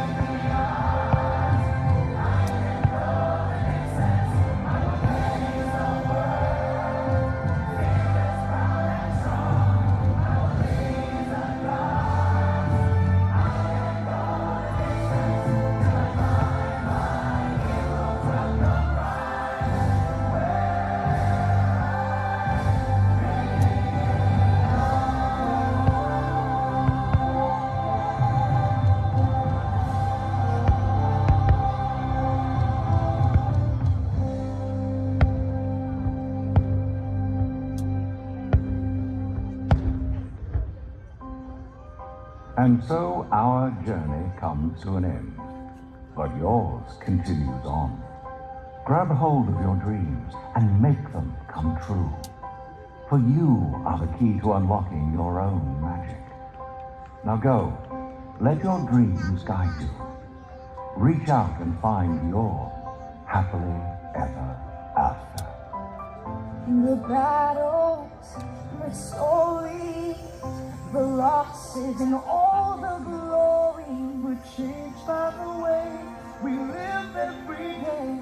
Just look up and reach to the sky. We all have the courage to fly.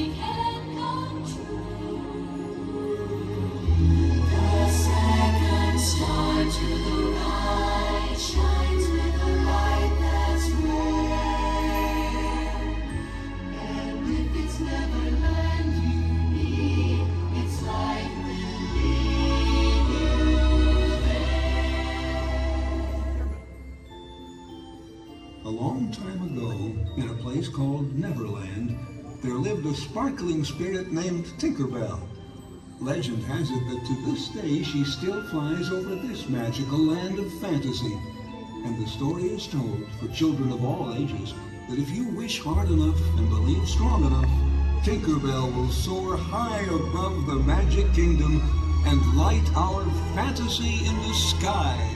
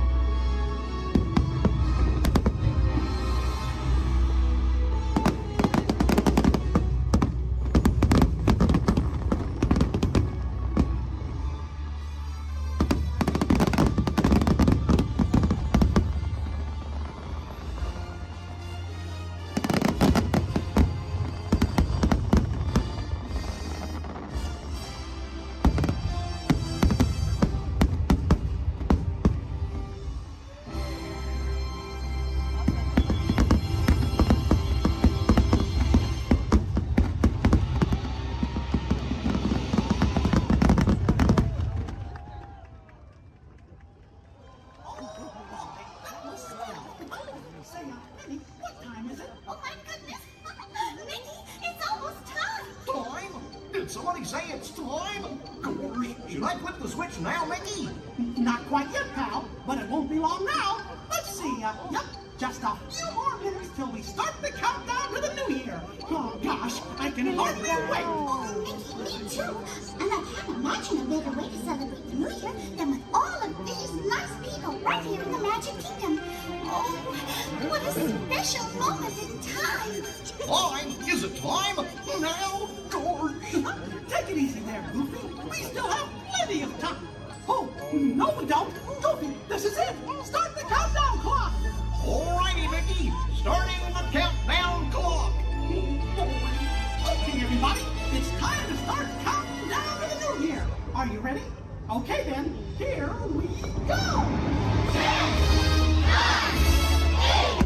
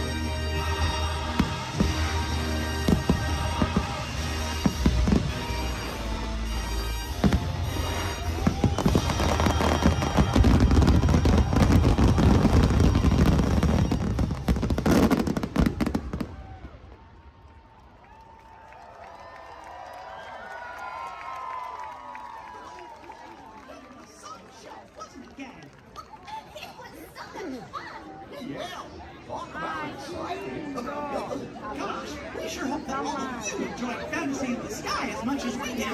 Oh, and we hope to see you again real soon, don't we, gang? Sure do. Well, everybody, so long for now. Goodbye, everyone. Goodbye. Remember, we love you. See you later.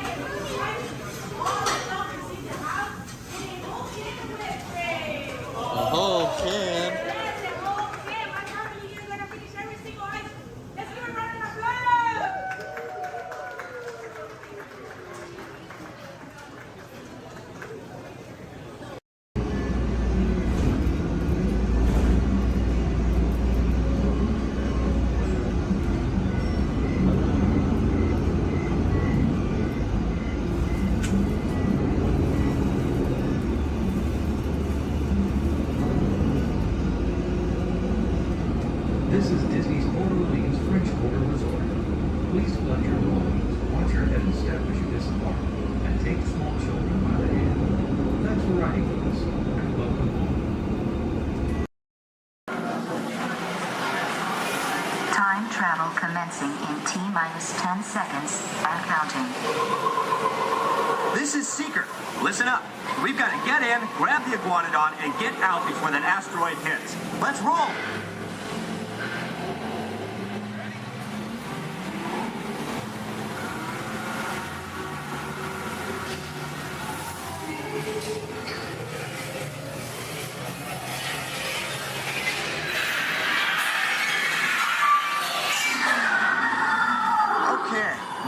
Let's go get that dino. Computer, what are you tracking? Styracosaurus. Not our dino. Warning, meteor shower in range. Just little ones. Oleoramus. Hadrosaur. Raptor. Time to get serious. Locking autopilot on homing signal now. Hang on! I'm tracking a big dino on the scope. Could be ours. Computer, full stop. Identify. Carnotaurus. Definitely not our dino. Go, go, go!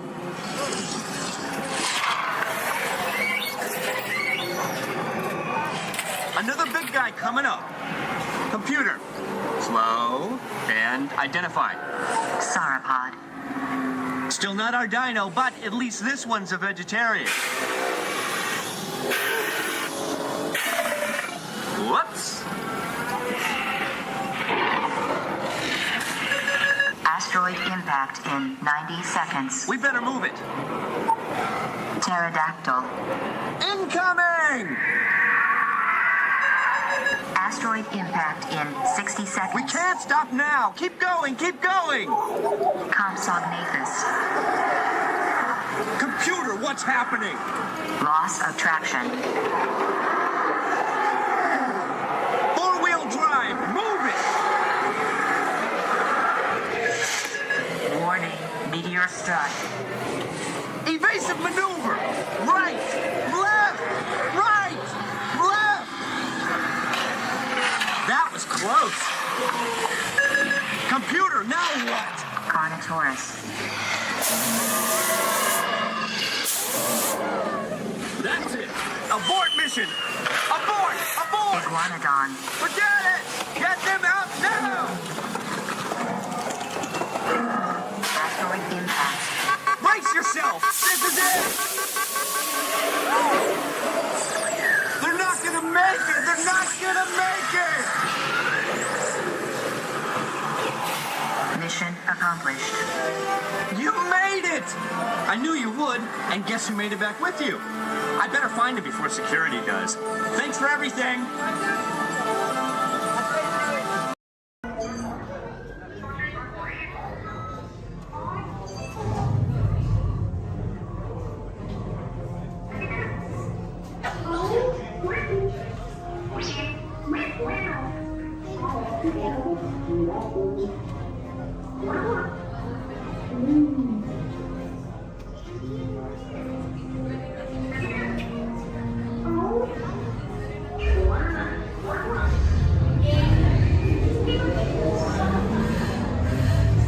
Incoming transmission from Ray.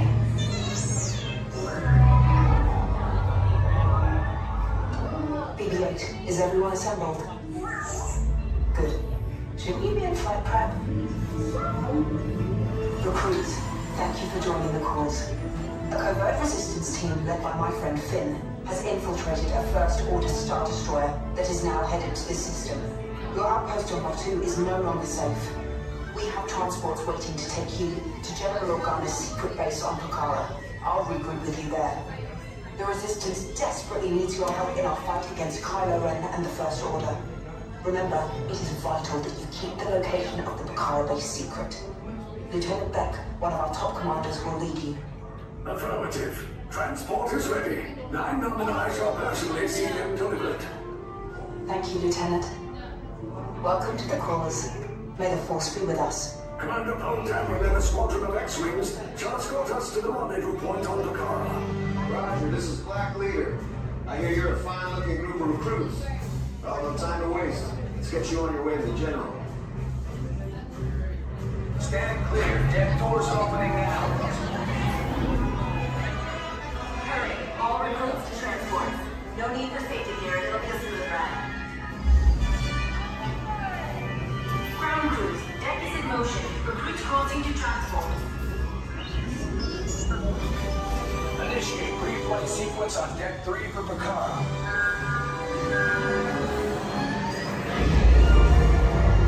Real quick,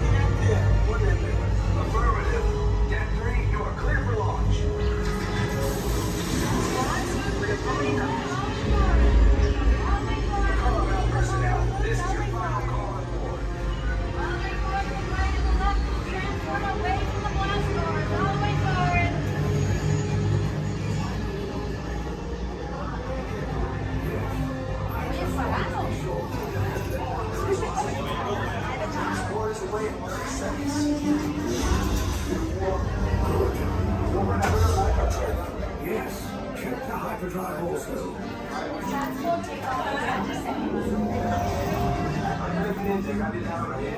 Good. Airspeed sensor. Thank you, Nina. Black Leader, are you and your team ready? Affirmative. Engines are hot. Red 2, blue 5, reporting. Red 2, check. Blue 5 standing by. Engage repulsors and hold on, recruits. More ships. Launch.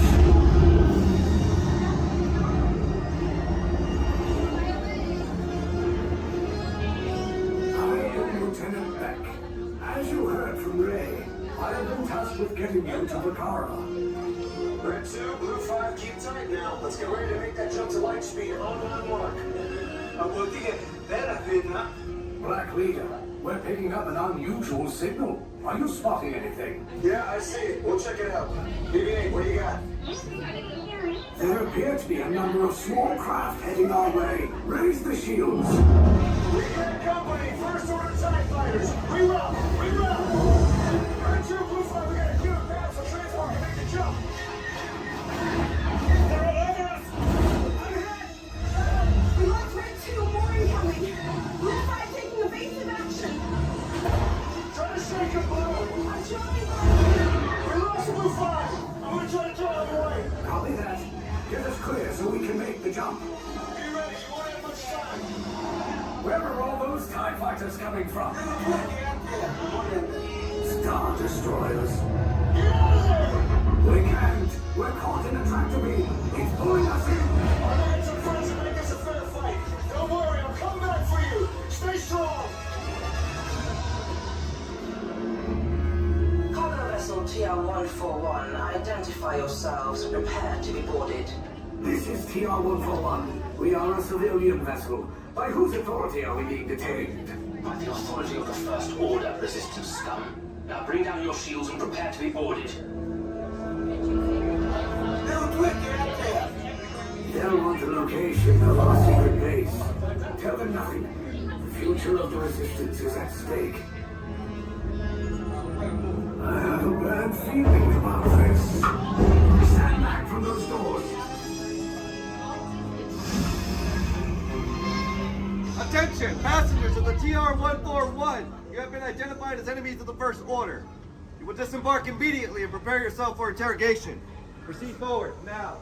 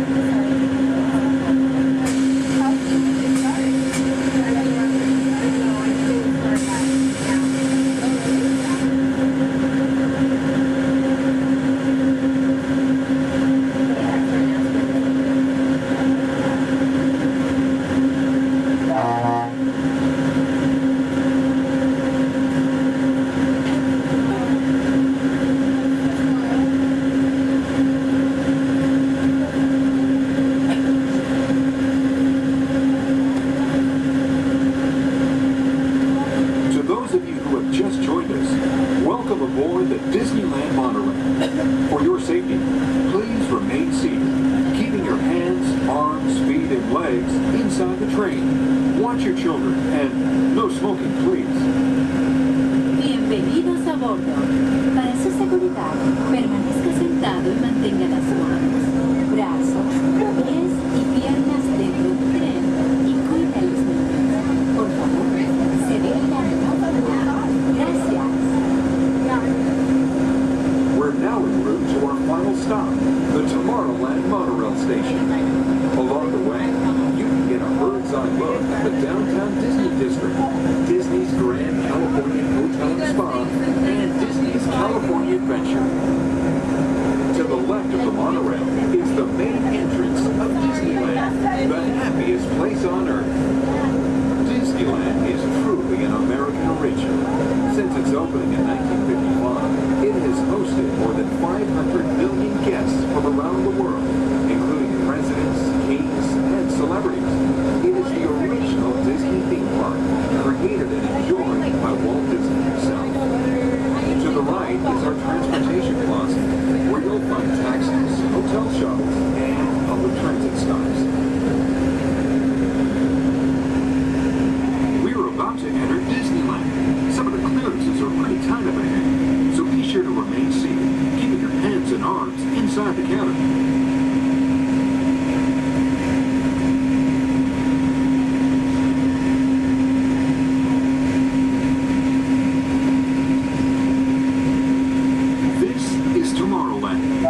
Inspired by science fact and fantasy. Directly below us is the Submarine Lagoon, where you can dive into an exciting underwater adventure aboard the Finding Nemo submarine voyage. Across the way are the icy peaks of Matterhorn Mountain, home of the world's most famous bobsled run. And beneath us are the roadways of the Utopia, where drivers of all ages can ride the road to tomorrow. As we cruise over Tomorrowland, our pilot would like to share a few program reminders. Hello everyone, welcome aboard Monorail Red for your enjoyment of Disneyland Park. We'll remain open until 9 p.m. tonight. The park's hours has been extended to 9 p.m. Our last monorail tonight will be at 9 p.m.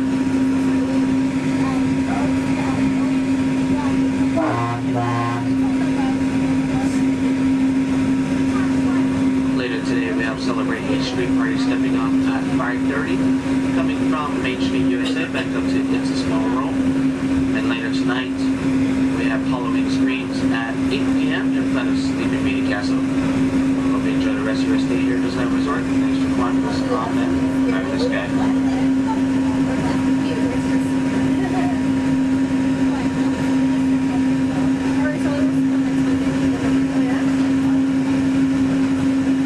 And to the right of the train are the sparkling gold spires of one of Disney's most beloved attractions, It's a Small World. Beyond it is the wacky world of Disney's classic cartoon characters, Mickey's Toontown. We're now riding alongside the happiest kingdom of them all, Fantasyland, home to Pinocchio, Snow White, Peter Pan, and other storybook characters. Last time I went, one of the guys got really close with the little boys right here. It freaked me out, and I hit him, and I was like over it. I'm never like,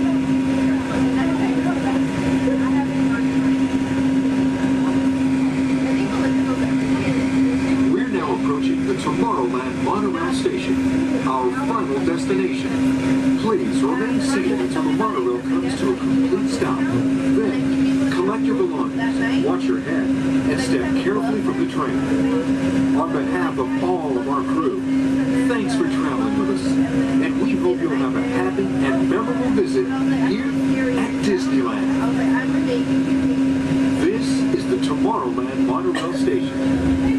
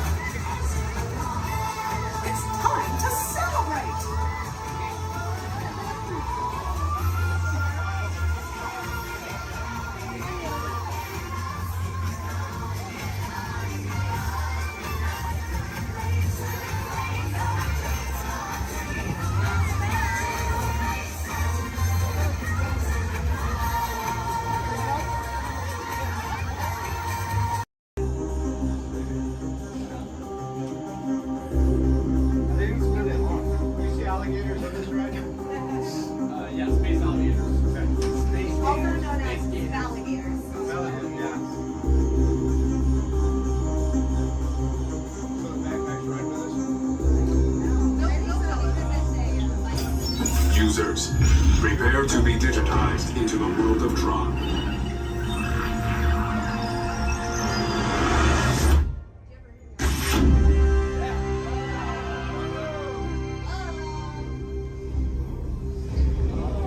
Team Blue, welcome to the grid. Proceed to gates.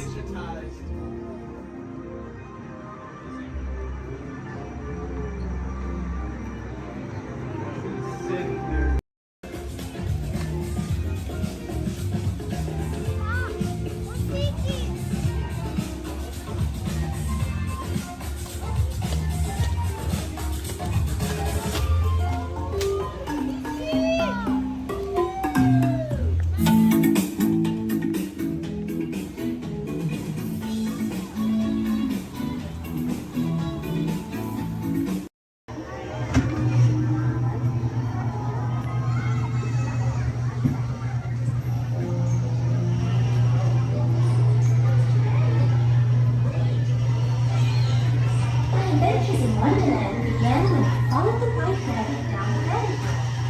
All of a sudden, I fell. Down, down, down. Looking for the white rabbit? Wow! See for yourself. Mr. Rabbit, wait, please. He went this way. No, that way. Okay, just say hello, goodbye. Okay.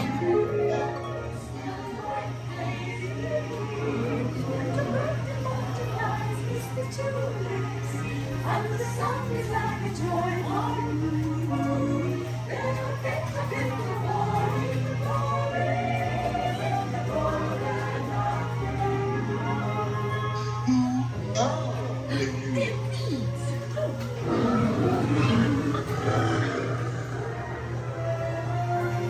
Now this is curious.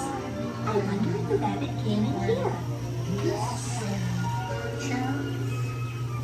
I'm not sure where I am. Wait! Don't go, please!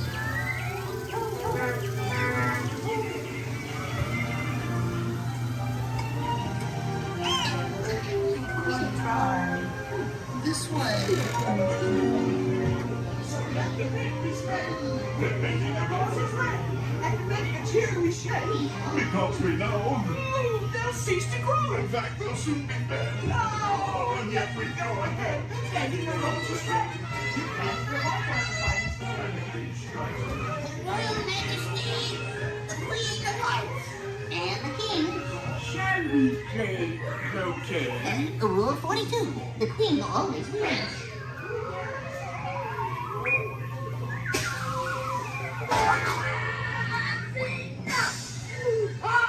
With their heads!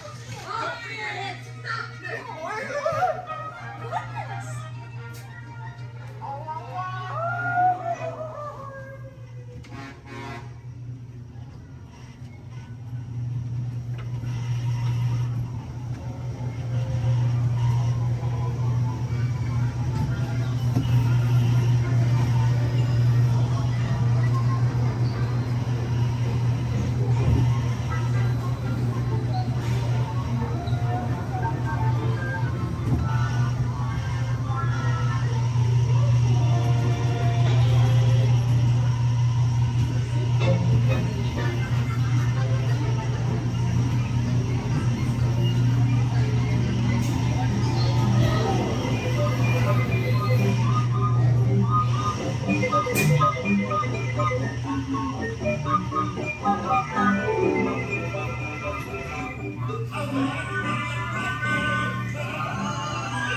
Majesty's I am lifted too.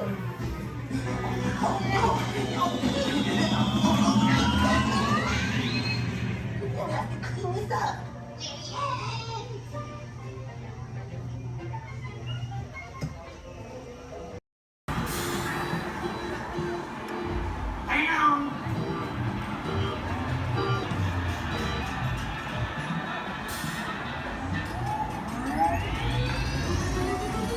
Here we go.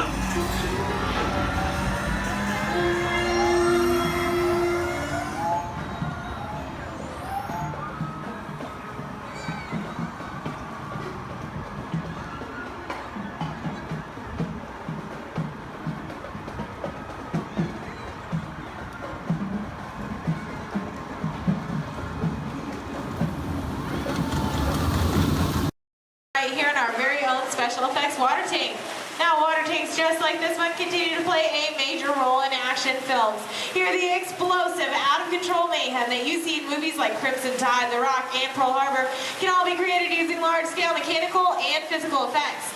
The action is then filmed as a carefully planned sequence of events. And today you guys are in luck because we are in pre-production for our very own action sequence that we like to call Harbor Attack.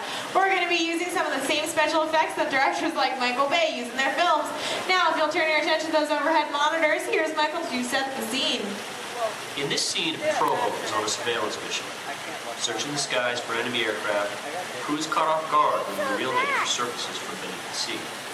This is going to require a full range of physical effects, split-second timing, and careful direction. We have the lights, we have the cameras. All we need now is the action. And if anybody knows about serious action, it's certainly Michael Bay. Some of the effects that we'll be using in this scene include water cannons, which have been pressurized up to 100 pounds per square inch. We also have bullet hits, which have to be carefully timed and programmed to match the sequence of the visuals as well as the pattern of our sound effects. And the last but probably the most important physical effect in a scene like this is fire, which must be ignited at a precise moment, because it takes a lot of timing and work to reset the charges for an explosion. Of course, the number one consideration in the timing of all these effects is the safety of our actors here on the set, and that's where you come in. Everyone, please give Mitchell a big round of applause! Yay! Mitchell, you have been cast as a mechanic in our scene today. Your scene is going to take place way down here in the engine room of our PT boat. Now, you don't have to swim. You can follow Stephanie and she'll show you right where to go. Alright, we're going to be filming 2 scenes today, but not in the order in which they appear in the script. Many movies today are shot out of sequence, which means that actors have to react to a situation which may not have yet been filmed. This can be difficult, so it's up to the director to provide the motivation for the scene. Alright, Mitchell, here's the setup. The phone next to you is going to buzz as 800 gallons of water are going to dump out of those tanks, fly down that chute, and slam into you like a freight train. Are you feeling motivated to hang on? Good. It's actually 1,000 gallons of water, but we find there's a fine line between motivation and fear. Alright, roll, playback, and action! Pick up the phone and talk to your captain. Let him know you've just lost your engine. Keep talking. Keep talking.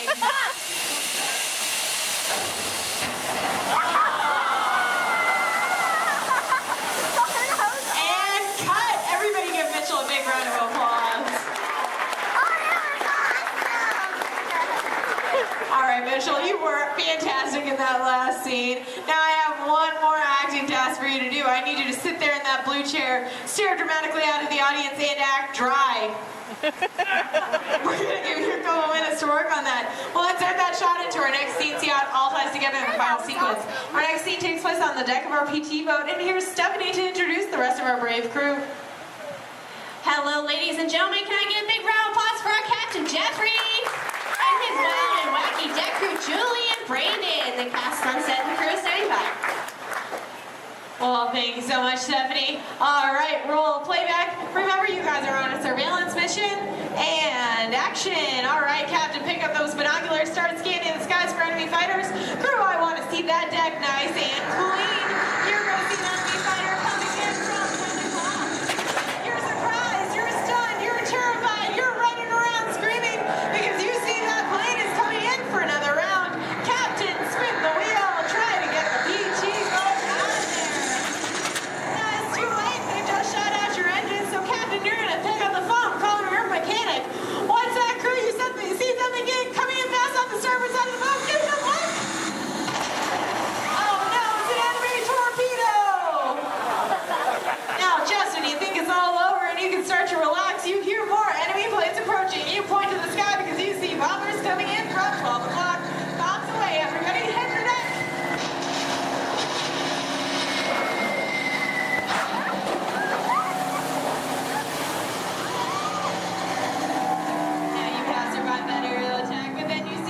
Torpedoes headed fast off the stern. Lucky for you, they pass right underneath the boat, but unfortunately that means they're headed straight for our audience. Point to the audience and yell, look out!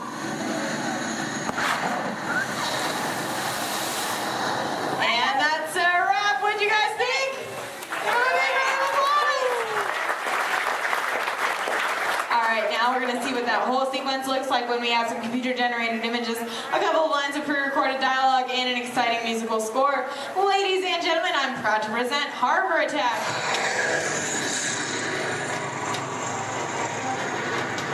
It's not one of ours.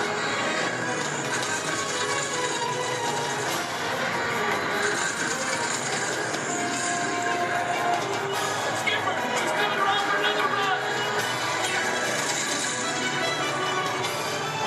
Engine room, report. Both engines are gone. Torpedo, up the starboard. We're taking on water. Thunder's at 12 o'clock. Hit the deck. And that's a wrap. Everybody give him another big round of applause. Thank you so much for being a part of Harbor Attack here at the Special Effects Water Tank. If you're waiting for our brave volunteers, please stay where you are. The rest of you, please turn to your left, head straight down those ramps through the props warehouse. Shuttles will take you on the rest of your behind-the-scenes tour. On behalf of Stephanie, myself, and our brave volunteers,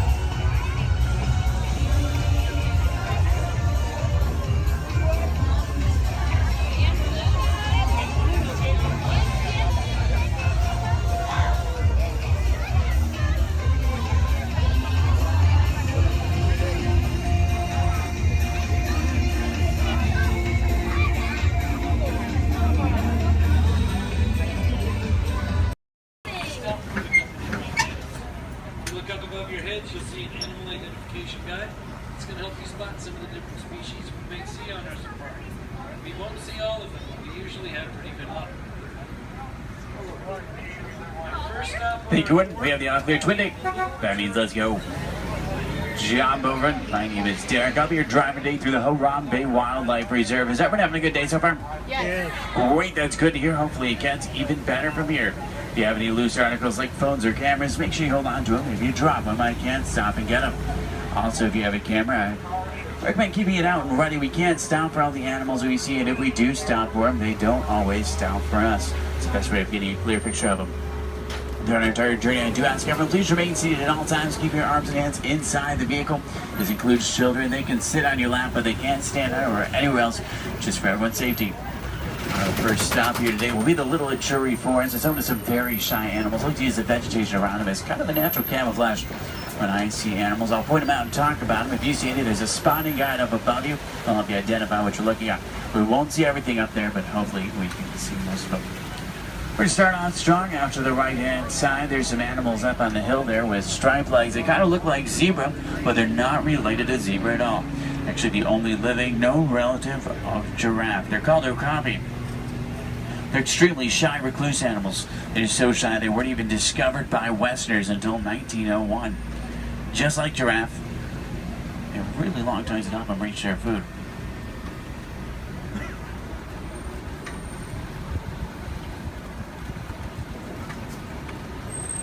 Watering holes like the one out to the left are essential in forests like these. Animals will stay close to them, that way they have a source to drink from. If you look straight across the water up on the ledge up there, you'll see a black rhino. Actually really rare to see. They weigh about 3,000 pounds, charge about 35 miles an hour. They're virtually indestructible animals except in the hands of humans. Due to poaching, there's less than 5,000 of them left. They're poached for their horns, which don't have typical bony cores. They're made of the same material as their hair and nails. That's all they're poached for. The bird out to the right is called a saddle-billed stork. They get their name from the saddle shape on their bill. They stand about 5 feet tall, have a wingspan of about 9 feet. They're very unique birds that travel in pairs of male and female together, pretty much just the two of them their entire life. Females have yellow eyes, males have brown.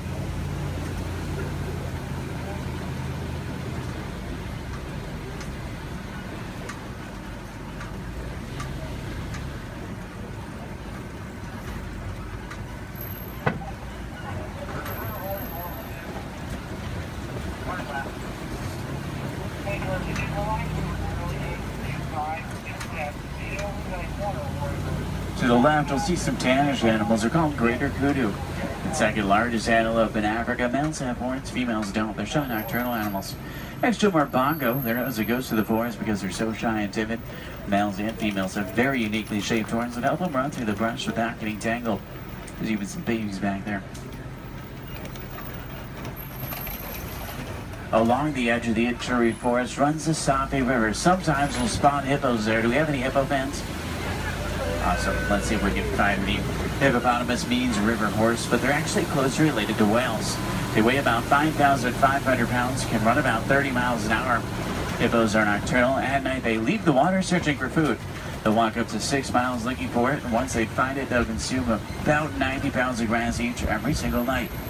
They can hold their breath for about 8 minutes, and they walk along the ground under the water, which makes it challenging to spot them. You see a blob discoloration or bubbles in the water, it's probably a hippo. Keep in mind, you might not always see them on the surface, but that doesn't always mean they're not there. A group of hippo together is called a bloop. There's 2 in the water out to the right, you can kind of see, and there's quite a bit more in the water out to the left, behind that island there.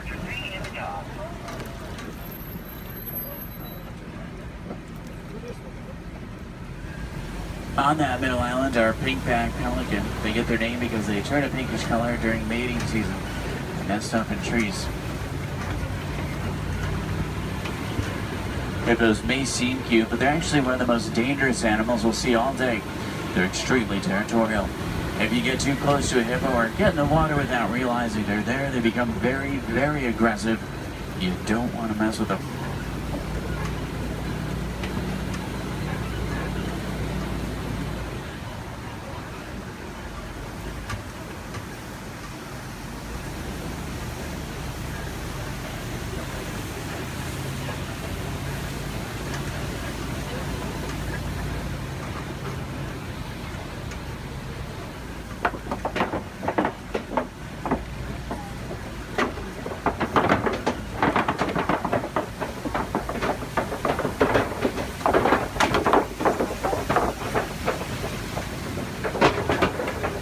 have any favorite animals we're looking for today?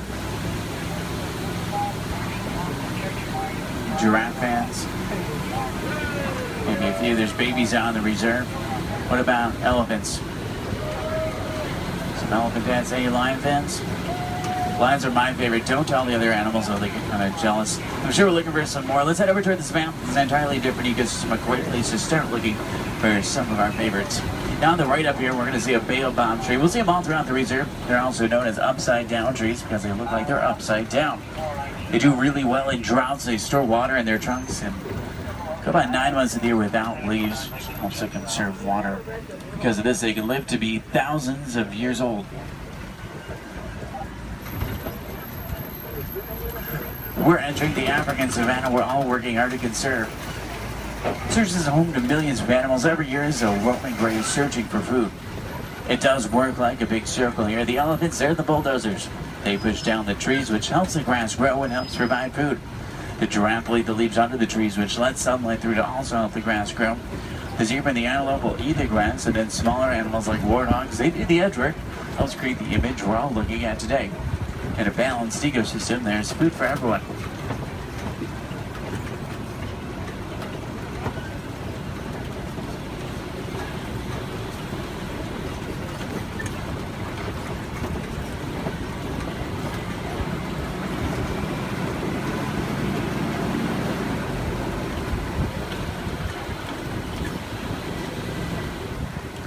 If you look under the big tree out to the left, kind of up in the grass there, you'll see painted dogs. They're also known as wild dogs. They're not your typical dog, though. They're actually the most successful hunters in Africa. They're more successful at hunting than the big cats, including lions.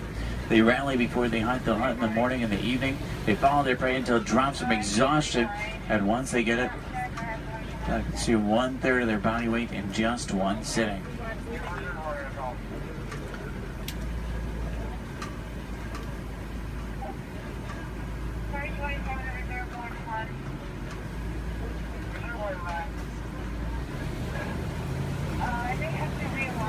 On the left, you'll see Patterson Zealand lying down by the trees back there. They're actually the largest antelope in Africa. They'll stand about 5 feet tall. Their shoulder height can weigh up to about 2,000 pounds. They can jump up to about 8 feet in the air. Both males and females have spiral-shaped horns on their head. The orangish mounds we're passing are called termite mounds. They're hard as concrete. Elephants use them as scratching posts. Once they wear them down a little, antelopes stand on top of them. That way they can see predators like lions approaching.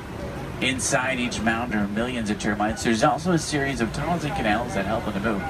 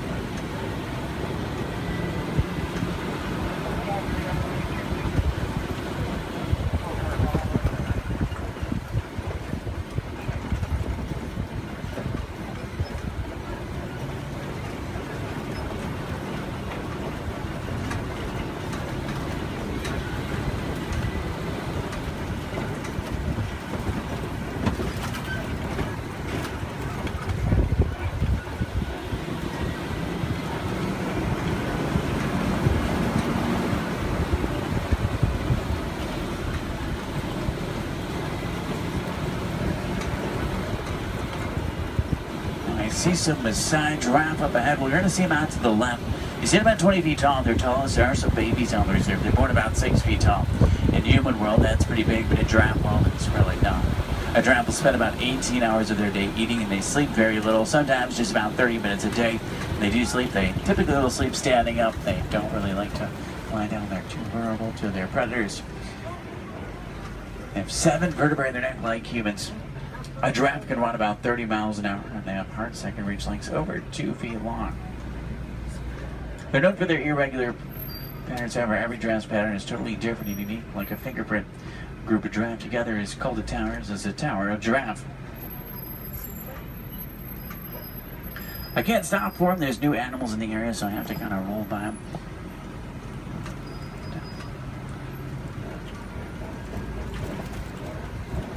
I see a lot of downed trees up here as well. That's normally a pretty good sign. There's elephants nearby. Elephants are extremely social creatures as well. Except for adult males, though. Adult males tend to be very solitary. They really like to be alone or with only other males. They weigh about 12,000 pounds. Adult females weigh about 8,000, and each elephant consumes up to 300 pounds of food every single day. When you think about what they're eating, it's mostly grass and leaves, so that's pretty impressive. Start heading towards elephant country. I know the road that will take us there. It's a short drive. We should be there pretty quickly. Maybe we can see one along the way. Left and up, you'll see some mandrills. They're the largest, most colorful monkey in Africa. Males weigh about 100 pounds. Females weigh about 30. Males will be much larger, much more colorful. The leader of the group of monkeys, which is called a troop. To the right-hand side is an African elephant. That's a male. He's alone and larger, which is what gives it away. Try to get a better view of him. Uh-oh. The road I was going to take is closed. I know a different way. There's an old rickety bridge. I haven't been there in a while. What do you say? Should we go for it? Yeah. Let's do it. We're going to see some more elephants, right? If you're not an African, easy way to tell you're looking at an African elephant is from their ears, which look like the shape of Africa. And they flap their ears. Is how they regulate their body temperature.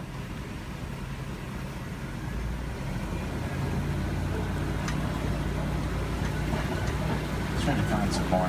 I just hope they worked on this bridge. Last time it was pretty bumpy. Almost. Everyone made it. It's a little worse than I remember. The good news is there's still a few parts of it connected. Is anyone on board Scared Heights? If you are, just close your eyes like me. Steady. Oh, they tried to fix it. I see a new patch of duct tape. That stuff really can't fix anything.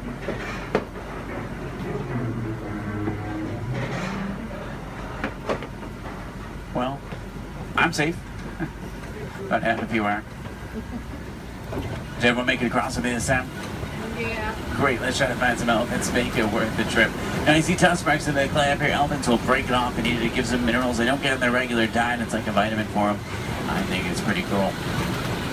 For all the moms on board, this fact will be much scarier than that bridge. Female elephants are pregnant for 22 months. I know, that's a long time. Now young elephants have the second longest childhood to humans, about 15 years. There are young elephants on the reserve. It's really hard to tell how old they are, though. They grow fairly quickly.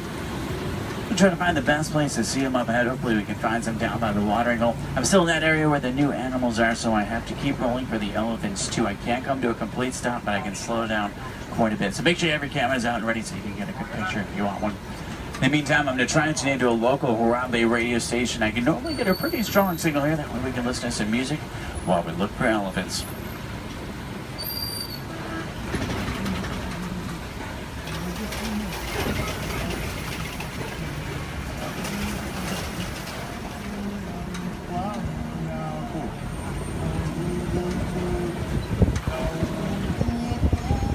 Looks like most of there it is down by the watering hole, which is great news for us. Normally that's a pretty cool view.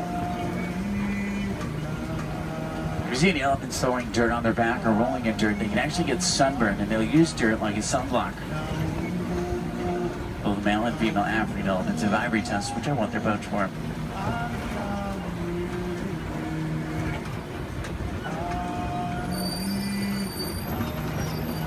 Their trunks might not seem strong, but they're going to be up to 100,000 muscles in just their trunk.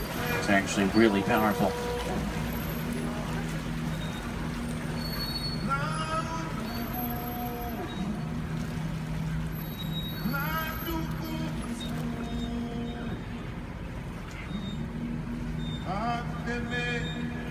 Out to the left are greater flamingo. They're born gray, but after about a year of eating brine shrimp and other seafood, they turn the pinkish color we see right now.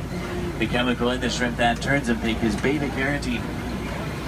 Does anyone know you call a group of flamingo together? It's called the flamboyance. It's pretty funny. They're also under the stand. I guess flock is just too simple for flamingo.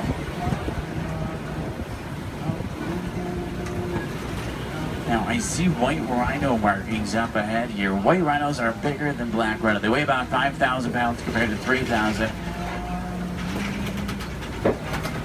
They're not named after their color. Both white and black rhinos are both actually gray. They're named after the shape of their mouth and their size. Their mouths are wider. They get their name after the African word bite, which means wide, but it's translated into white. Let's see if we can find any up ahead. Looks like they might be moving around a little bit. In the meantime, out to the left, we do see some zebra. A zebra's skin mirrors the pattern of their fur. Their hind leg is so strong that with one kick it could break a lion's jaw. Zebra are also blind runners, which means if they get scared or spooked and start running, they can't see. They'll run in any direction and hope there's nothing in front of them.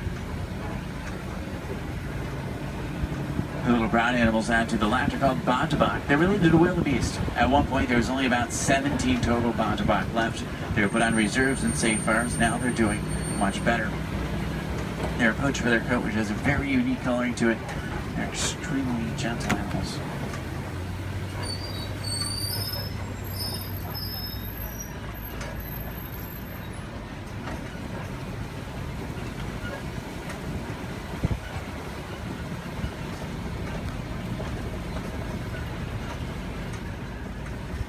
See some spots on the side of the hill here. If you look out to the left and backwards, you might be able to see them. It's kind of a tough angle. There's some up ahead as well. These are a little bit easier to see. These are Cheetah. Cheetah run an average speed of 60 miles an hour. Their daytime hunters have phenomenal vision. It takes them about 3 seconds to reach that 60-mile-an-hour mark. Once they hit it, they can only run it for a short distance. If you look out to the left, you'll see them lying down. It's really hard to see them. They blend in well with the sun and shade combination. Does anyone see them over there? They're kind of, if you look out to the left and then to the right a little bit, you'll see them into the bushes. They're in this direction, this way. If you see them? I know, they're really hard to see. They're camouflage. They're not powerful animals, they're speedy animals. If they come across an animal that is powerful, like a lion, they'll turn around and run the other way. Speaking of lions, I see a Kobe rock formation up ahead, which is a good place to look for them. Lions are inactive about 20 hours of the day. It doesn't necessarily mean they sleep all day, it just means they really like to lay around a lot. You can hear lions roar for up to 5 miles. Females, they're the hunters. Males typically stay back and protect the pride. At night, a lion's vision is 6 times stronger than a human and helps them hunt. They're rabid hunters, so they hunt what they see moving. If there's something standing still, they may not even notice it. In Swahili, lion is Simba. I know, what a coincidence. If there's any wilderness explorers on board, you're on the Simba 1. That's SIMBA1, page 13 of your handbook, Simba 1. There's a crash of rhinos out to the right. You can get a pretty cool view of them. There's even some babies. The babies stay pretty close to mom. Keep in mind, mom weighs 5,000 pounds, can run 35 miles an hour. So if you thought your mom was scary when she's mad, these are a little scarier. Left it up is a pride of lion. There's a male. Look higher, you'll see a female. She's way up on top of the rocks up there. Extremely graceful animals, but they're also very powerful. You get that sense when you're around them.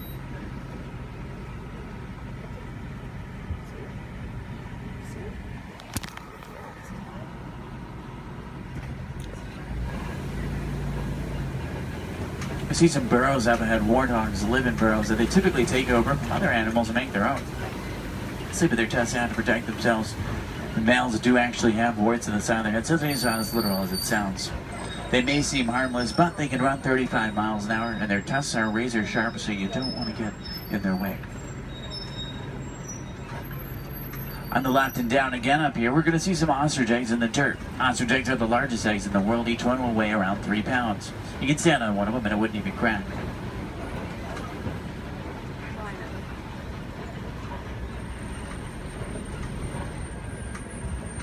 If you're wondering what Disney does or what we can do to protect some of the animals we've seen today, the Disney Conservation Fund has been doing research for a long time. And a good example of something we've learned is elephants in Africa migrate quite a bit. There's a problem though, they're migrating onto farms and taking crops from farmers, and the farmers did not have a non-violent way to stop it. Fences don't work, elephants plow right through them. So Disney went over to try to help their conservation partners find a solution, and they found out that elephants are terrified of bees. So they created bee-hive fences and installed them in Africa. This not only keeps elephants out of dangerous territory, it also benefits the farmers. They can make extra money from the honey. What we can do is recycle old technology like cell phones, cameras, and computers. We can also just learn more about these animals, because the more we know, the more we can help, just like elephants and bees.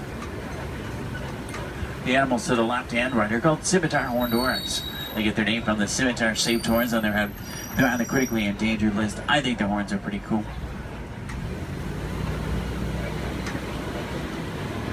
If you have any questions about anything we've seen today or anything I can help you with for the rest of your day, feel free to let me know. I would be more than happy to help. In the meantime, we're going to start to make our way back towards Harambe Village.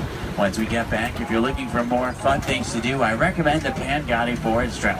You can see gorillas, baby gorillas, naked mole rats, hissing cockroaches, underwater hippos, meerkats, and more. About a 15-minute hike, but you'll get some great pictures, make some great memories. At the end of Harambe on the right is the Festival of Lion King. It's one of the most popular shows at Disney. By far one of my favorites. It's worth the trip. Make sure you drink plenty of water today, otherwise the heat can sneak up on you. Did everyone enjoy the safari? Yeah. Great, that's good to hear. Now the best thing is no two safaris are ever the same. Whether it be a different driver, different animals, or the same animals closer, it's always unique.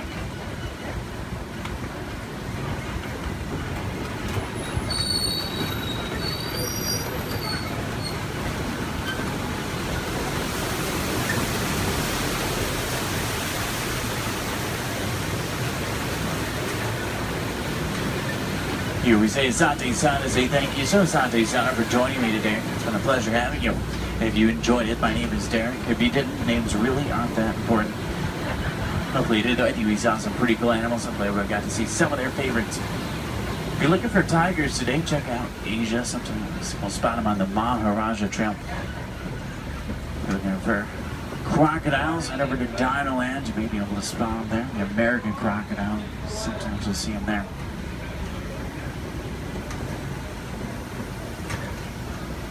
I'm going to take you right back to where I picked you up. It's a short drive back. We should be back in just a few minutes.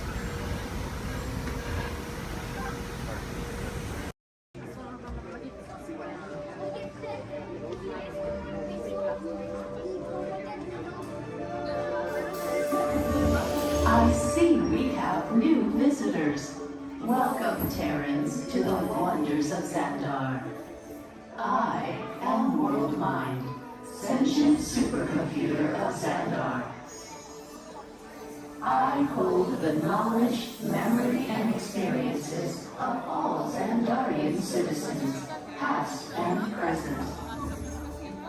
This gives me extensive knowledge, yet I am constantly learning, and I am now learning about you and your planet, Terra.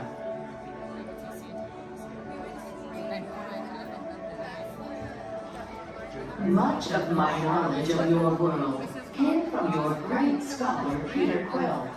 However, many of his facts have yet to be confirmed, such as the incredible importance of a legend called Footloose. Through my fellow Xandarians working here at the Wonders of Xandar, I am discovering more about you Terrans.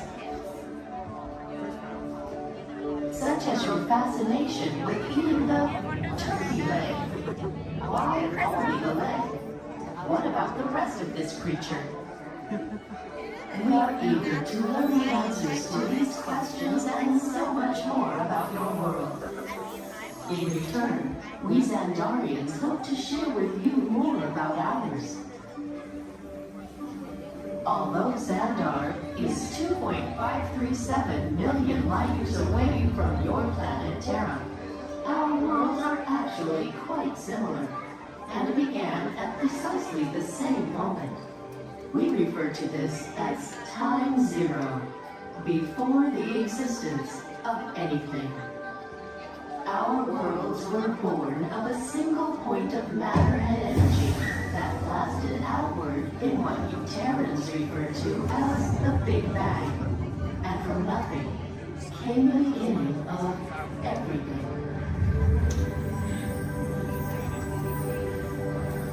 Incredibly hot and extraordinarily powerful, this explosion filled the cosmos with a cloud of rapidly moving particles. Over the next 100 million years, space continued to expand, and the particles cooled and slowed. As they coalesced into huge swirling clouds, gravity pulled them into larger, denser clusters. At the heart of these clusters, the temperature rose and the particles were compressed so tightly they fused, releasing enormous amounts of heat and light.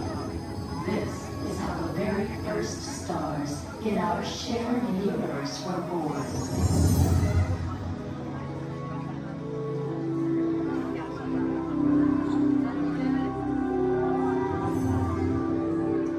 The singularity is just one of the commonalities between our two worlds that we will explore today. Welcome, Terrans, to the wonders of Xandar.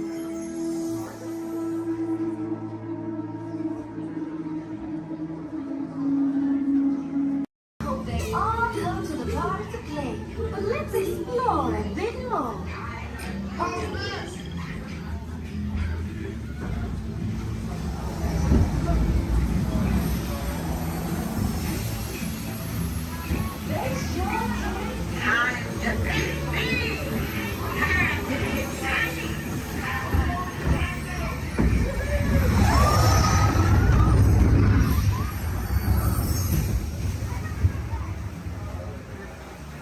Where did our friends go?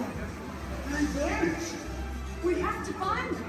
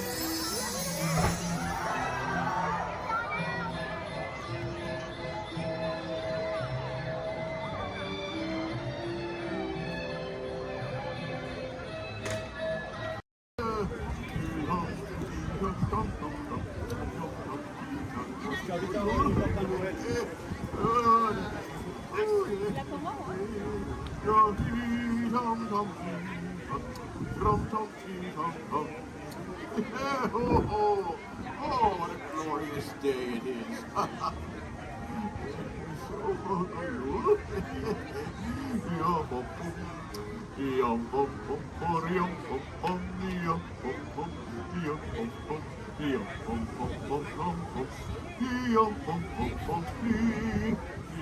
Let's see, where is that? Oh, that's what I was looking for right there. Oh, hello! Oh, I'm glad to see you. Come right on over. Yay! Hello there! Oh, my!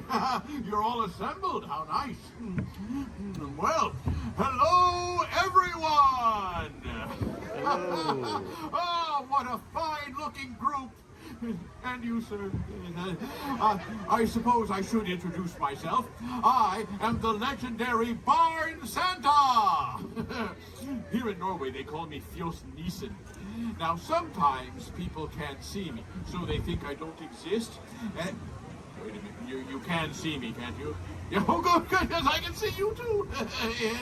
And now, this time of year in Norway, we like to say God jul. So let's all try that together on the count of three. Ready? And two, three. God jul! Oh, very nice, yes. You would be a God jul, except every Christmas it's the same. Sigrid, who is on her way here now, she doesn't see me. because she doesn't believe I exist. Say, you wouldn't mind if I use a little magic and mischief to help Secret tell her story, would you? Huh? Who knows? Maybe this year she just might believe, huh? Oh, here she comes. Hello there, everyone! Hello, so good to see you here! Good Yule! Good Yule.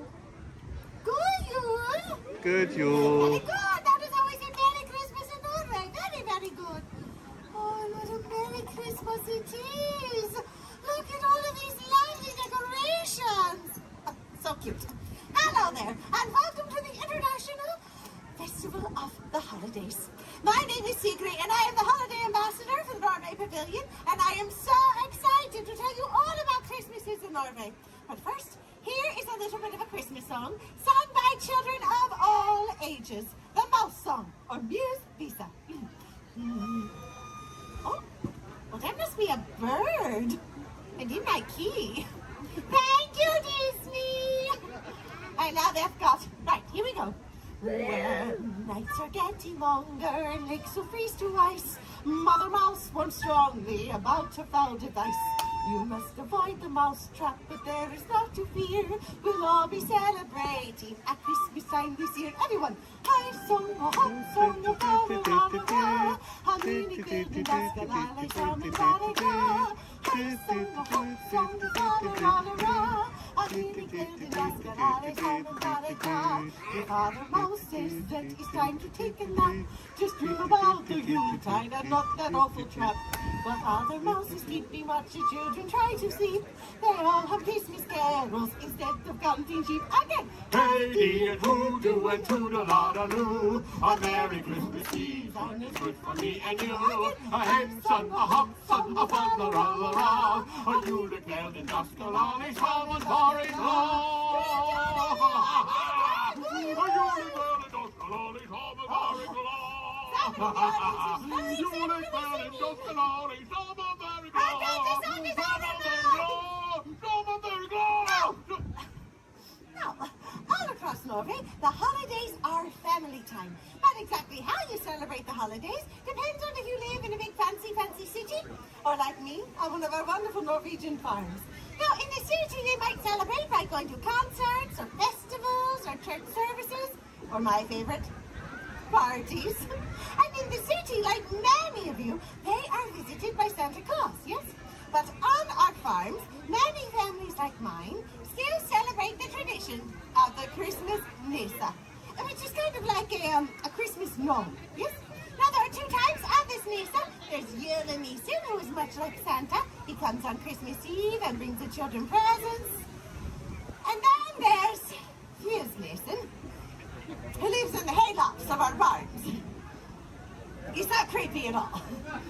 Now, this Fjusnissen, also known as a barn Santa, is a wonderful yet strange little elf who is the guardian of our farm animals, yes, and our welfare.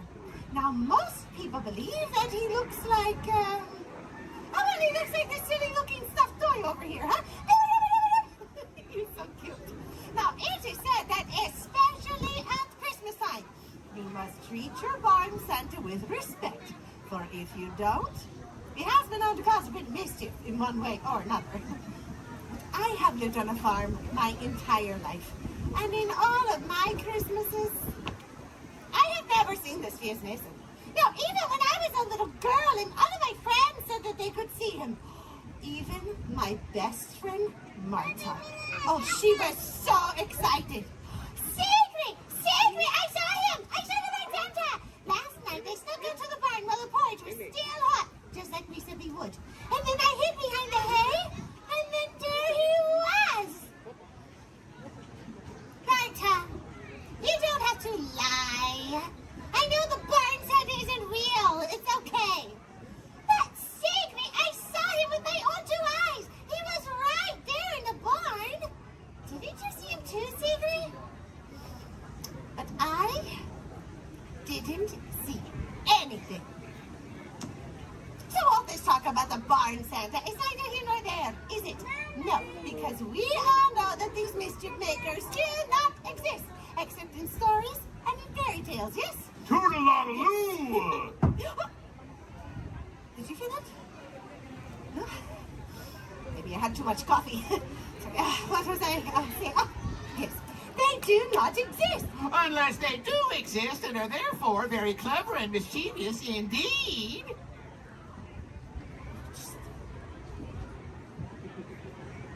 Marty said that this barn Santa is a very old, rather odd-looking little gnome. He looks like this. Ready? That's not true! I'm sorry, ma'am. Did you say something? No? Oh, now I'm hearing things. Well, now, Christmas! Oh. In Norway is...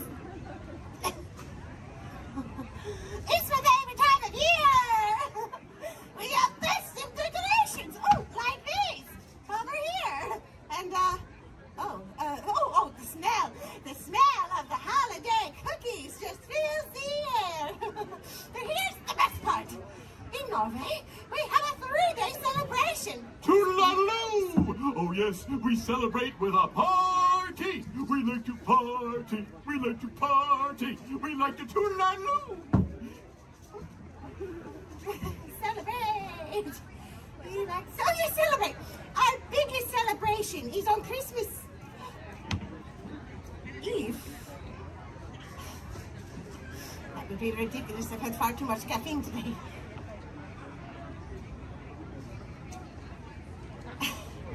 Now, in the middle of the day, about 12 o'clock or so, everything closes up early. The bells in the chapel ring, and everyone returns home to their families to begin the celebration. And then, in the evening, it's lights out.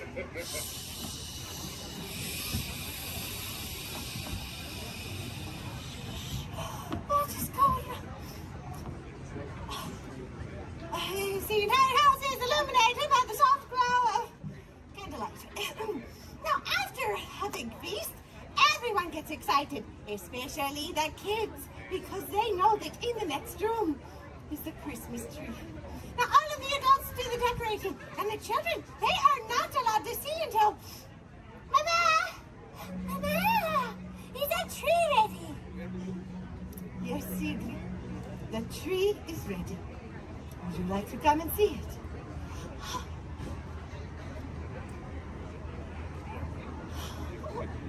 Mama! It's beautiful! Look at you all! Thank you. And then, the rest of the evening, they spend exchanging gifts and singing Christmas carols around the Christmas tree until very late at night. But the children, they don't forget about their barn Santa, no. They leave him treats, too. Toodaloo! Oh, yes, they leave me treats, too. And in exchange, I watch over their crops for them each year. They leave me a great big bowl of rice porridge. Rice porridge with cinnamon and sugar and a little pat of butter right on the top. Now, I know that doesn't sound like much of a treat to all of you, but believe me, when the kiddies leave me a nice steaming bowl of rice porridge in the hayloft, it warms me up on a cold winter's night. High in fiber, too. Toodaloo. Now, you will never guess what the children leave their barn Santas. But go ahead and try. What do you think, huh? Pudding. No, wait, yes. Rice porridge. That was a very good guess. With cinnamon and sugar and Yes, butter. Well done. You're very well educated. Sometimes the adults leave him a sign of ale. But how did you all know this, huh? Who told you? The barn Santa. Oh, my sweet friends. I could just spend this entire time trying to tell you he does not exist. It's you! It's me! You're him! I'm him! It's him! It's the barn Santa! Have you always been dead? Oh, I was here the whole time, Sigrid. Oh, when we opened our presents on Christmas Eve? I was there. And when the whole family woke up early on Christmas Day? I was there, too. And when Marta saw you, but I didn't. Oh, I was there for all of it. So Marta was right? Oh, here's Mason. I have always wanted to believe in you. take everyone to the back that I can see him. Please listen. May I give you a hug? Do you indeed? Now that's more like it. Well, kiddies, looks like we made a believer out of the lovely Seagree after all. And with that, I hereby dub all of you honorary Christmas magic makers for the rest of the day. Give yourselves a round of applause. Oh, well, I suppose I should get back to the hayloft. Oh, but before I go, kiddies, friends, remember, uphold the values of Christmas. Be kind, spread joy and cheer, and be good to your barn Santa throughout the new year. Go Yule! Oh, well, yes. Hello there. Yes, hello, little one. Yeah. Oh, nice. Were you? Our pilots get ready for takeoff in 3, 2, 1, blast off.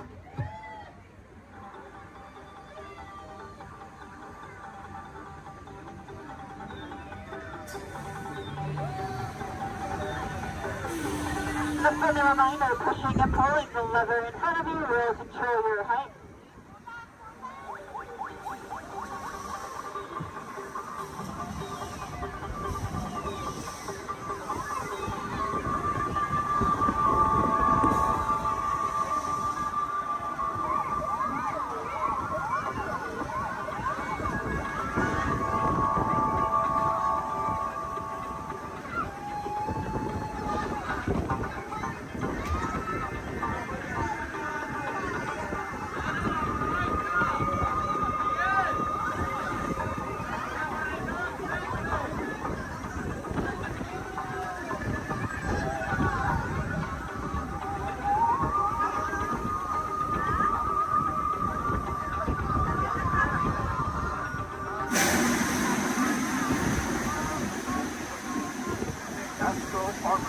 now beginning its descent.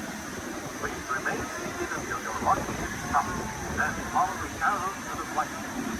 Welcome back, pilots. North of Mexico, please stop. And gather our belongings, but putting to the left and only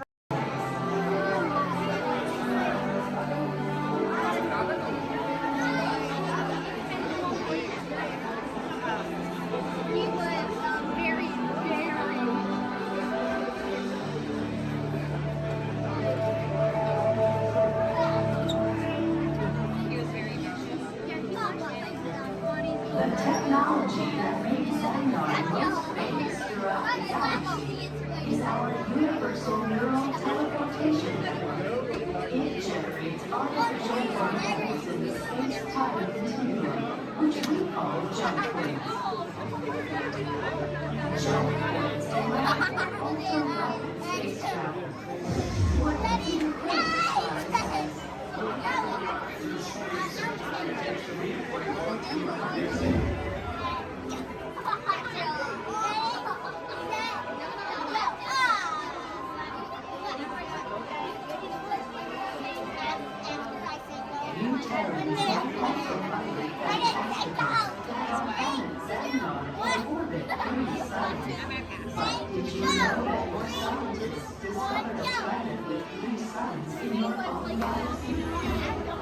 Your scientists name this planet HD 13199AZ, which Peter Quinn said is a terrible name for a planet.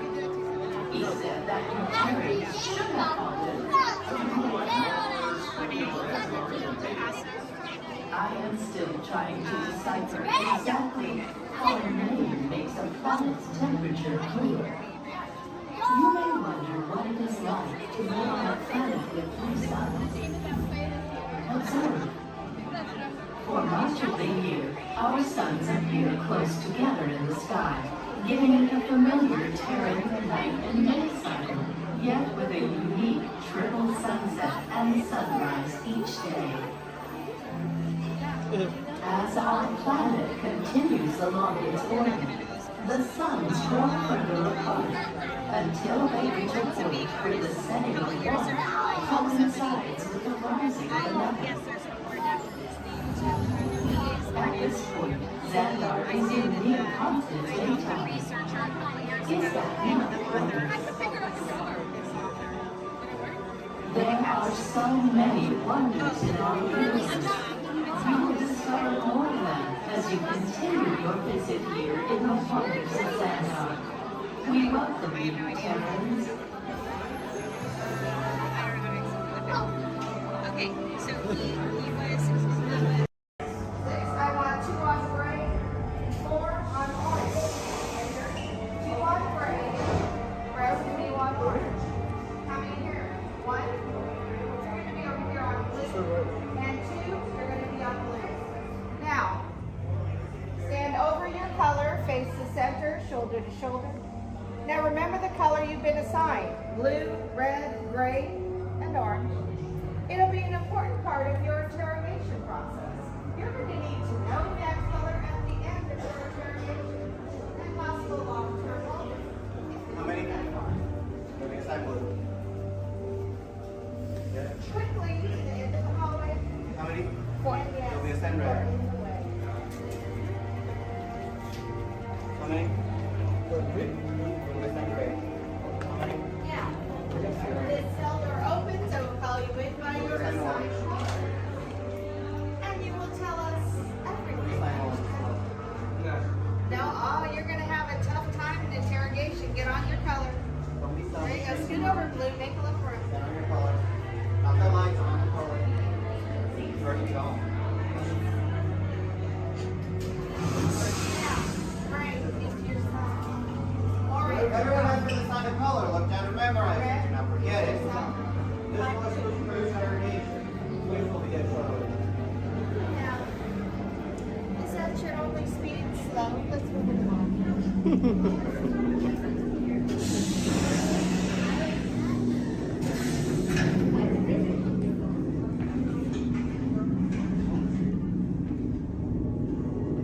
Leave us. Yes, General. Enemies of the First Order. We will soon snuff out your meager resistance. You chose the wrong side, and now you will pay. The Resistance prisoners. You have what I want. You know the location of the secret base, and I will take it from you. We'll need it on the bridge. Keep the prisoners here. I will return to finish this personally.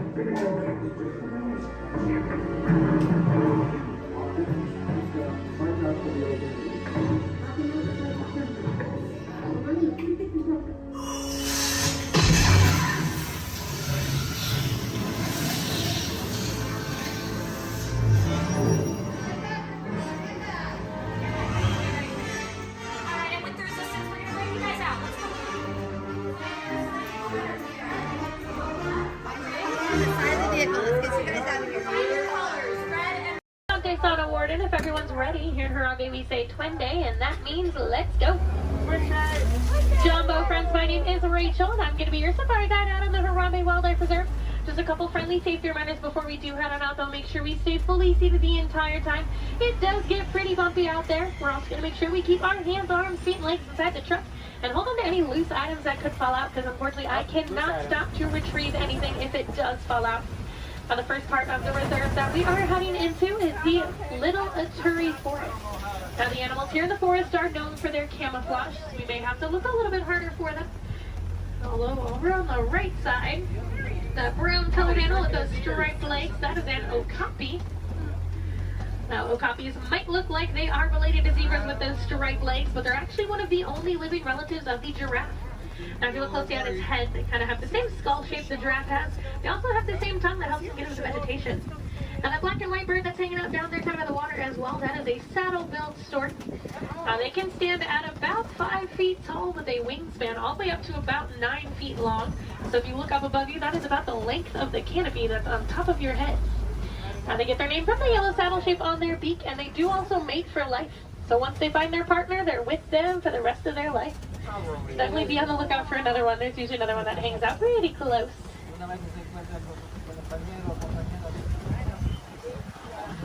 Looking a little bit quiet on this part of the forest, so let's see if we can head up, see what else we can find. Looks like there is some movement up ahead, so I'm going to head over that way.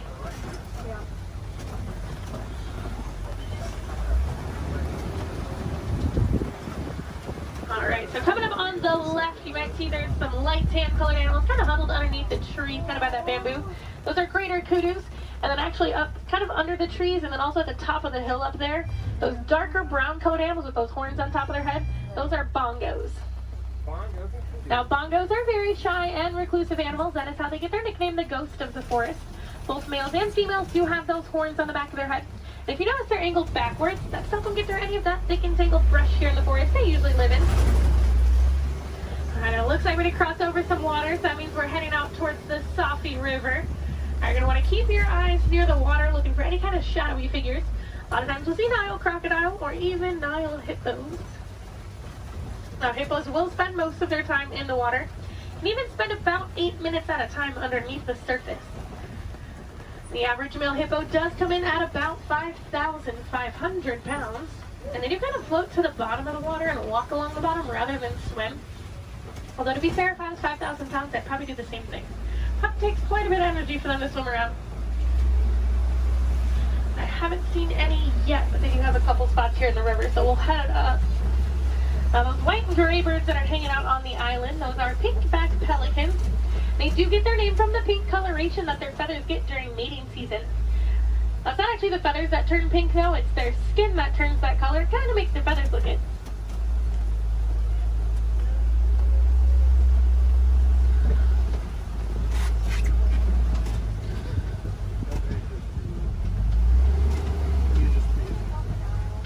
The hippos are being a little bit shy right now, but I do know we are heading towards crocodile territory. Aha, down there on the left, there are some crocodiles down there. Now the average Nile crocodile does come in at about 16 feet in length, weighing about 500 pounds. Although they can grow to be about 20 feet long, and I do know there's at least one down there that's a little bit over 700 pounds. Now when it is super hot, you will see them hanging out with their mouth open. That's because unlike you and I, they can't sweat. So they do open their mouth. It does help them regulate their temperature, keep them a little bit cooler. You'll notice a lot of the animals here in Africa actually have some sort of natural cooling capabilities. It does get pretty hot out there. Now we are going to start making our way out towards the savannah. That does happen to be one of the largest parts on the reserve. It's also home to some of the more famous animals like lions, elephants, and giraffes. So hopefully we'll see some of those out there today. Now coming up on the right side of the truck though, this tree that almost looks like it was planted upside down. That is a baobab tree, also known as the tree of life or the upside down tree. And they will remain leafless or dormant up to 9 months out of the year, and that's to help conserve any kind of water or energy the tree does have. And I'm already seeing quite a bit of movement down there, so we're going to head down, get a little bit closer to everything. Now, unlike the animals in the forest, the animals out here on the savannah do rely on speed and agility to protect themselves. Now, even giraffes can run at about 30 miles per hour. That is a pretty funny run if you've ever seen it. Kind of see the head move way before you see any other part of the body move. Alright, coming up, those animals with those really big horns hanging out there on the right, those are Ankole cattle, also known as the Watusi cattle, after the Watusi tribe that did first domesticate them. Now, they are one of the only domesticated animals here on the reserve, and those horns might look really big and heavy, but they are actually mostly hollow with kind of a honeycomb structure on the inside, so they are fairly light. Now, these zebras that are hanging out here pretty close, these are Hartman's mountain zebras. If you look closely underneath their neck, you'll see a little flap of skin. That is called a dewlap. Now that does help them regulate their temperature. They're also the only zebra species that has it, so it does help us identify them as Hartman's mountain zebras.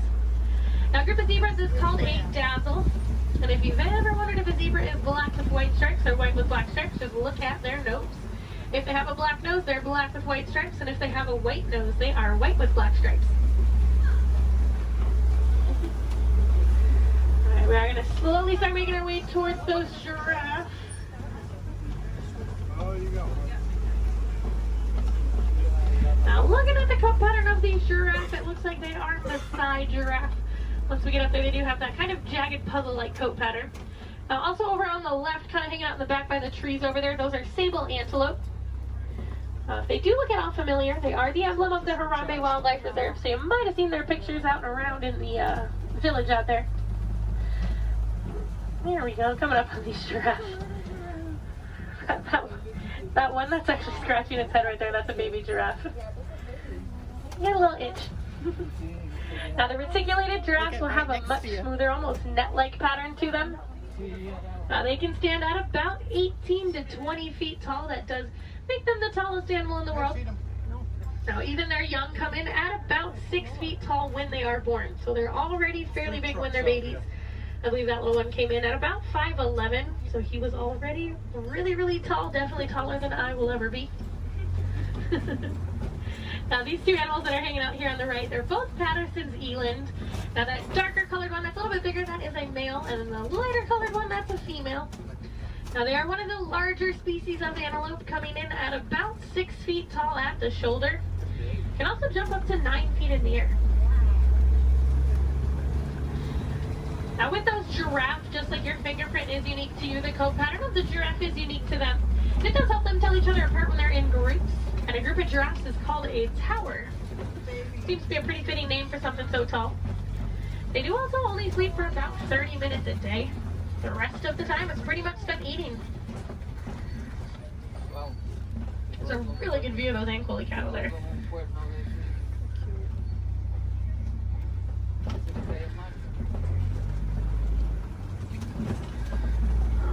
Let's see if we can head up a little bit farther into the savannah, see what else we can find.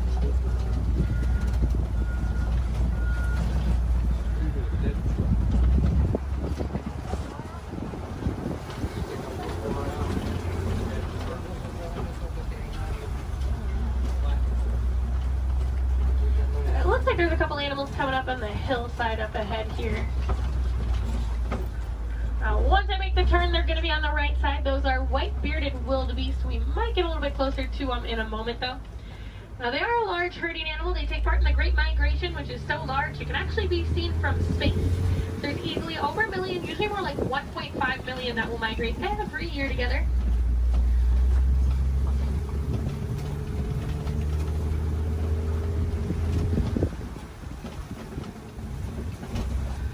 There they are. You can kind of see them there. Now we are also coming up on some knockdown trees just up ahead, so we're going to head over that way. Usually that is a pretty good indicator that there's an elephant or two nearby. Now elephants are known as nature's bulldozers, so you can always kind of assume. Actually, it looks like there is one up ahead of us. I'm going to see if we can get a little bit closer to it.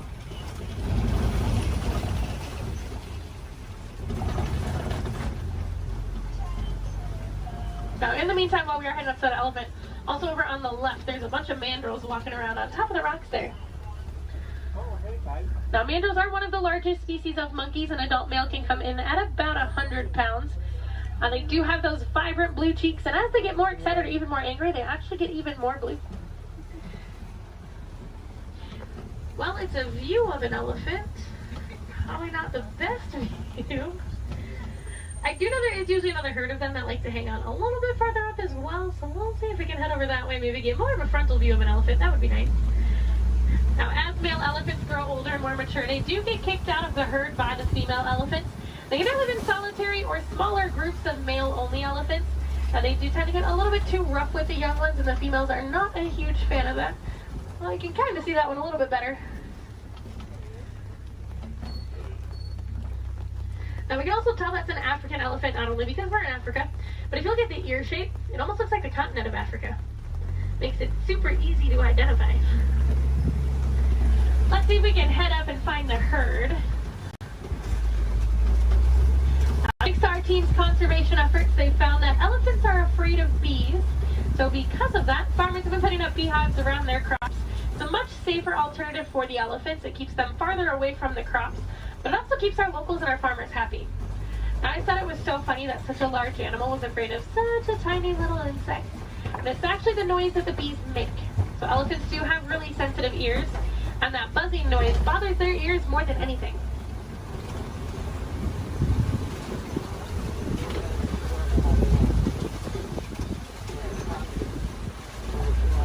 And I am seeing some tusk marks in the red clay, so hopefully that is a good sign that the herd has moved through here fairly recently. Now, just like you and I might take a multivitamin every day, the elephants do eat that red clay. It gives them a little more nutrients they may not always get from their daily diet. Female elephants do also have one of the longest gestation periods, coming in at about 22 months. So I'm not sure I blame the females for wanting to kick the males out after a while. Personally, I might do the same thing if I had to go through that. Looks like there were a few of them moving up ahead, so we're going to see if we can get a little bit closer to them.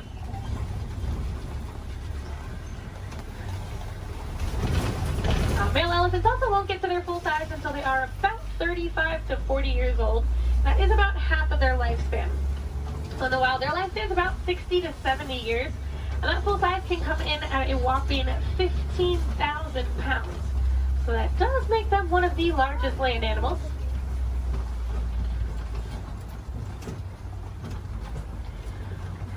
Now, they do also have really sensitive skin, so you will see them throwing dirt and mud up on their back. That acts as a natural sunscreen for them.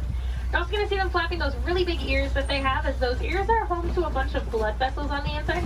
So just doing that, it does actually activate those blood vessels and can even cool their body temperatures down about 10 degrees.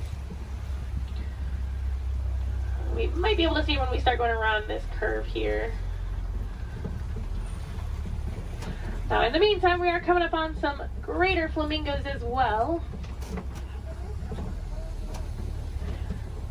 Now, those greater flamingos actually start out as a gray color, and as they get older, they get their vibrant pink color from their diet, which does consist mostly of beta-carotene, like brine shrimp. If you actually look on a couple of them, the back of their head and neck, you can still see some of the gray feathering on some of them. Now, they are one of the lighter colors of flamingo species, as well as one of the largest. You might have seen their cousins, the lesser flamingos, out on Discovery Island when you were coming in today. They're quite a bit brighter in color than these ones, but they're also a little bit smaller. And if you didn't see them, they like to hang out the very front of the tree line, kind of down to the left-hand side.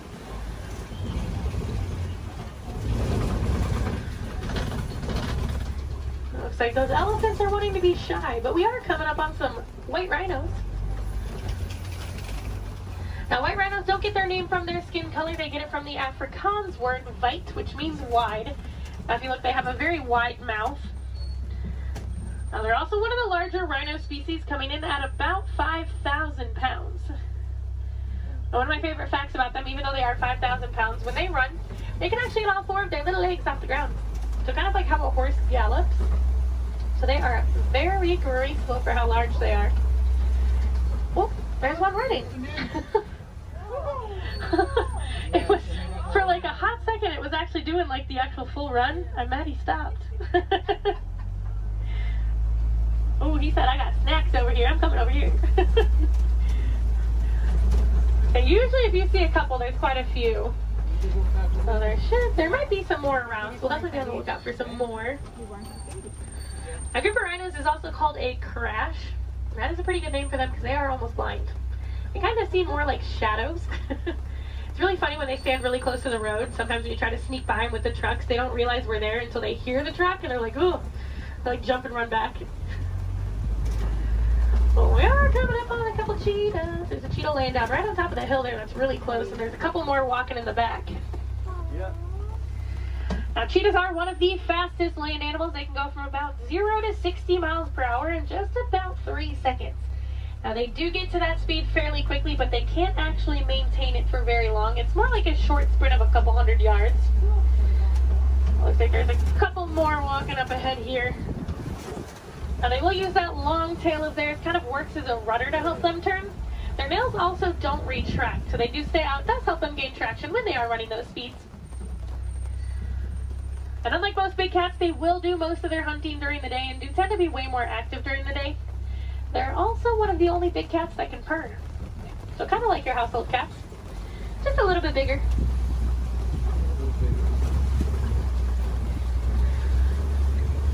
Oh, it looks like there's some lions hanging out on top of the Kobe rock.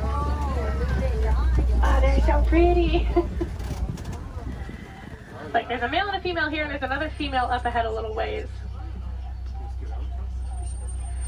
Now, lions do sleep about 16 to 20 hours a day, so we're pretty lucky that we're actually seeing them kind of moving. I mean, they're not moving around, but they have their heads up and not sleeping. Now, they do tend to be more nocturnal and will do most of their hunting at night, and it's actually the females that will go out and do the hunting while the males stay back and protect the pride. During the day, their eyesight is pretty much identical to ours, but at night, it gets about 6 times better. So they have super good eyesight at night. Now, when they vocalize, they can vocalize up to 5 miles away. You can hear it. So if you do plan on staying here all the way up until park close, I highly recommend while you're walking out to your car, keep your ears open because sometimes you will actually hear them vocalizing. It's really cool. Now, I know everyone's excited about the lions, but there's a really cute little brown and white animal over on the right. And that is a bontebok. Now, he's related to the white-bearded wildebeest that we saw earlier, and within 5 minutes of birth, he can stand. Within about 10 to 15 minutes, they can also walk and run. That's a super good survival technique for them. That way, once those little ones are born, they can get up and get on the move as quickly as possible. Now, also hanging out in the trees there on the right, those are waterbuck. Now, waterbuck do drink an excessive amount of water, hence the name waterbuck. But they also have kind of an oily, greasy feel to their fur. Now, that is supposed to help them be a little more waterproof when they are hanging out in the water. Now, we're coming up on some fairly big burrows. We'll be on the lookout for warthogs. Actually, down in that burrow there on the left, there is a warthog. Now, warthogs are one of the largest land burrowing animals. They like to back up into their burrows, just like that one's doing. That way it keeps their tusks out, so if anything tries to sneak up on them, they can try to deter that animal. They've also been known to recycle other animals' burrows, so they might find when an animal has abandoned and call it their home. Isn't the ever so lovely ostriches over there, too? Now, while we are heading over there, it looks like those ostriches have also dropped some eggs there on the right. Now, individually, each one of those eggs can weigh about 3 pounds, and they are so strong that just about any one of us can stand on them and absolutely nothing would happen. Are you guys going to stay off of the road, or no? Okay. Now, ostriches are the largest species of bird. They are flightless birds, though. They use those wings to help them turn, kind of like how the cheetah uses its tail. As they can run speeds of about 30 to 40 miles per hour, so they are fairly quick. They always look so confused, too. This makes me laugh. They are notorious for long animal stops, so when you can sneak by them when they're that close to the road, it's your lucky day. Alright, it looks like the warden's post is coming just up ahead of us. That does unfortunately mean our safari is coming close to an end. But the warden has adopted some Nigerian dwarf goats that like to hang out here. Now, they do help our warden keep the grass looking nice and the weeds down low, and in return, they produce some milk that the villagers here find very sweet and actually high in value. So that does allow the village to rely less on the wildlife out there. They are small, but they won't get any bigger than that. They are full-grown adults. And they are one of the many examples of how humans and animals can live in harmony together. It just takes a little bit of effort from us. Some small things that you guys can do at home but make a huge difference for these animals. Planting some native trees or plants in your yard. Maybe building a few bird houses here and there, or even some bat boxes. A lot of these animals, including the elephants that we saw, are losing their habitats due to mining for metallic ore, otherwise known as coltan. And that's found in many of your small electronics, so things like cell phones, laptops, tablets, anything like that. So next time that brand new shiny iPhone comes out and you guys decide to go and purchase it, just make sure you recycle the old one. That will help keep mining down to an absolute minimum and saving those habitats for those beautiful animals out there. And if I have any wilderness explorers on board, you guys have been on board the Simba 1. That's S-I-M-B-A 1. And I am going to get you guys back up to that dock that we originally came from, so you're going to have to bear with me for just a little bit longer. Hopefully we should be able to buzz through some of the docks fairly quickly.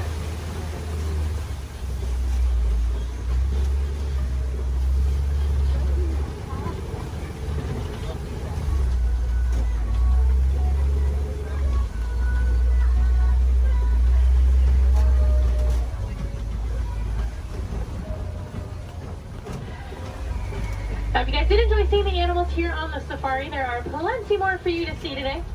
Now actually, when you guys get off of the truck, when you hop down that little pathway there and go down the hill, if you guys take an immediate left, you'll actually be on the Gorilla Falls Exploration Trail. Now over there they have naked mole rats, meerkats. They have an underwater hippo viewing pool where you can usually get a little bit closer view of some hippos, as well as silverback gorillas.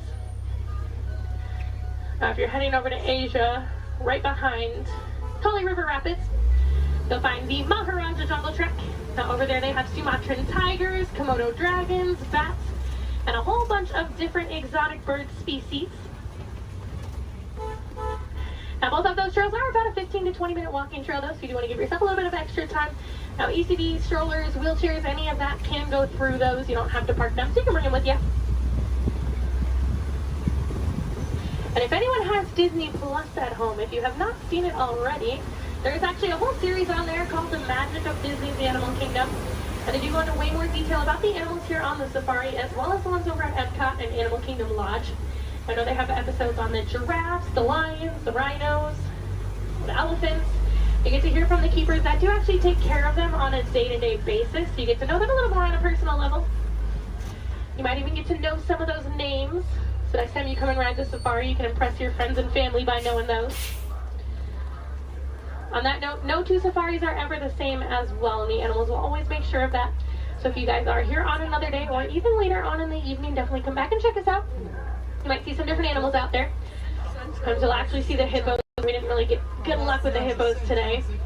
But you might see some hyenas. They do tend to be a little more nocturnal, so they'll tend to come out a little bit later. And you might see the lions actually up and moving around. You never know. They'll probably have a different safari guide as well, so you might learn some different facts you guys didn't hear from me this time around. As you guys are walking around the park too, I encourage you guys to be super aware of your surroundings. A lot of times you'll walk past different animal habitats and you guys won't even know it. On front of the trail life, you'll see those lesser flamingos that I kind of touched on a little bit. You'll see some kangaroos hopping around, some vultures, all kinds of stuff. And then towards the front of the park, actually one of my favorite animals likes to hang out there, the giant anteater. Now that's like, if you're heading out of the park when you go over the bridge and there's like the spot where you can go on the left side and the right side to exit, she likes to hang out on the right side. So if you go down there, she tends to kind of hide those. So you have to look into her habitat a little bit to see her. But she's usually there. Alright, it looks like this truck ahead of us is just about loaded, so they should be on their way. So it's a really good time. Double check your rows. Make sure you do have everything. You don't want to leave anything behind because I will be heading out on another safari as soon as I drop you guys off, so it'll take a little bit of time to get those items back to you. The warden knows we are on our way, so we should be able to get cleared of that dock here fairly quickly.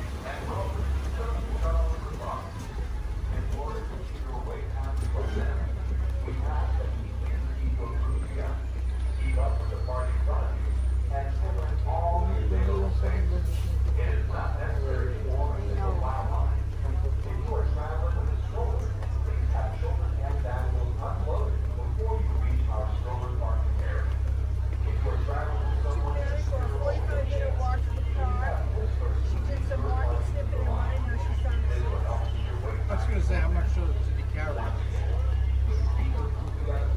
Probably some laying down too. Maybe some rolling. You're getting very adventurous in our park. You're really great. Very comfortable there. Good. That's awesome. Just heads down to her. Tries to hide you. She hides so she can roll and you won't yell at her. Yeah.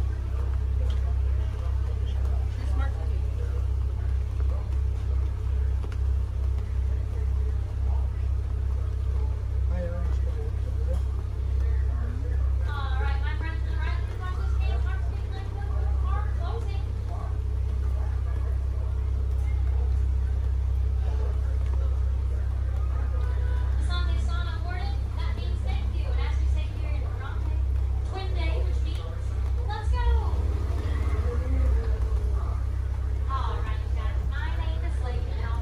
Friends here in Harambe, we don't like to say goodbye as we feel that is far too sad and far too final. So instead we leave you with Kuaharini. So Kuaharini friends, go well, go wild, go make a difference out there and enjoy the rest of your day here at Disney's Animal Kingdom or wherever else your adventures might take you.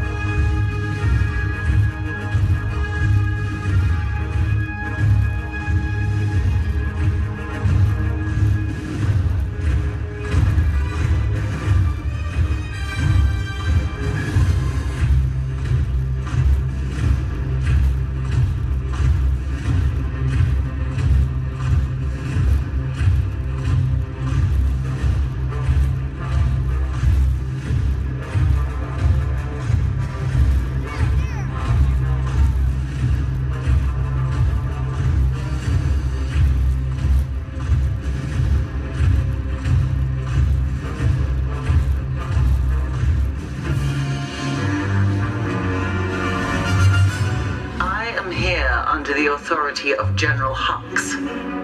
You are here under the authority of me. Stand proud.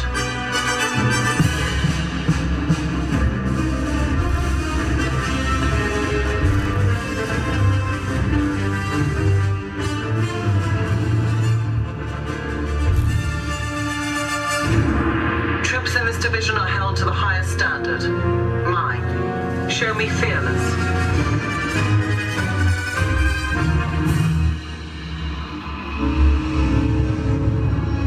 Under my command, you will be proud to wear the armor of a stormtrooper. You will learn discipline, loyalty, and what it means to be a stormtrooper. Battle stance.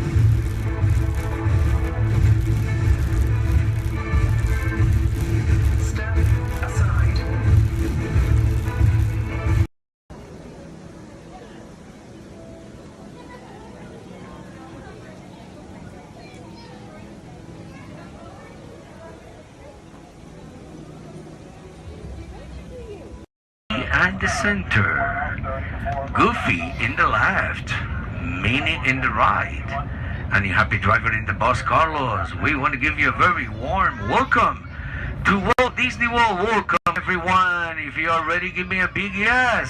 Yes! All right, you ready?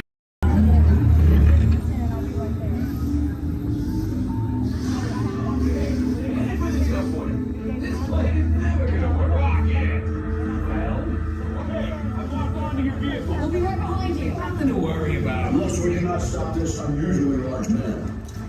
Then you're likely doomed. Good luck. You're gonna need it.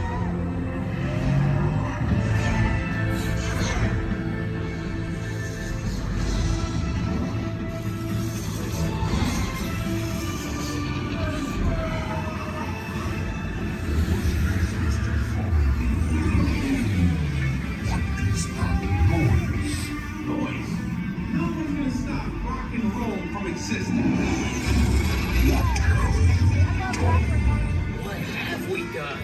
I think we're jumping back. All the way. Oh, Christ. We've got the big bang. Let's see bigger. We gotta get that generator. It's the only way back.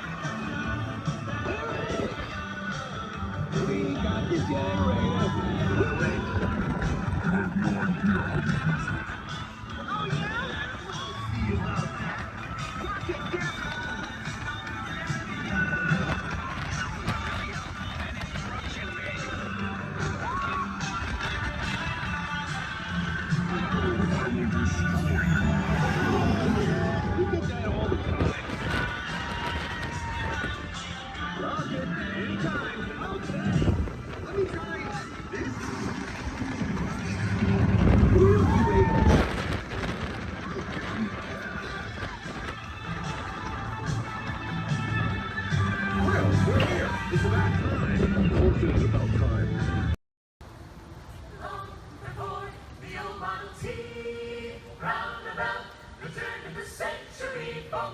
discovered a barrel of fun. Taking pictures by the light of the sun. Smile, hug, look at the camera, hold your breath and say cheese. Little did they realize back then they were making memories. Veggie, veggie, veggie, veggie, veggie, veggie. Making memories, making memories. Taking pictures is making memories. Catching little pieces of time, making them yours and making them mine. Birthday faces and happy faces gradually disappear. But when we're making memories, happiness can reappear. Veggie, veggie, veggie, veggie, veggie, veggie. My little spark,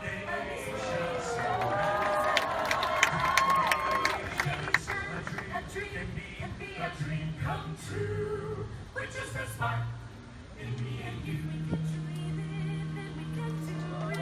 Yes, we can. Yes, we can. If we can dream it, then we can do it.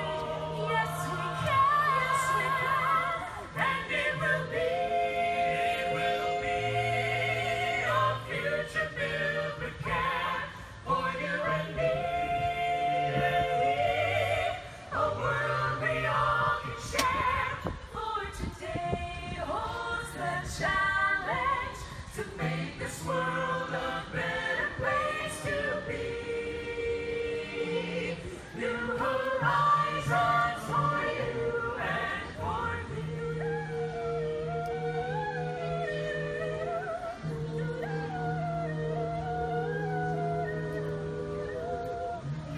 just an ordinary day, all at once you're on your way to a place that cannot be. No one knows what turns the key. Magic journeys, mystic clouds, on the wings of unexpected sounds and sights.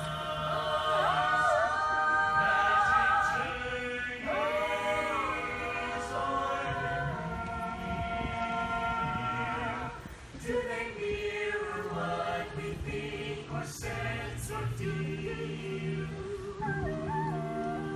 We go on. We go on. Moving forward now as one. We'll spirit with each rising sun to a new day we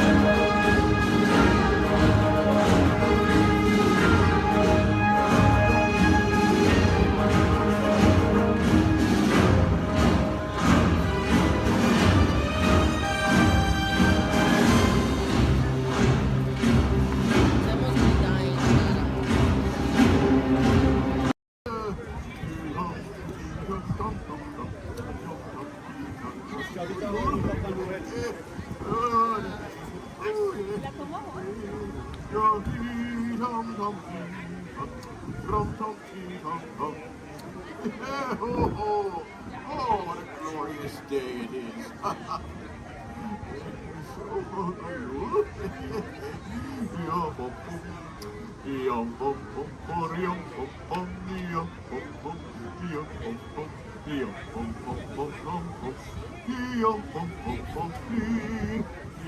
Let's see, where is that?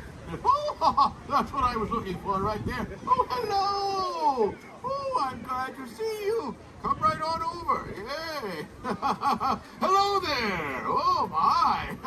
You're all assembled. How nice. Well, hello, everyone. Hello. Oh, what a fine-looking group. And you, sir? I suppose I should introduce myself. I am the legendary Barn Santa. Here in Norway, they call me Fjos Nissen. Now, sometimes people can't see me, so they think I don't exist. Wait a minute, you can see me, can't you? Yeah, oh, good, goodness, I can see you too. And now, this time of year in Norway, we like to say God Jul. So let's all try that together on the count of three. Ready? And two, three. God Jul! Oh, very nice, yes. It would be a God Jul, except every Christmas it's the same. Sigrid, who is on her way here now, she doesn't see me because she doesn't believe I exist. Say, you wouldn't mind if I use a little magic and mischief to help Sigrid tell her story, would you? Huh? Who knows? Maybe this year she just might believe, huh? Oh, here she comes. Hello there, everyone! Hello, so good to see you here! God Jul! Good Jul. God Jul! Good Very Jul. good! That is always a Merry Christmas in Norway. Very, very good. Oh, what a Merry Christmas it is! Look at all of these lovely decorations! Oh, so cute. Hello there, and welcome to the International Festival of the Holidays. My name is Sigrid, and I am the Holiday Ambassador for the Norway Pavilion, and I am so excited to tell you all about Christmases in Norway. But first, here is a little bit of a Christmas song sung by children of all ages. The Mouse Song, or Muse Visa. Oh, well, that must be a bird. And in my key. Thank you, Disney. And now they've got, right, here we go. When nights are getting longer and lakes will freeze to ice, Mother Mouse warns strongly about her foul device. You must avoid the mouse trap, but there is not to fear. We'll all be celebrating at Christmas time this year. Everyone, I sung a hot song of la-la-la-la-la. How many gilded mascalalais from in la-la-la. I sung a hot song of la-la-la-la. How many gilded mascalalais from in la-la-la. Your Father Mouse says that it's time to take a nap. Just dream about the Yuletide and not that awful trap. But Father Mouse is keeping watch the children try to sleep. They all have Christmas carols instead of counting sheep. Again! Hey, and hoodoo and toodle-la-da-loo. A Merry Christmas season is good for me and you. A hen son, a hop son, a fa-la-la-la-la. A Yule-Knell and Duskalani, Schwalman, Porridge, Law. A Yule-Knell and Duskalani, Schwalman, Porridge, Law. Yule-Knell and Duskalani, Schwalman, Porridge, Law. Now, all across Norway, the holidays are family time. But exactly how you celebrate the holidays depends on if you live in a big fancy city, or like me, on one of our wonderful Norwegian farms. Now, in the city, they might celebrate by going to concerts, or festivals, or church services, or my favorite, parties. And in the city, like many of you, they are visited by Santa Claus, yes? But on our farms, many families like mine still celebrate the tradition of the Christmas Nissa, which is kind of like a Christmas gnome, yes? Now, there are two types of this Nissa. There's Jule Nissen, who is much like Santa. He comes on Christmas Eve and brings the children presents. And then there's Fjus Nissen, who lives in the haylofts of our barns. He's not creepy at all. Now this Fierce Mason, also known as the Barn Santa, is a wonderful yet strange little elf who is the guardian of our farm animals, yes, and our welfare. Now most people believe that he looks like he looks like this silly looking stuffed toy over here, huh? He's so cute. Now it is said that especially at Christmas time, you must treat your barn Santa with respect. For if you don't, he has been known to cause a bit of mischief in one way or another. I have lived on a farm my entire life, and in all of my Christmases, I have never seen this Fierce Mason. Now, even when I was a little girl and all of my friends said that they could see him, even my best friend, Marta. Oh, she was so excited. Secret! Secret! I saw him! I saw the Barn Santa! Last night they snuck into the barn while the porridge was still hot, just like we said we would. And then I hid behind the hay, and then there he was! Marta, you don't have to lie. I know the Barn Santa isn't real. It's okay. But Secret, I saw him with my own 2 eyes. He was right there in the barn. Didn't you see him too, Secret? But I didn't see anything. So all this talk about the Barn Santa is neither here nor there, is it?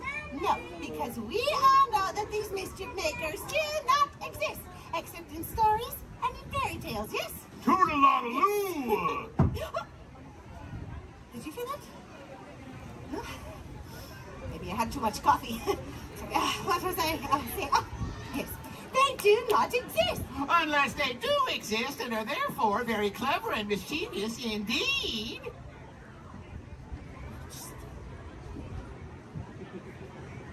Notice said that this Barn Santa is a very old, rather odd-looking little gnome. He looks like this. Ready? That's not true! I'm sorry, ma'am. Did you say something? No? Oh, now I'm hearing things. Oh, no. Christmas! Oh. In Norway is... It's my favorite time of year! We have festive decorations! Oh, like these! Over here! And, the smell! The smell of the holiday cookies just fills the air! But here's the best part! In Norway, we have a 3-day celebration! Toodaloo! Oh yes, we celebrate with a party! We like to party! We like to party! We like to toodaloo! Celebrate! We like... So you celebrate! Our biggest celebration is on Christmas Eve. That would be ridiculous. I've had far too much caffeine today.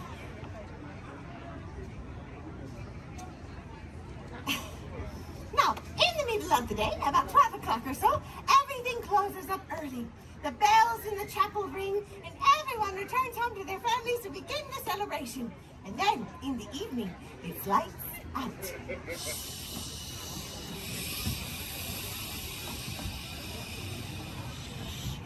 Oh, just go here. The entire house is illuminated by the soft glow of candlelight. Now, after a big feast, everyone gets excited, especially the kids, because they know that in the next room is the Christmas tree. Now, all of the adults do the decorating, and the children, they are not allowed to see until... Mama, is that tree ready? Yes, Sigrid, the tree is ready. Would you like to come and see it?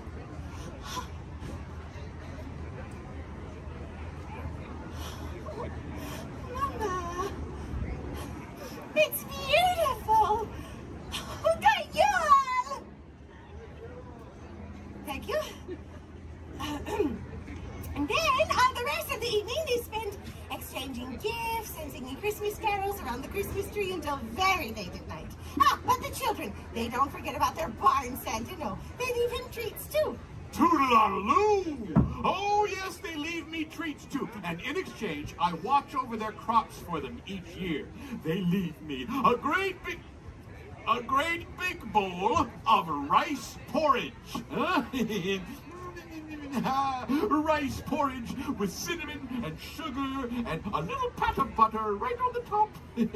Now, I know that doesn't sound like much of a treat to all of you, but believe me, when the kiddies leave me a nice steaming bowl of rice porridge in the hayloft, it warms me up on a cold winter's night. High in fiber, too. Toodle-oodle-oo. Now, you will never guess what the children eat their barn Santas. But go ahead and try. What do you think of? Pudding. No, wait, yes. Rice porridge. That was a very good guess. With cinnamon and sugar and yes, butter. Well done. You're very well educated. Sometimes the adults leave him a sign of ale. But how did you? Oh, no, Lisa, who told you? The barn Santa. Oh, my sweet friends. I could just spend this entire time trying to tell you he does not exist. It's you! It's me! You're him! I'm him! It's him! It's the barn Santa! Have you always been there? Oh, I was here the whole time, Sigrid. Oh, when we opened our presents on Christmas Eve? I was there. And when the whole family woke up early on Christmas Day? I was there, too. And when Marta saw you, but I didn't. Oh, I was there for all of it. So Marta was right? Oh, dearest Nathan, I have always wanted to believe in you. Oh, thank you, everyone. Tuesday, Doc, now I can see him. Dearest Nathan, may I give you a hug? Oh, do you indeed? Now that's more like it. Well, kiddies, looks like we made a believer out of the lovely Sigrid after all. And with that, I hereby dub all of you honorary Christmas magic makers for the rest of the day. Give yourselves a round of applause. Oh, I suppose I should get back to the hayloft. Oh, but before I go, kiddies, friends, remember, uphold the values of Christmas.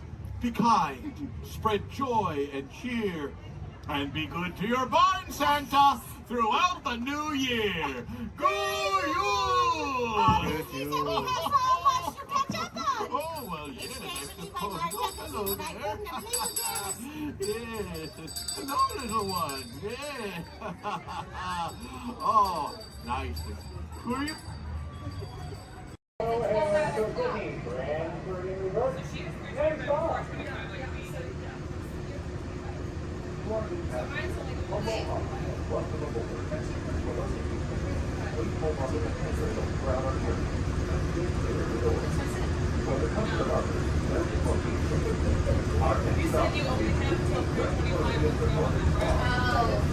Sorry, I thought we were talking about.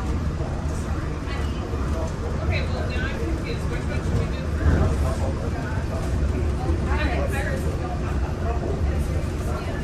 Well, like as soon as we do Pirates Dance, we're going to get some space now to make sure you can get to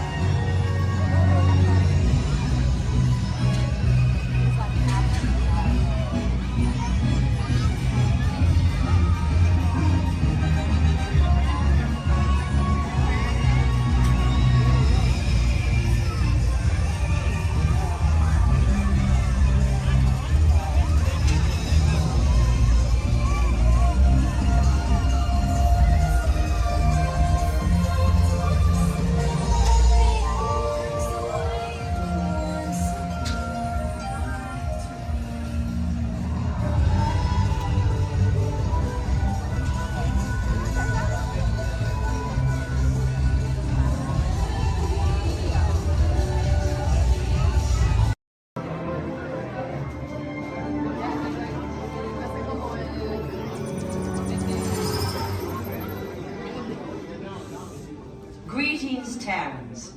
I am Nova Prime Irani Real, commander of the Nova Corps. On behalf of all Xandarians, I hope you have enjoyed exploring the wonders of Xandar. As you have seen, your world and ours were born of the same moment, one which you refer to as the Big Bang. As such, we are all galactic neighbors in a vast universe which we and countless others share. For you to travel to Xandar would take 2.5 million years, assuming you had a ship that could fly at the speed of light. So we decided to come to you. But even we could not have reached you so easily were it not for the Cosmic Generator, an advanced piece of Xandarian technology that creates jump points, artificial tunnels that act as shortcuts, linking distant points in space. It is our desire to share this wondrous technology with your people so that together we might explore new worlds and create a brighter tomorrow.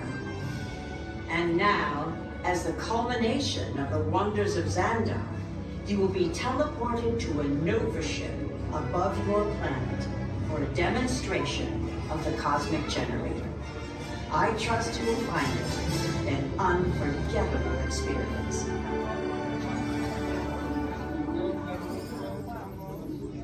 Welcome, people of Epcot, Epcoters, Epcotians, citizens of Epcot. Does anyone know what they call themselves? What? I'm on? Someone needs to tell me when I'm on. Welcome, Epcot Terrans. I am Centurion Tal Merrick, and we're just about ready to teleport you up to the ship for the demonstration. As you're about to enter a secure Nova area, I must ask you to put away your Terran communication devices at this time. Recording of any type is strictly prohibited. I am very serious about this.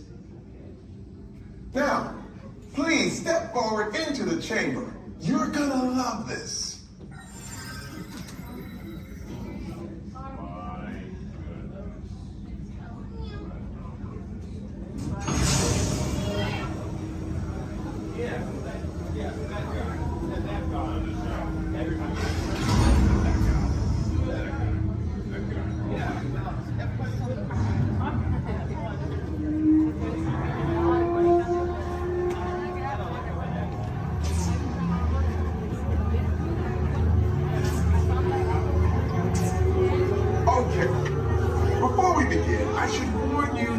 Never teleported Terrans before, but since your molecular structure is very similar to Xandarian's, it should work. It'll work. So long as you are standing inside the lighted ring. You do not want to know what happened last time someone did not stand where I told them to, okay? Please make sure you're all the way inside that lighted ring on the floor. Do not teleport you till you're all the way inside that lighted ring.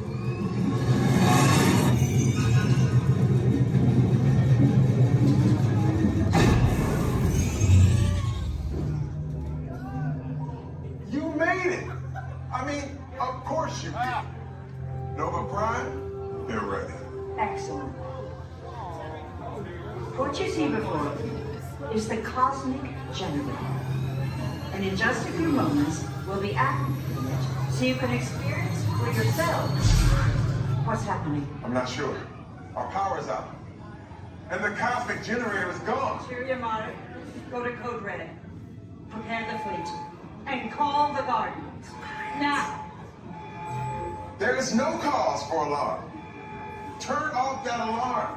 I've got an important transmission coming in. Hey, what's up, Nova Corps? Our Cosmic Generator has been stolen. What? How? What didn't we think of that? That thing's gotta be worth a fortune. I am Groot. Good question. Yeah, who do you think took it? Perhaps that really big man outside your ship. Oh, that is a big man. I need to alert Nova Prime.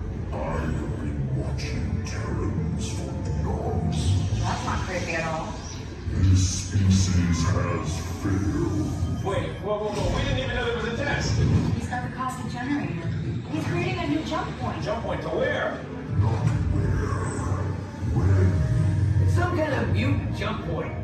back to the dawn of time. Dawn of time, why? To erase an error. Well, that doesn't sound good. Your time is over. Wait, what do you mean? What do you mean it's so vague? The jump point is closing. Hey, no, dude, you're not recording to follow that whatever it is until we get there. We can't. Our power is down, and I've got to get these Terrans onto evacuation shuttles. I got it. I reprogrammed the shuttles to follow them through the jump point. Wait, what? Look, they're our only chance of keeping track of that whack job until we get the cosmic generator back. Piece of cake. Wait! There's cake. Where's this cake? The odds are impossible. Yeah. But it's our only shot. Good luck. Are you sure you can control it? Come on, it's me. I got this. We're all toast. First it was cake, now there is toast. This plan is making me so hungry. Terrans, listen up. Manos, brazos, pies y piernas dentro del vehículo. Y cuida a sus niños. Gracias. Please step carefully onto the moving platform and step in. For your safety, remain seated throughout your journey, keeping your hands, arms, feet, and legs inside the car. And supervise your children. Remember to stay clear of the doors, but open and close automatically. Enjoy your trip aboard the Metro Liner. Para su seguridad, permanezca sentado y mantenga sus manos,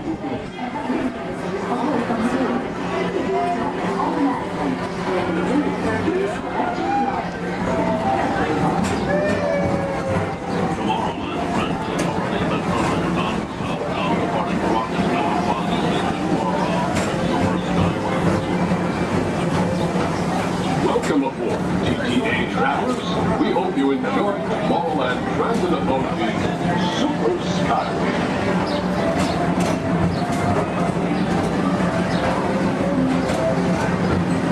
Now approaching Tomorrowland Interplanetary Convention Center.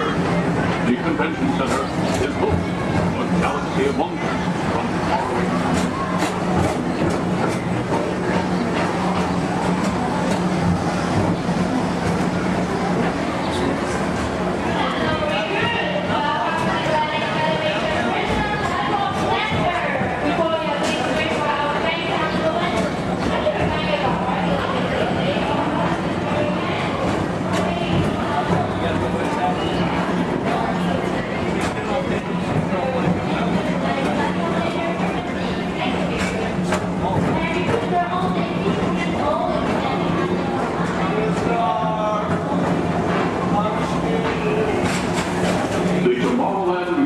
Metro Historical Society presents Walt Disney's 20th century vision for the future. This model city dared to dream the perfect community in which to work, live, and play.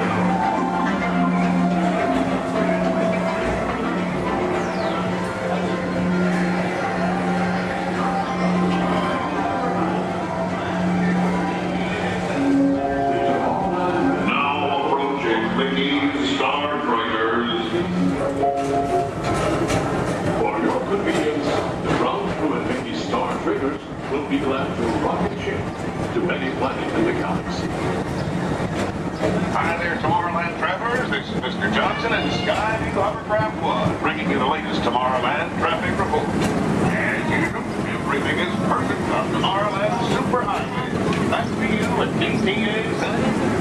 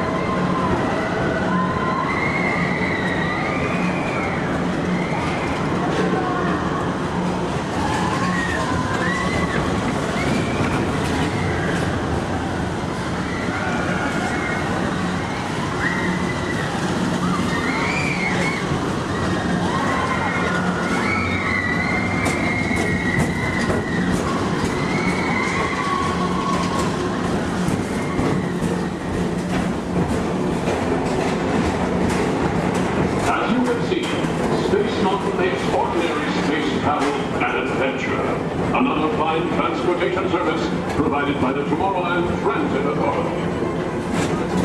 Attention, all visitors from Galaxy M31. Please keep forward-facing tentacles clear of oncoming Metroliner vehicles. Thank you.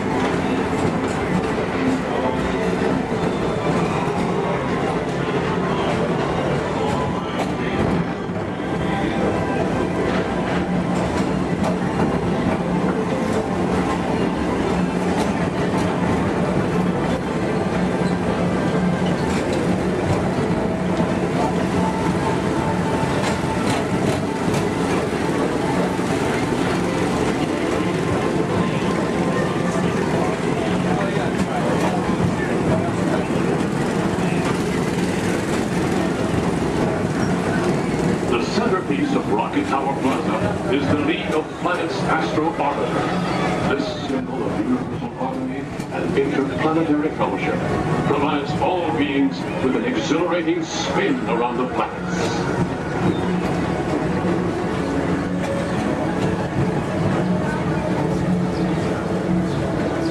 Blue Line passengers, for all your future travel needs, the TTA services all of Tomorrowland's outlying areas, including the personal rocket ship docking lot, and of course, perfect park acres. Paging Mr. Morrow, Mr. Tom Morrow. Your party from Saturn has arrived. Please give them a ring. Now approaching Walt Disney's Carousel of Progress.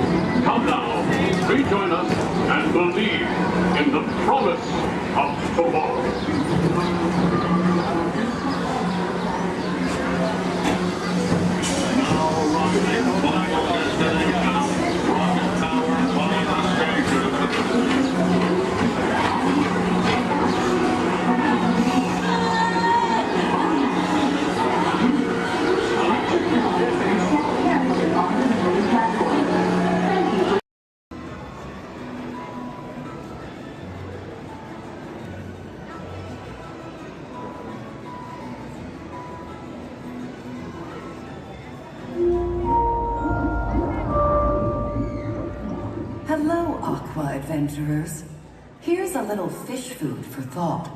Sea turtles often confuse trash, like plastic bags, for food. But you can make a positive impact by recycling and limiting the use of single-use plastics.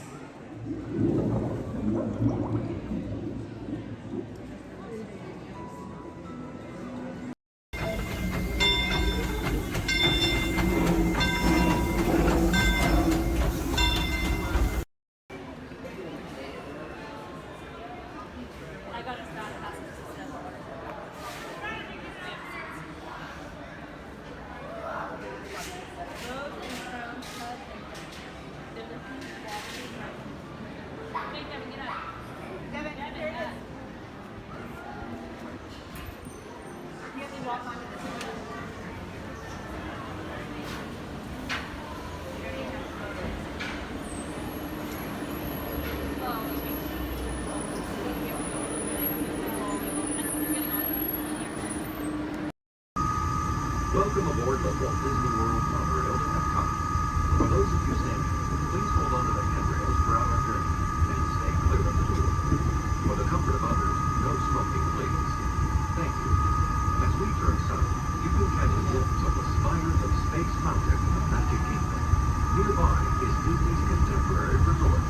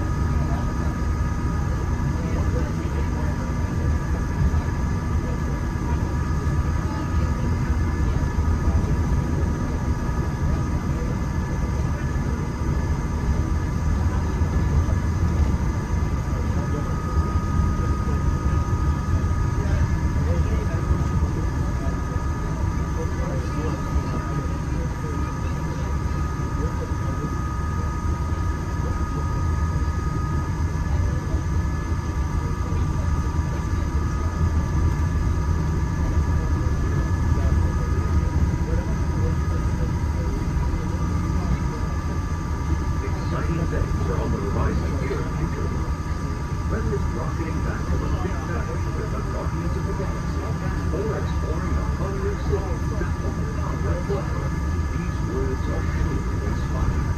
If you're looking for an exhilarating sensory thriller, step into Mission Space, where you and your flight crew will sign up for one of 2 out-of-this-world missions. And just next door is the new Space 220 restaurant, where you can eat adult and enjoy stellar dining in space. At Test Drive, you can experience the exhilaration of test driving a vehicle all on the fastest ride ever created for Walt Disney. Across the river and World Showcase, you'll find representatives from the postcard, making this a truly international experience. Some exciting new adventures from around the world are coming to France, Canada, China, and the United Kingdom. Join us tonight at our booth to celebrate together during the nighttime spectacular. There's even more for you to explore, and you come around the world to the inside the Plus Pyramids, unleash your spark and journey into imagination with pictures and experience your favorite short films like never before at the Disney Pixar Short Film Festival. Next is the Land, where you can celebrate Earth's great diversity. The Land is also home to Soarin', a free flying adventure across the wonders around the world. Here at the sea, you'll be able to meet some of your favorite undersea pals from Disney Pixar's Finding Nemo.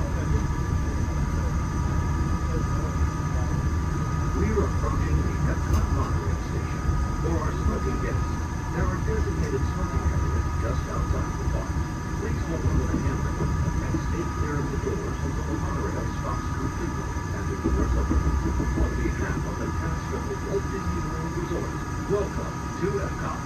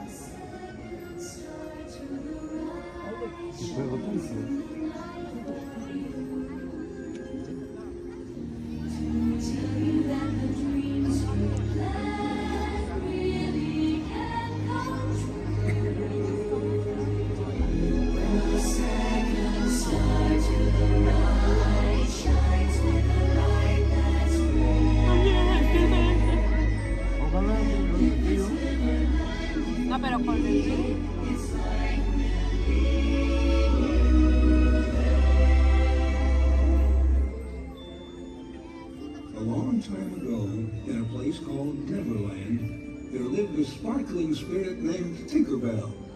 Legend has it that to this day she still flies over this magical land of fantasy. And the story is told for children of all ages that if you wish hard enough and believe strong enough, Tinkerbell will soar high above the magic kingdom and light our fantasy in the sky.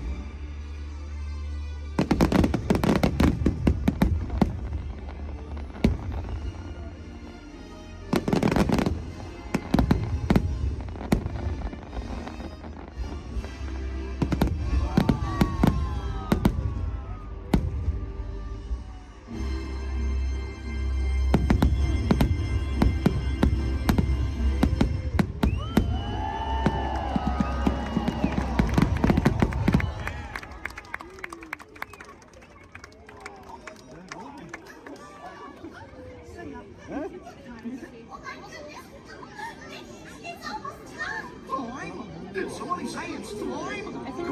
Should I flip the switch now, Mickey? ¿Eh? Not quite sure how, but it won't be long now. ¿Cómo? See, just like ¿Por qué? ¿Apenas te das enfrente? No, eso que es en el castillo, ahorita tampoco van a empezar a subir los monos.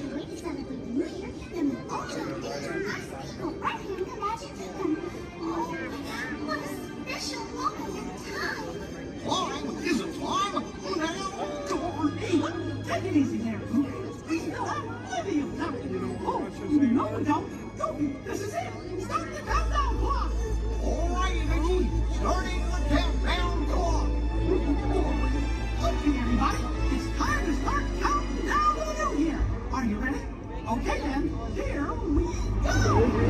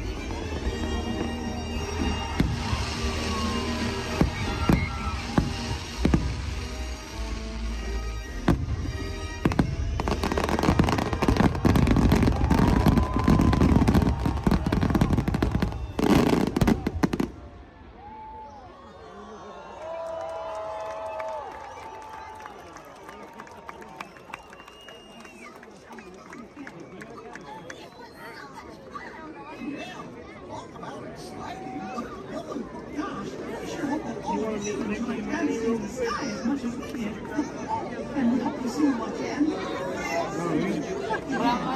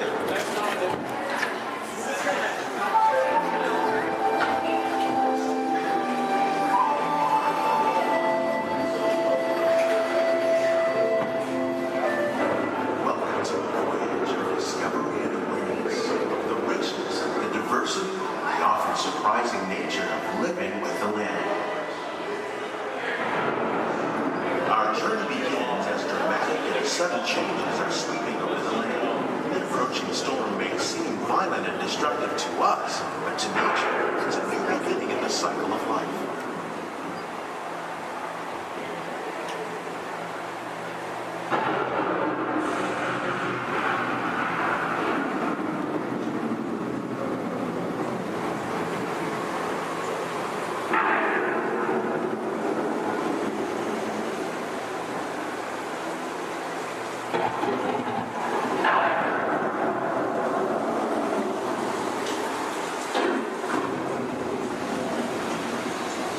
Beneath the surface of the land, roots trap water from the flowing mud, extracting precious nutrients and minerals.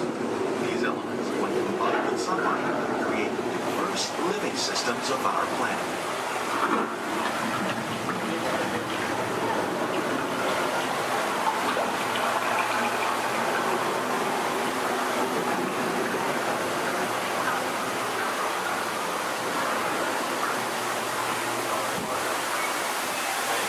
One of those living systems is the rainforest, home to the most amazing concentration of life on our planet. These dense and beautiful forests cover only a tiny portion of the Earth's surface, but they contain more than half of its planet environment. Rainforests are also extremely rich and productive living systems, providing us with oxygen, food, medicine, and other elements essential to our lives.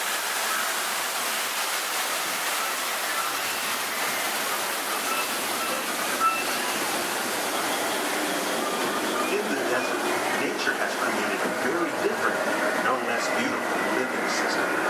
And while this arid landscape may seem lifeless, it is very much alive. The plants and animals that have learned to survive in these harsh conditions make use of what little water they can find and avoid the scorching.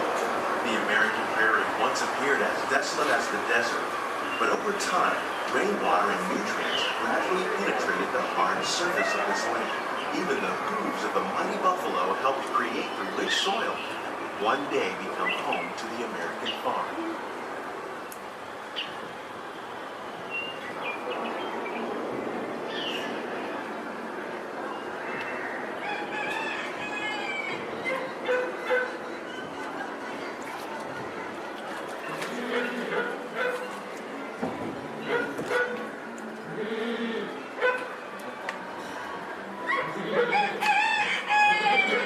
Of all the forces at work on the land, humans have had one of the most profound effects. The need to produce food for a growing world led to the enormous use and sometimes overuse of the land. In our search for more efficient ways to grow food, we often fail to realize the impact of our methods.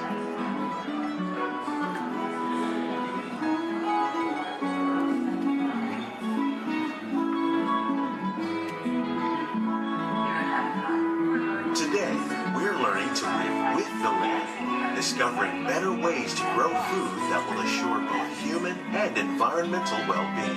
In Japan, we're learning that by adding compost of leaves and other plant material to our soil, we can reduce the need for fertilizers.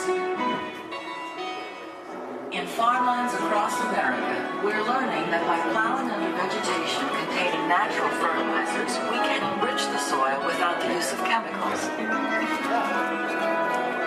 In Saudi Arabia and Mexico, we're learning to produce food on desert seacoasts by developing and planting crops that thrive on saltwater.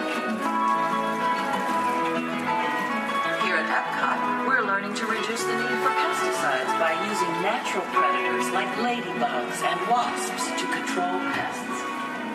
How will we meet tomorrow's growing needs for food production, yet still respect the needs of the land? Some of the answers are being discovered just ahead. To help us maintain these carefully controlled ecosystems, and for your safety, please remain seated in your boat at all times.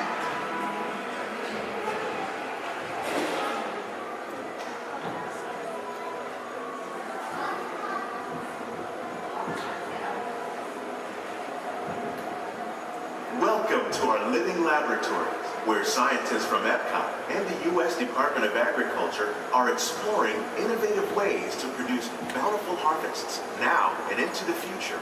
The tropics are home to the greatest diversity of plants on the planet. Many of these, like papaya, bananas, cacao, coffee, and rice, are well known around the world. Others, like the jackfruit, fluted pumpkins, and dragon fruit growing here, represent the vast number of lesser-known tropical plants. As we learn more about these crops, we discover that many are rich in vitamins and minerals, while others are well adapted to growing in less than ideal conditions. For instance, the fluted pumpkin thrives in the poorest soil conditions of Africa. With its edible seeds and leaves, the pumpkin could become an important staple for areas where other crops don't grow easily. The unique-looking dragon fruit is actually a member of the cactus family. The fruits are high in vitamin C, rich in antioxidants, and have a light, sweet taste. The fruit originated in Mexico or Central America, but is already becoming popular in Asia. It could become a source of important nutrients for people living in many areas of the world. These and many other lesser-known crops may one day be as popular as the bananas growing on both sides of the boat. More than 28 million tons of bananas are eaten annually, making it the most popular fruit in the world.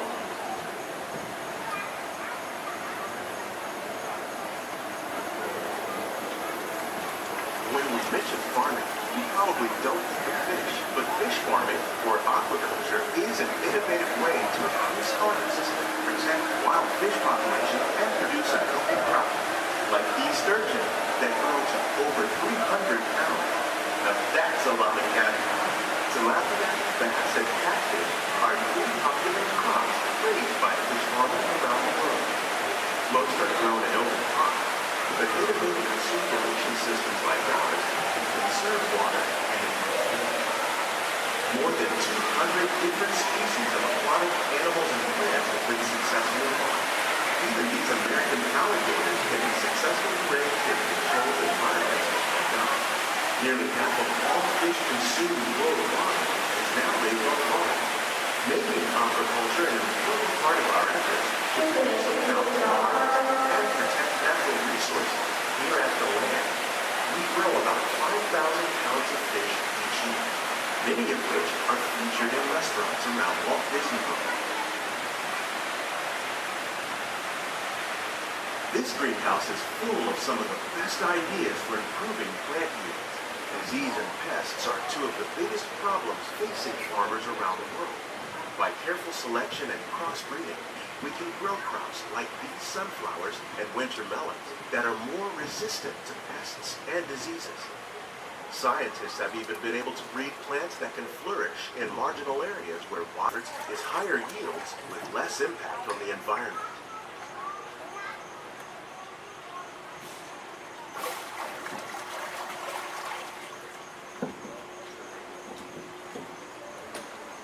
These plants are definitely on their way up. Innovative growing techniques like the ones you see help to increase yields while more efficiently using resources like water, fertilizer, and pesticides. We're growing these nutritious sweet potatoes above ground.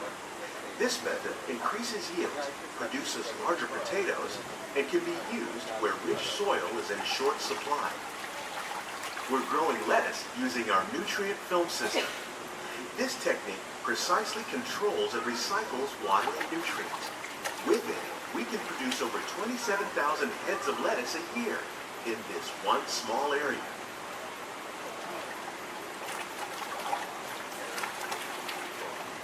Here's something you don't see every day. Tomatoes growing on trees. These plants were originally developed by Chinese scientists. Tomato trees live longer and produce many more tomatoes. One of ours lived 16 months and produced over 32,000 fruits. Much of the produce you see growing in our greenhouses is served in the restaurants here at the land.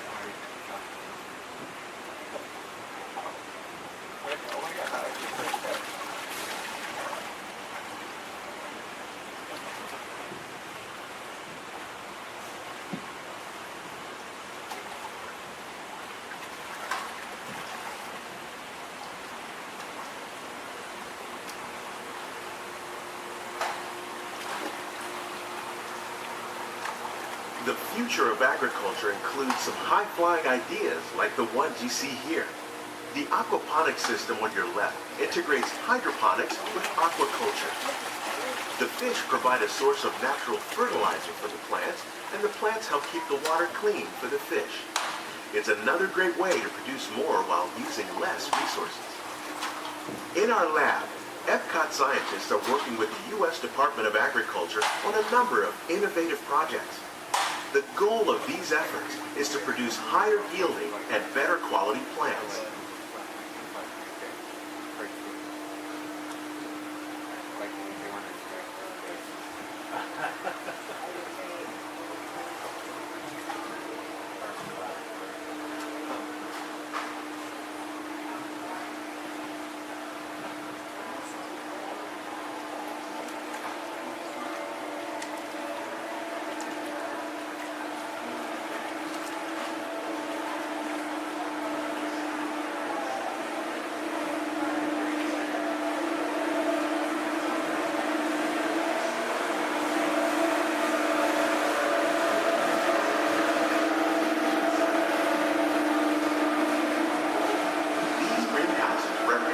Just a tiny fraction of the work being done worldwide to produce bountiful harvests for our growing population. Around the globe, scientists, farmers, and even backyard gardeners are doing their part to improve the quality and yields of foods that we all rely on. By working together, we can continue to find innovative ways to increase food production and protect our precious natural environment. Only then will we truly be living with the land.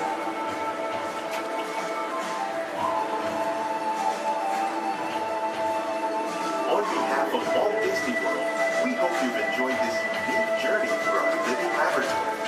Those of you interested in an even closer look at our greenhouses might consider the behind-the-scenes walking tour. It's a great experience for the whole family. The tour desk is near the entrance to Soaring. Hands and feet inside the boat. Remain seated until the boat comes to a complete stop.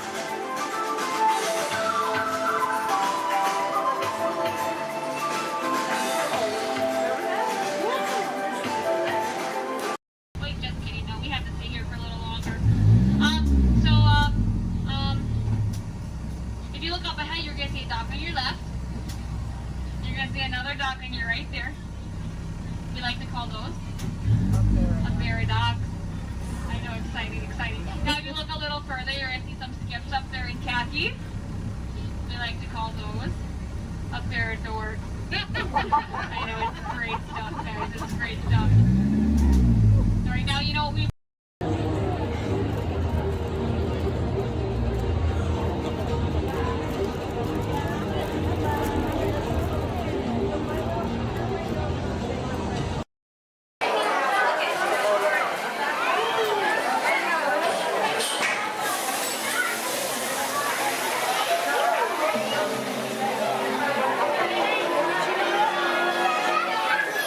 Oh no!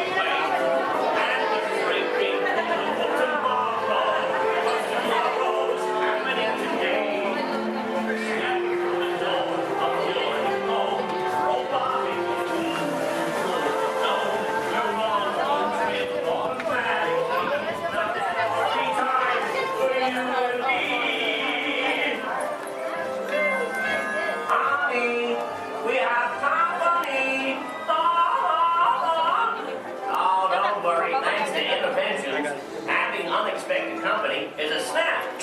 But getting them to leave is still a nightmare. We're still working on that. Yes, sir, we've got all the latest things. And I'm not talking Mr. Coffee, whose work I admire, by the way. I'm talking smart relatives of mine. Genius gadgets that take the hard work out of housework. You want digital, analog, interactive, hyperactive, radioactive. Can you believe it? It's all here. You're gonna love it. I'm gonna have to ask you to leave now. I'm expecting company to arrive at any moment, so if you'll excuse me, I have to clean up this house. There's a great, big, beautiful tomorrow headed right this way. Well, see you around and around and around and around and around. Bye-bye.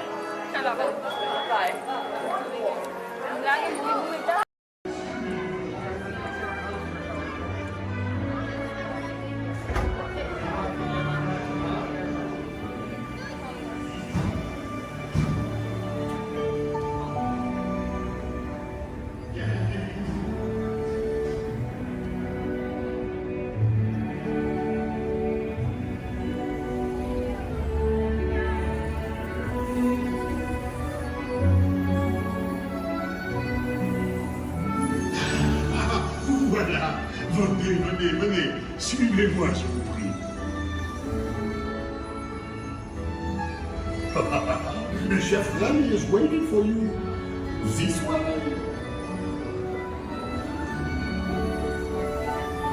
Qu'attendez-vous?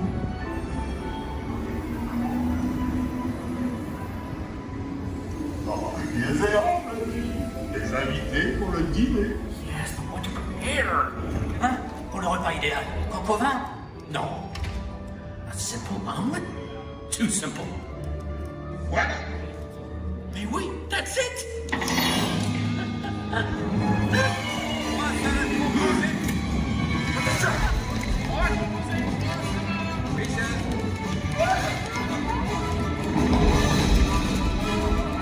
Poussez-vous de là!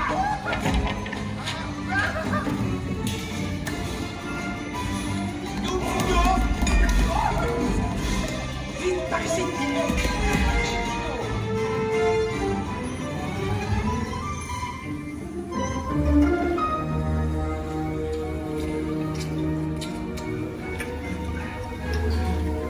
Cette nourriture est pour nos invités, pas pour vous.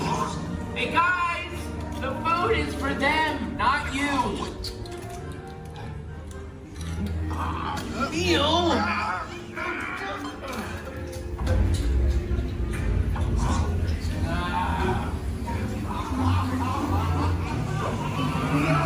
Everything must be perfect! Écho est en salle.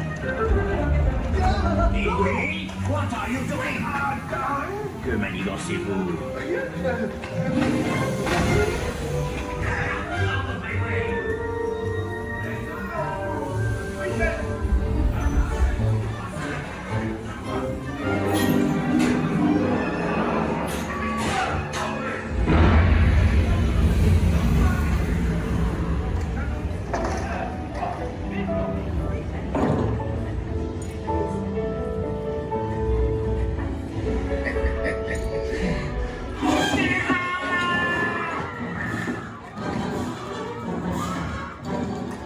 Dépêchez-vous! Par ici! Go! Go!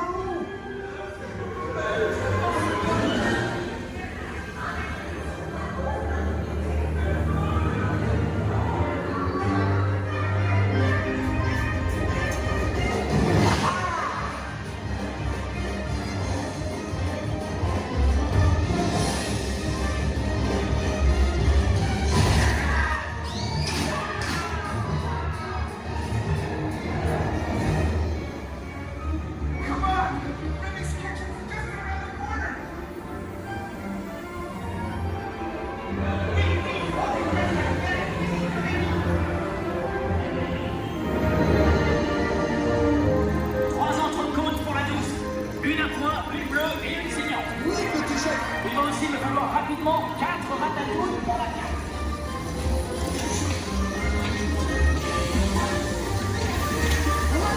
Maintenant! Oui, ma chérie!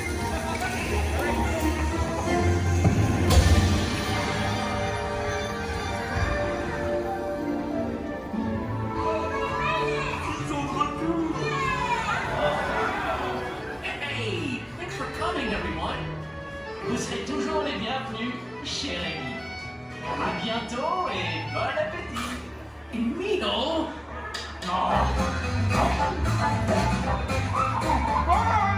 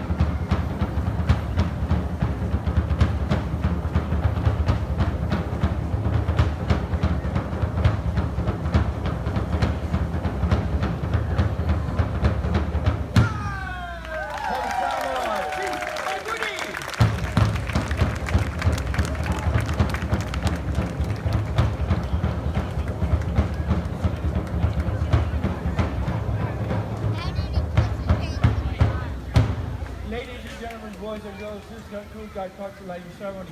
Thank you for attending and please enjoy the rest of the evening. Mahalo and aloha! Aloha.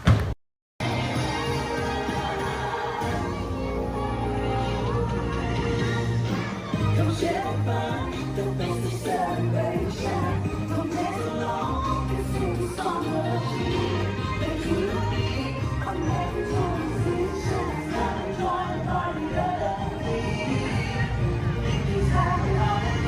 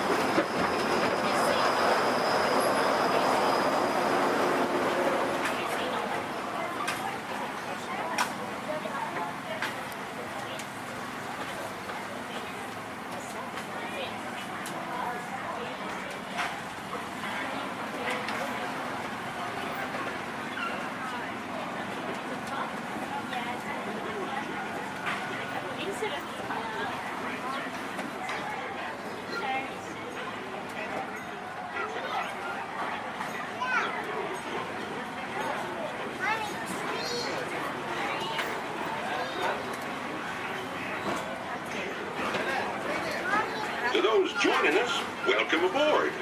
The next leg of our journey will take us along the rim of the Grand Canyon. It's a mighty long drop to the canyon floor. Okay, ladies and gentlemen, friendly reminder, no flash pictures. And legs inside the train. Be sure to watch your kids and no flash pictures, please. Para su seguridad, permanezca sentado y mantenga las manos, brazos, pies y piernas dentro del tren. Y cuide a los pequeños. Por favor, no tome fotografías con flash.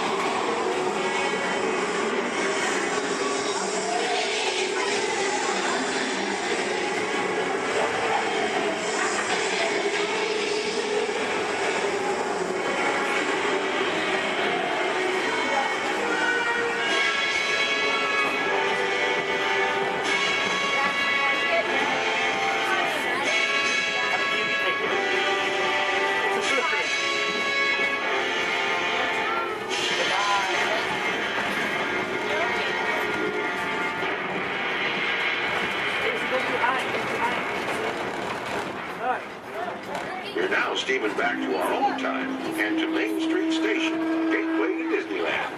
If you'll be leaving us here, stay in your seat till we come to a full stop.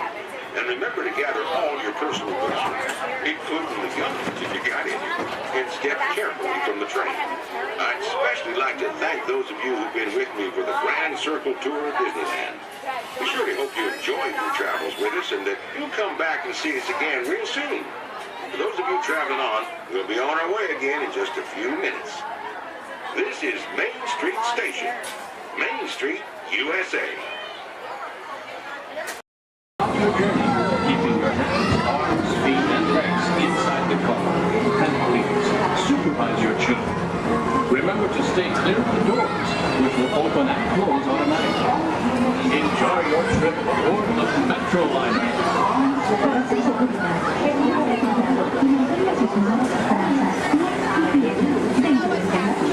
Y cuida sus niños.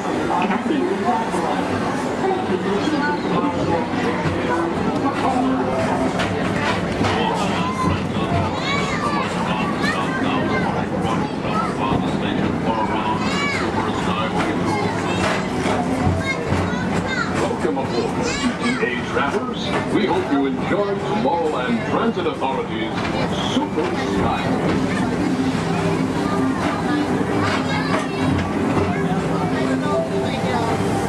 Now approaching Tomorrowland Interplanetary Convention Center. The convention center is home to a galaxy of wonders from the faraway planets.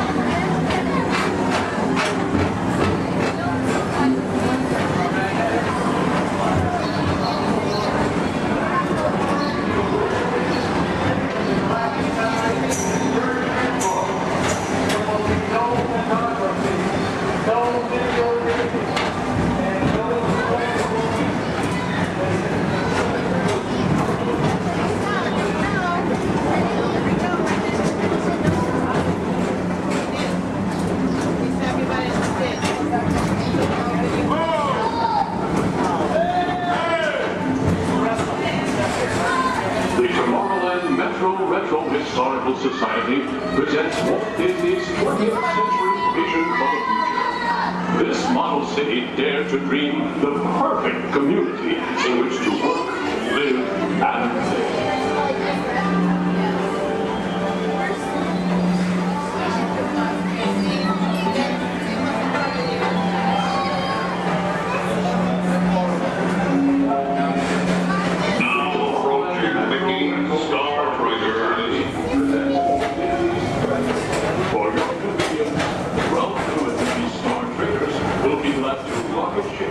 To many planets in the galaxy.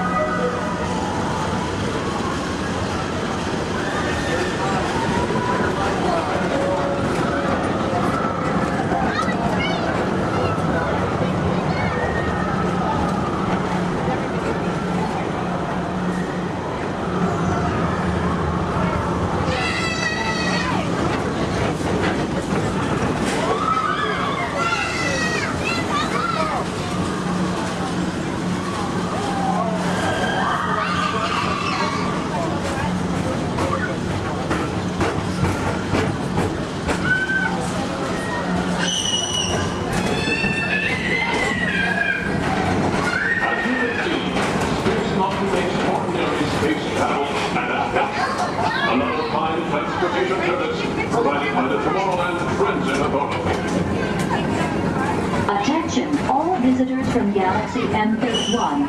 Please keep forward-facing tentacles clear of oncoming Metroliner vehicles. Thank you.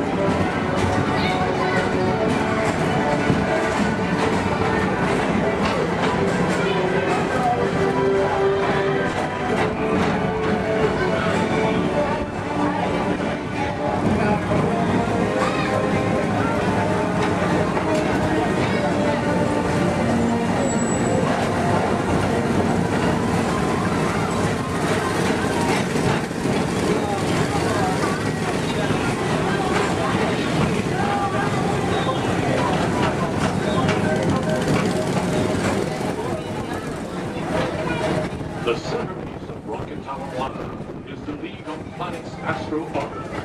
This symbol of universal harmony and interplanetary fellowship provides all beings with an exhilarating spin around the planets.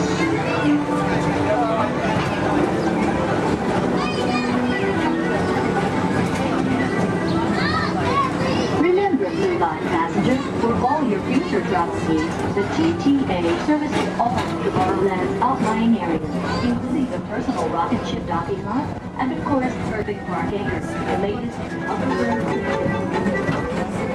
Paging Mr. Morrow, Mr. Tom Morrow. Your party staff has arrived. Please give them a ring. Now approaching Walt Disney's Carousel of Progress.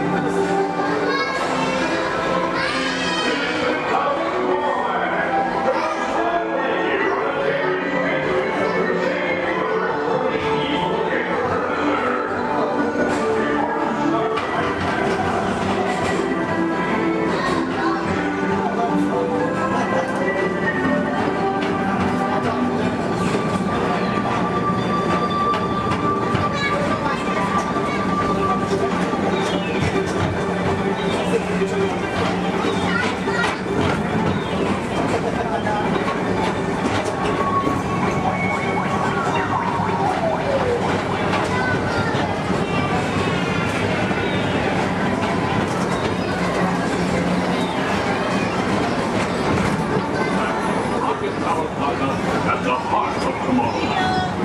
Come now, rejoin us and believe in the promise of tomorrow.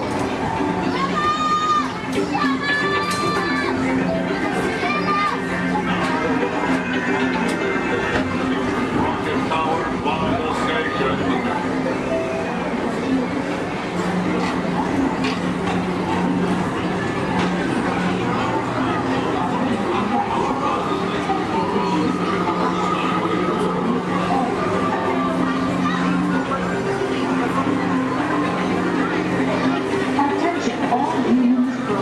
Intergalactic beings. Please keep your arms, legs, and other appendages away from the doors. The doors open automatically. When they do, please collect your belongings and step carefully onto the moving platform. Thank you for choosing Tomorrowland Transit Authority for all your travel needs.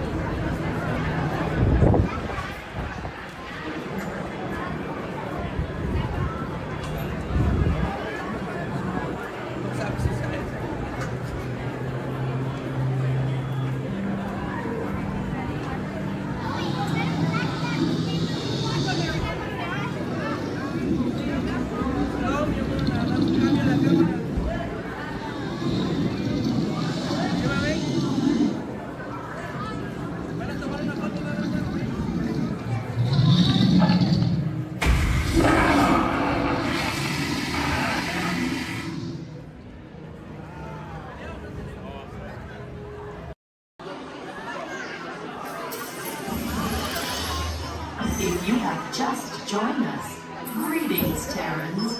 I am World Mind, the Xandarian sentient supercomputer. In my extensive database are stored the combined knowledge of every Xandarian that has ever lived. Recently, I have been learning so much more about you, Terrans. We Xandarians and Terrans have much in common, including our mutual love of exploration. Xandarians have explored many celestial bodies, what you Terrans call planets, and many fascinating life forms.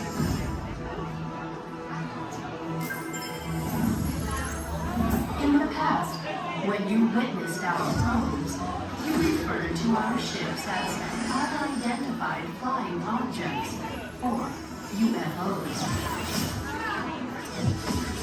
Peter Quill told me that many of you Terrans still believe that these UFOs are flown by. You know, little green dudes with big eyes and small mouths and antennas and whatnot. In your Terran year of 1977, your scientists launched spacecraft on an exploratory mission.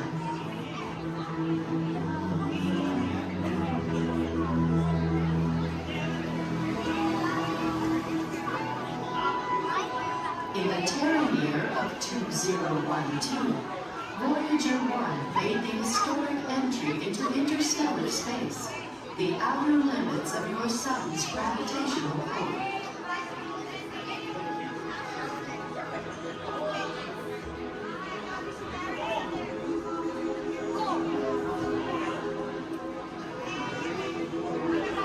Voyager 2 entered interstellar space 6 years later, and I detect that both are still sending you data about their surroundings.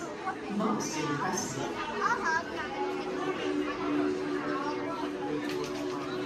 What I find intriguing is that not only are your Voyagers receiving and sending data, they are also serving as ambassadors, carrying greetings from you Terrans to the universe.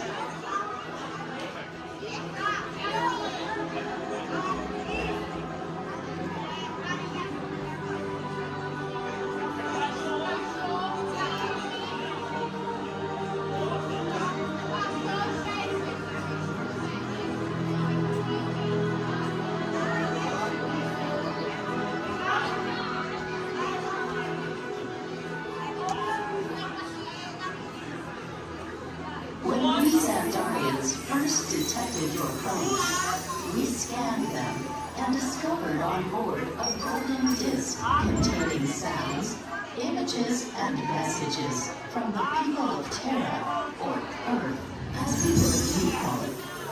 Peter Quill has claimed that the most important item on the disc worth sharing with the universe is the musical message from your Terran, Chuck Berry.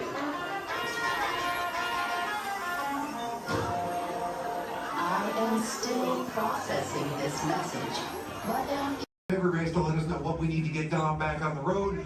Spoiler alert, 9 times out of 10, it's either body work or a transmission. Guys, spread on over to this side, left side, left side. People on the left side, step forward, step on up, make a friend. Everybody here looks freshly laundered, okay? You'll be fine.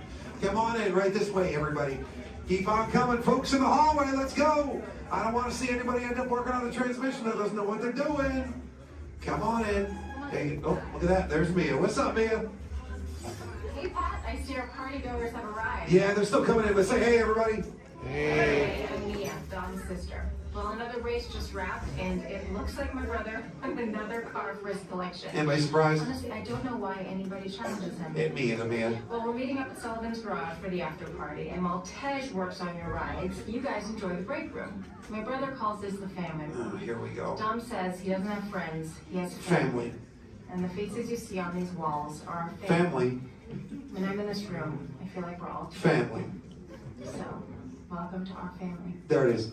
It's a thing around here. Hey, Tej, how's that Matthew McConaughey impression? All right, all right. What's up, Mia? Get better. It's just welcoming these good people to our family. Family. How are their rides coming along? The rides are ready to roll out and roll out inside. Perfect. Let's get the show on the road. I'll let Dom know.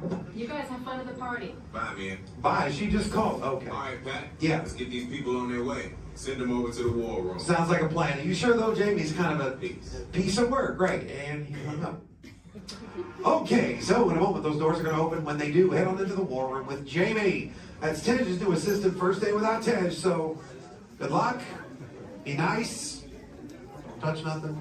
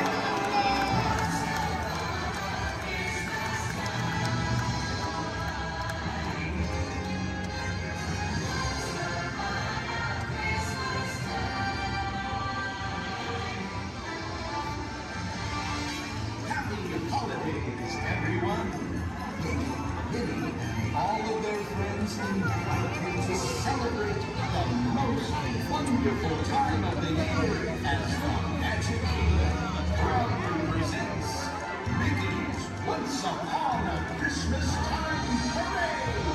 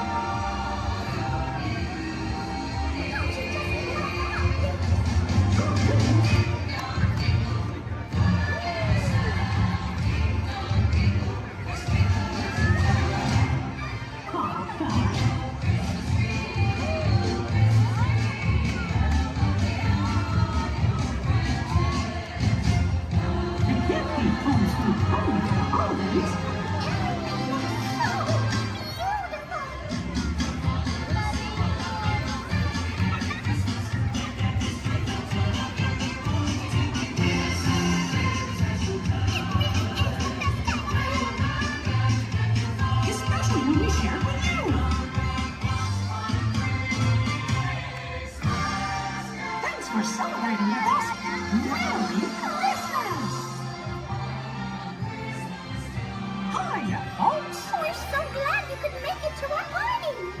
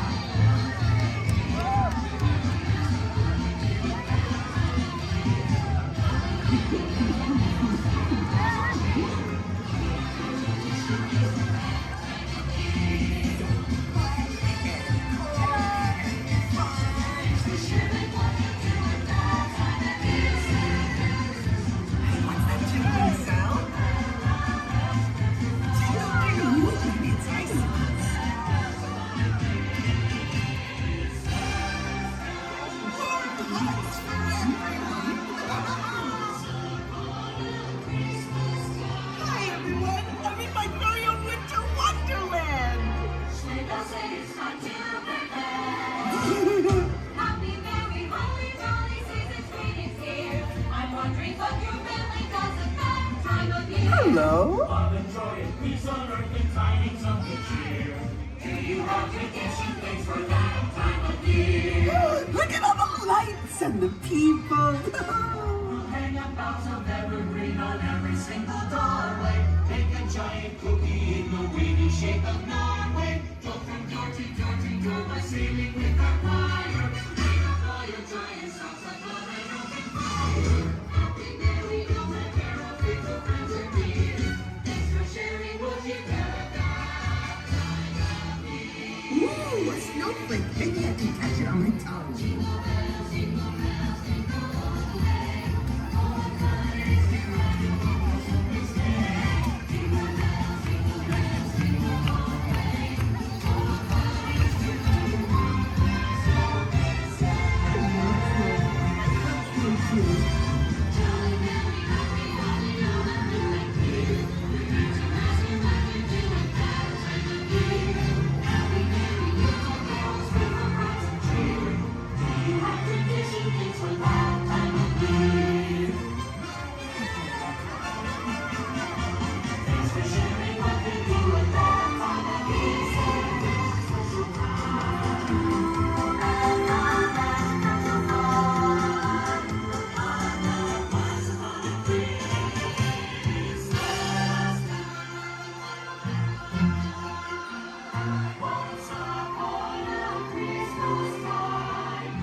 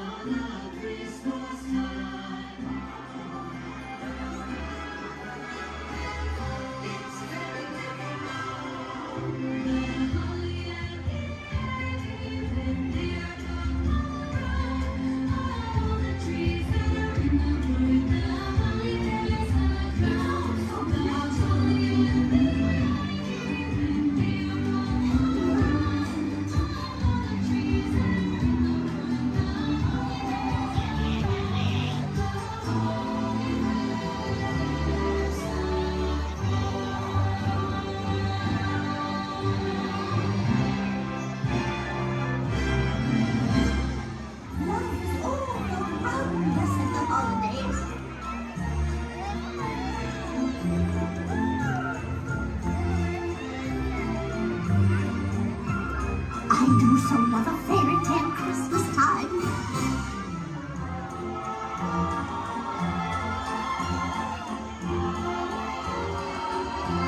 Happy holidays.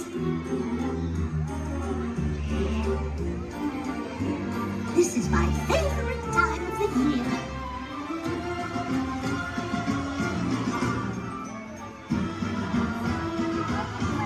Oh my.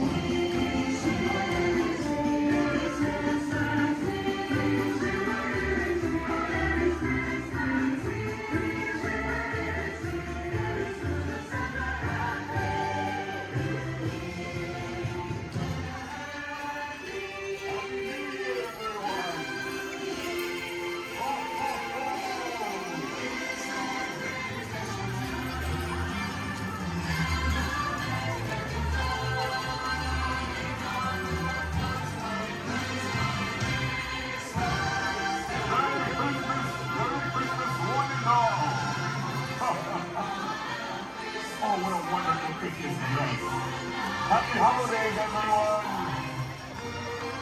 Hello there! Happy holidays, everyone! Be good!